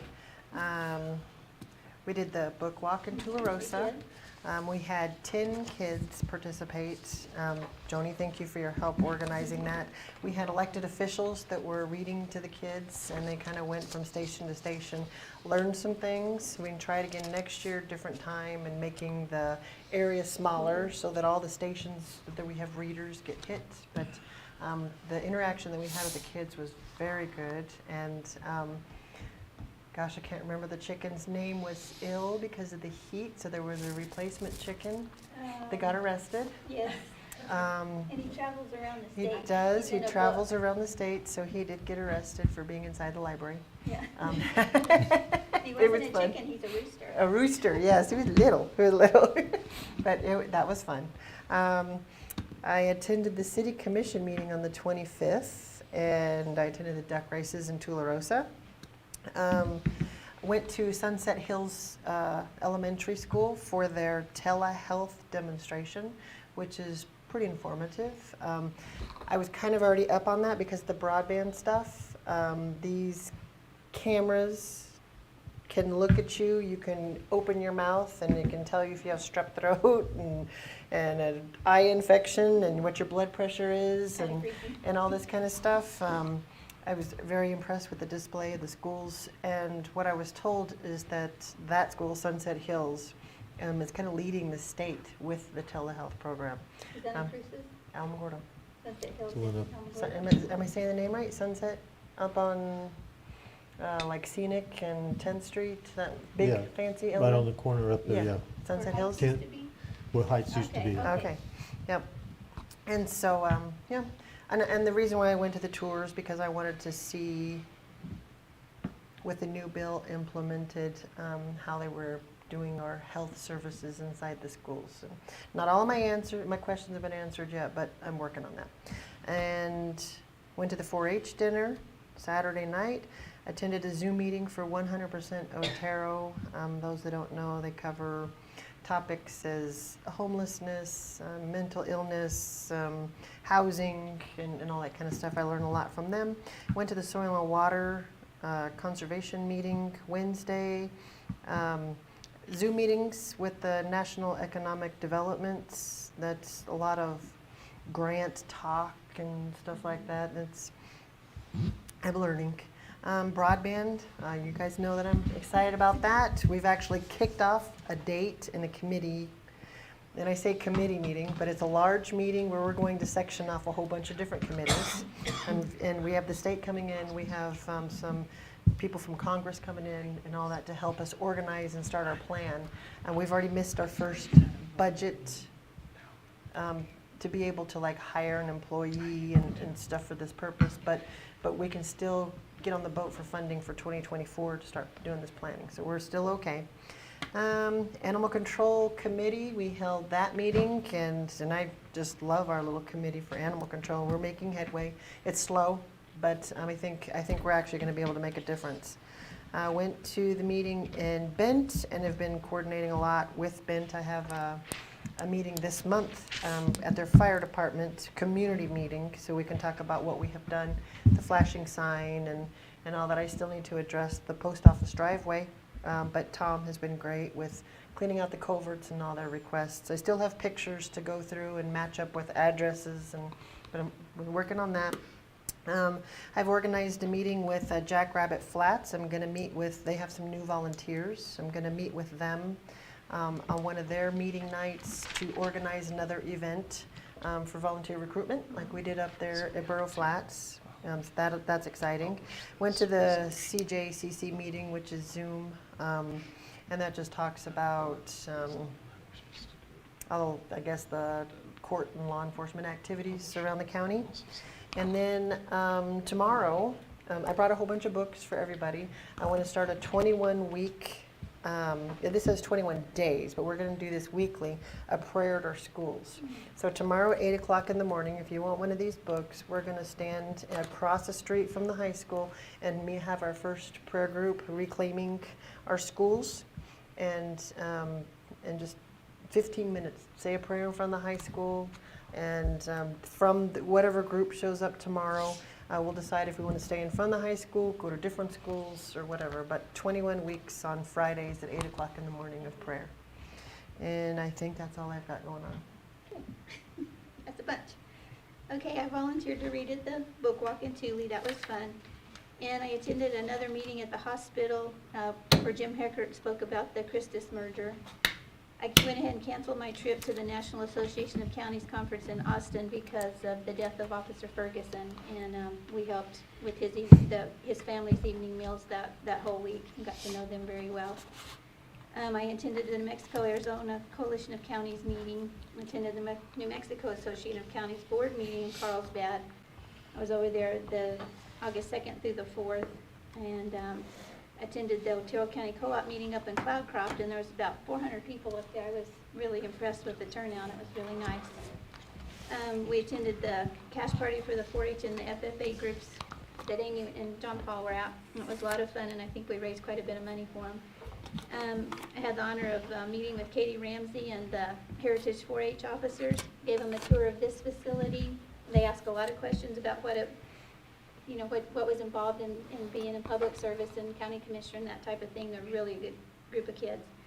I attended the soft opening of the Tularosa Basin Regional Dispatch Authority, which we also call PSAP, and I was really impressed with that. And they're talking about this is like probably the best facility in the state right now, which is pretty cool for Otero County to have that designation. So it's amazing. Sheriff Black has done amazing work there. Lieutenant, John's a lieutenant, right, Emery? He's a sergeant. I wasn't sure. He was really instrumental in helping get all this going, so I wanted to tell them thank you. And John Barney, the new director out there, is amazing. A lot of people from the city were involved, and they deserve thanks. And also White Sands Construction, I've heard really glowing things about how ahead of schedule they were and how they were just right on it, so I wanted to say thank you to them. As I mentioned earlier, we went up to that Haida dinner last night up in Ruidoso, and that was really good to see what our law enforcement and the state is doing, and that Otero County is right along there with them. It's really a good coalition. And I wanted to remind everybody that Otero County Heritage Days is again this year. It's August 19th on a Saturday, and it's being held by the Flickinger Center. And that's going to be a lot of fun. So RB, I'll be coming to get some more apples from you. Okay. Has to be. Everything has to be from Otero County. And, well, no, not for that. I'll be getting that for the state fair. You guys are going to be at We'll the be Heritage there. Day. You'll be there. But then I'll get some apples later for the state fair. That's it. That's what I've been doing. So now, Pamela. Okay, a lot of my meetings are not exciting, so we won't touch those. I did visit the new dispatch center as well, not Tuesday, but I was out there on Friday and got a tour, and it is most impressive. And I think I counted something like, if you think about it, 10 stations, 8 monitors, there's got to be 100 monitors in there. It's just a little overwhelming, I would think, to do that job. I mean, God bless those people that do that job. I couldn't do it. Yeah, that's a job. Like Gerald had said, I participated in a couple of meetings for the Chaparral Solid Waste Assessment. That's really big. It's a little overwhelming because you just don't know what direction you're going to go. And so it would be beneficial for you two to listen in on those, because they keep asking, well, what does the county want? Well, you got to talk to the board, not just me and Gerald and Sylvia. That's a decision you at some point will have to make. Are they Zoom meetings or? They are, yes. Okay, well, let us know when they are. Okay, I Yeah. can send you the invite. Yeah. And then, of course, the animal control ordinance, our little committee, I'm trying to get the next meeting scheduled. Our bees finalizing a few changes we discussed. It's time consuming, it's gonna take several months, but I think we're gonna have a good product at the end. I had with Dora Batista, who is the director of our Southeastern New Mexico Development District. You just approved their funding today. She gets a lot of people help for grants. She helps us, they help us with our capital outlay, as Rachel had mentioned. And we had a meeting with the interim manager of Timber and Water and Sanitation District. This kind of came about after there was an article in the Santa Fe New Mexican about their water issues. I've been with the county 18 years. They've always had water issues. But I had a chance to talk to the interim manager about really the scope of their issues. And there is no amount of funding they're going to get in one. He needs something like $30 million. It's for the repairs and the plans. He is working with U.S. senators to see if there's some appropriations they get. Maybe they'll have better luck than we did with La Luz Gate Road. So worked with them, and Dora had some ideas to try to help them out, so we'll see how that goes.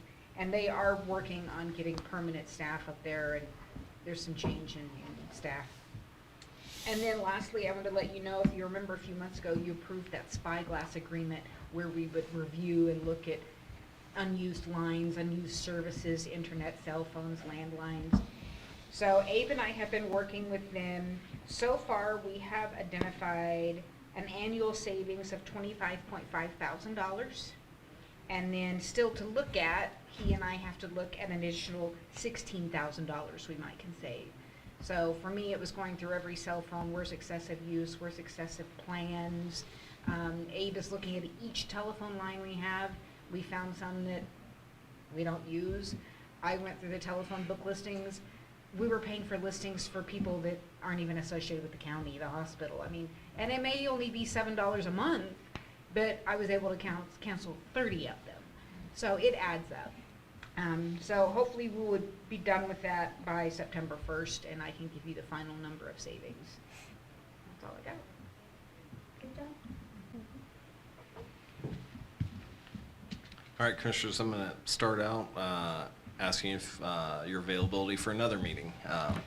During this meeting, I was texting with Erica Luna to see the force supervisor to see if she had any issues or information she wanted me to brief you guys on, and she expressed that she would really like to have a meeting with you before she leaves to provide you information and to address any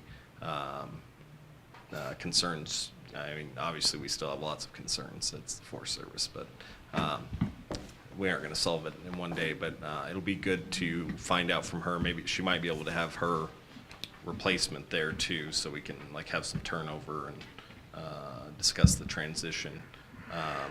And she brought up how she really wanted to have a follow-up meeting with the 4 counties involved with the forest plan.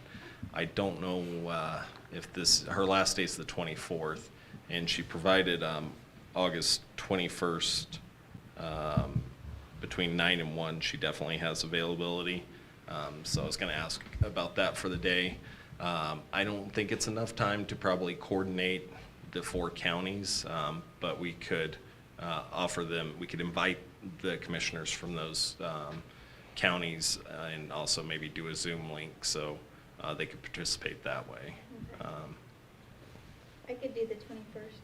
Like that. But you said between 9 and 1? Yeah, 9 and 1. I cannot. Oh, you can? You cannot, okay. Joe can't do that. So I will have her, the earliest we could do it was the 17th, I believe, just for open meetings compliance. And the last day we could do it's the 24th. So I can have her send me other availabilities and email that out to the 3 of you, and we can try and see if we can make something line up. Okay. The 17th and the 18th all day for me. The 21st, as long as I'm out by noon for me. Tuesday, the 22nd, we're all going to weed, so that afternoon. And then the 23rd, I have open. I don't know if she'd really want to come here on her last day of work, do you think? So I should probably give her a cake or something if she does. So there's my schedule. Okay, I will get hers, and we'll just email till we figure something out. Maybe The 17th is good for me. Yeah, I can do the 17th too, or Okay. the 18th, whichever. And Commissioner Barella's 17th was Yes. okay for you? 17th and 18th, you said we're Yes. good? Okay.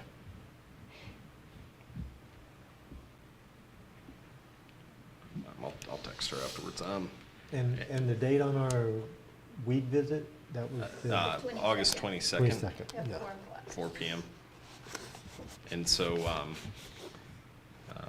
we own that community center out there, and we've been going back and forth on the lease, and they had some concerns and some issues, and it's taken a while. But we're communicating now, we're making progress, so I guess there's going to show, I guess I'm going to have to go up there again to meet with them when they have one of their association meetings, but hopefully we can get that squared away, and I think we have some options that will work for them. And I've been able to alleviate some of their concerns. So that was positive. The meeting between the Forest Service, that the Forest Service was trying to facilitate between the Fish and Wildlife Service and the New Mexico Game and Fish is falling apart, and it won't be taking place next week. Representative Vincent is engaged with New Mexico Game and Fish, trying to get them to the table. They were kind of the holdup on that, but it's going to be a while before it takes place. So let's keep you posted on that. In the Planning Commission, we're working on, we started this week updating the subdivision ordinance. Like the animal one, it'll be a long-term project. We'll take a few pages at a time and have something hopefully in a couple months or 6 months to bring to you. Yeah, I did some other stuff this past month, but it's nothing important. And was he in again on that email where I I asked was- the question if we could incorporate that into the subdivision ordinance. And I'm trying That, to remember I what it. can't, I don't think he was in that email, but, Okay, I'll but if we forward can it. forward that, yes, I I'll think do that'd that be right now. perfect to add in. I wrote up a little ordinance for no dig after a new road is developed and all that kind of stuff. That a new subdivision's required to have, the ability to add broadband, you know, by installing those empty lines, so broadband come through and all that, and no digging up no new roads, so we don't have all these patches. So, is she? I'll take a look at it. Okay, Uh, okay. So It's you mean actually like putting something in place so that they don't have to dig? Don't have to dig, so Okay. a requirement They need of- to supply utilities, a conduit for that service. Okay. Or- In their subdivision. Yes, as part of, you know, a subdivision approval, that whatever utilities might be in the future, that it is already implemented, and all that, the installer has to do is use whatever conduit or whatever's there. So it can be accessed for whatever future things we come up with. That Right. makes sense. That's good. So I'll forward you that draft Okay. she has and see if that's something you can tell us if it can be incorporated. And that is a bill that passed at the last session, and I just kind of copied that state statute when I wrote that. Okay. And then if the 17th is gonna work, will you get us the time pretty quick? Yes. Okay. Well, it's gonna all hinge on, the reason she was not here today is she has some other meeting in Ruidoso, a conflicting meeting. And so I don't know how soon she'll be able to check her schedule, but as soon as she does, I'll get that out. Because I'll have to actually know by tomorrow. Yeah. Okay, does anybody have anything else? We got executive session. Oh, we do. I told them at work we didn't have one. Okay. And that'll be brief, hopefully. You said that earlier. I know, and I promised Yeah, them, when you and I promised messed us them up for lunch, and lunch now it's break. 1:30. Julianne, where's that pizza? Dave, our little meeting afterwards? Just kidding. Let me call her and see if she's here. Okay. So, Hold your hand out. Okay. Oh. Gerald. We're here. okay. So I make a motion to hold an executive session under NMSA 1978 10-15 to discuss pending litigation. I second that. All in favor? Aye. Aye. We gotta do a roll call or something, don't we? Yeah. Chuck, do it. Commissioner Markworth? Here, Commissioner Manley? Yes. Commissioner Barella? Yes. and you guys will have to, adios. Give If me, anybody wants a book before she leaves, or give me get a one book, second. and then I'll just take it. Do you want to come pray with us?